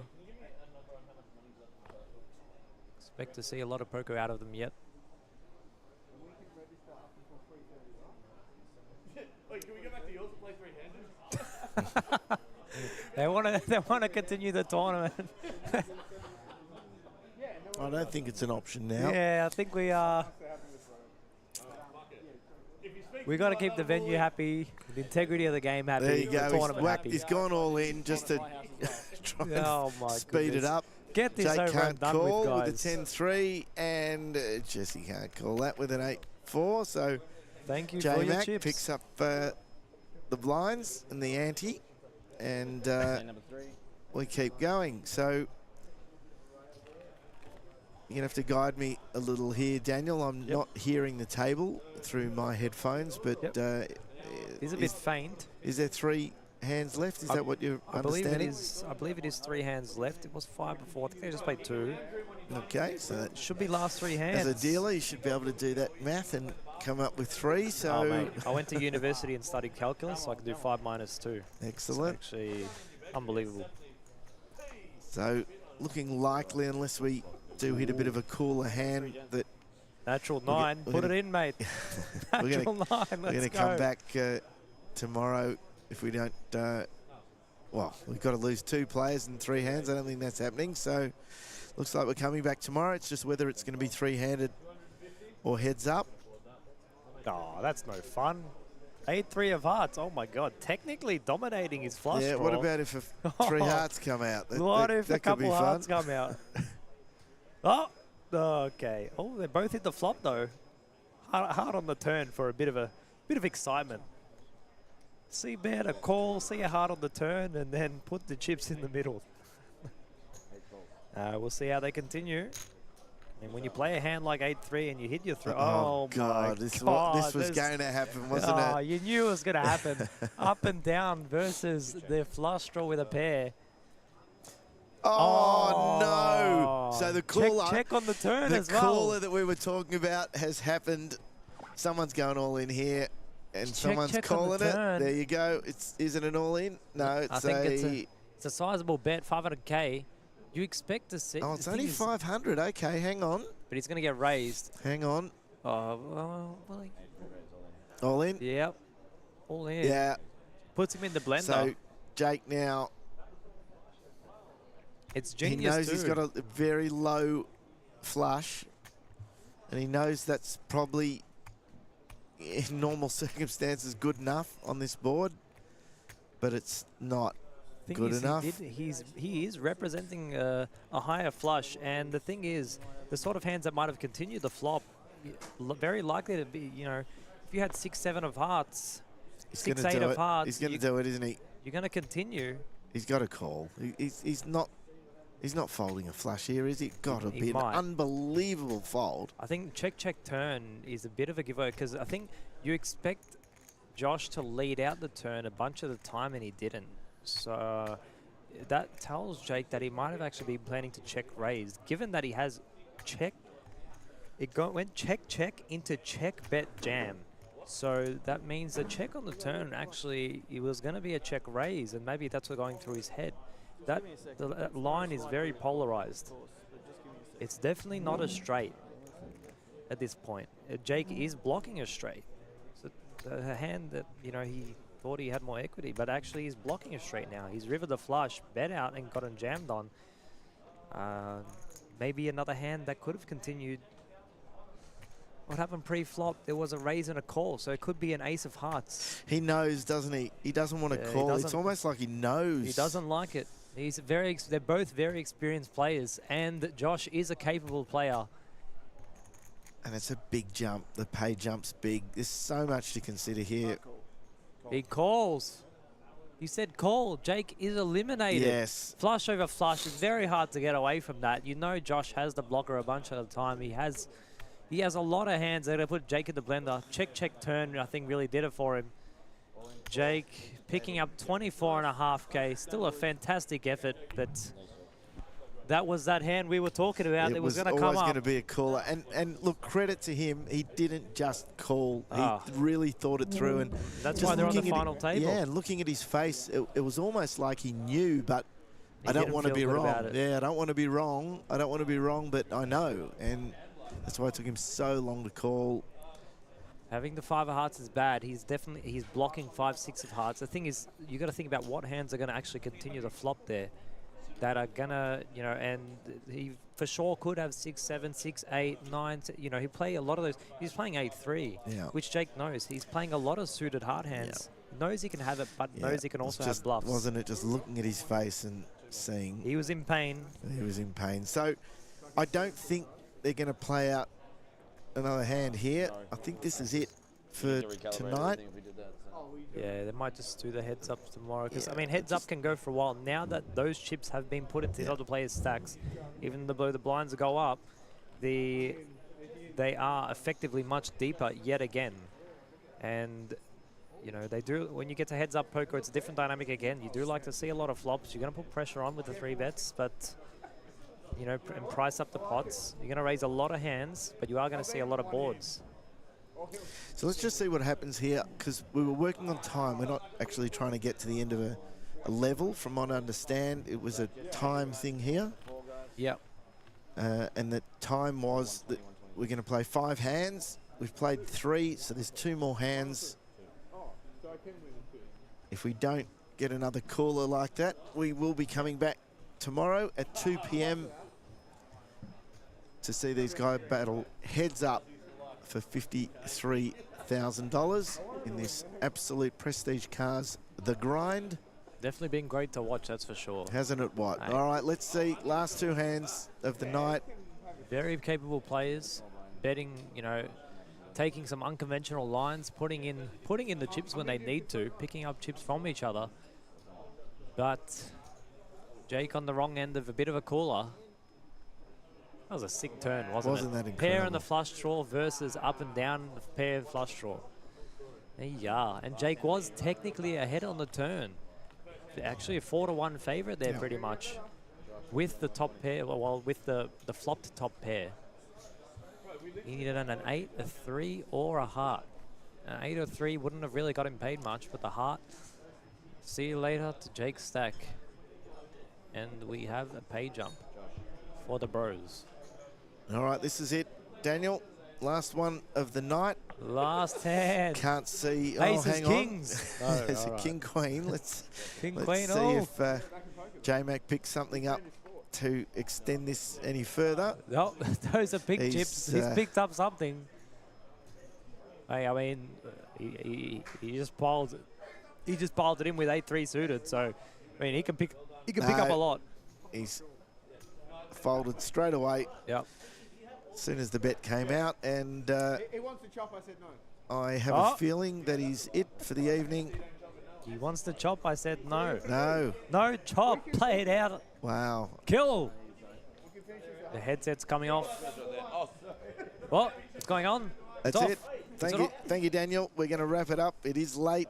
We'll be back tomorrow to see these 2 play heads up. J-Mac, Jesse Stanley. J-Mac with a almost 2-1 chip lead, but we've seen how quickly it turns around on this table. Fantastic dealing. Been a great day.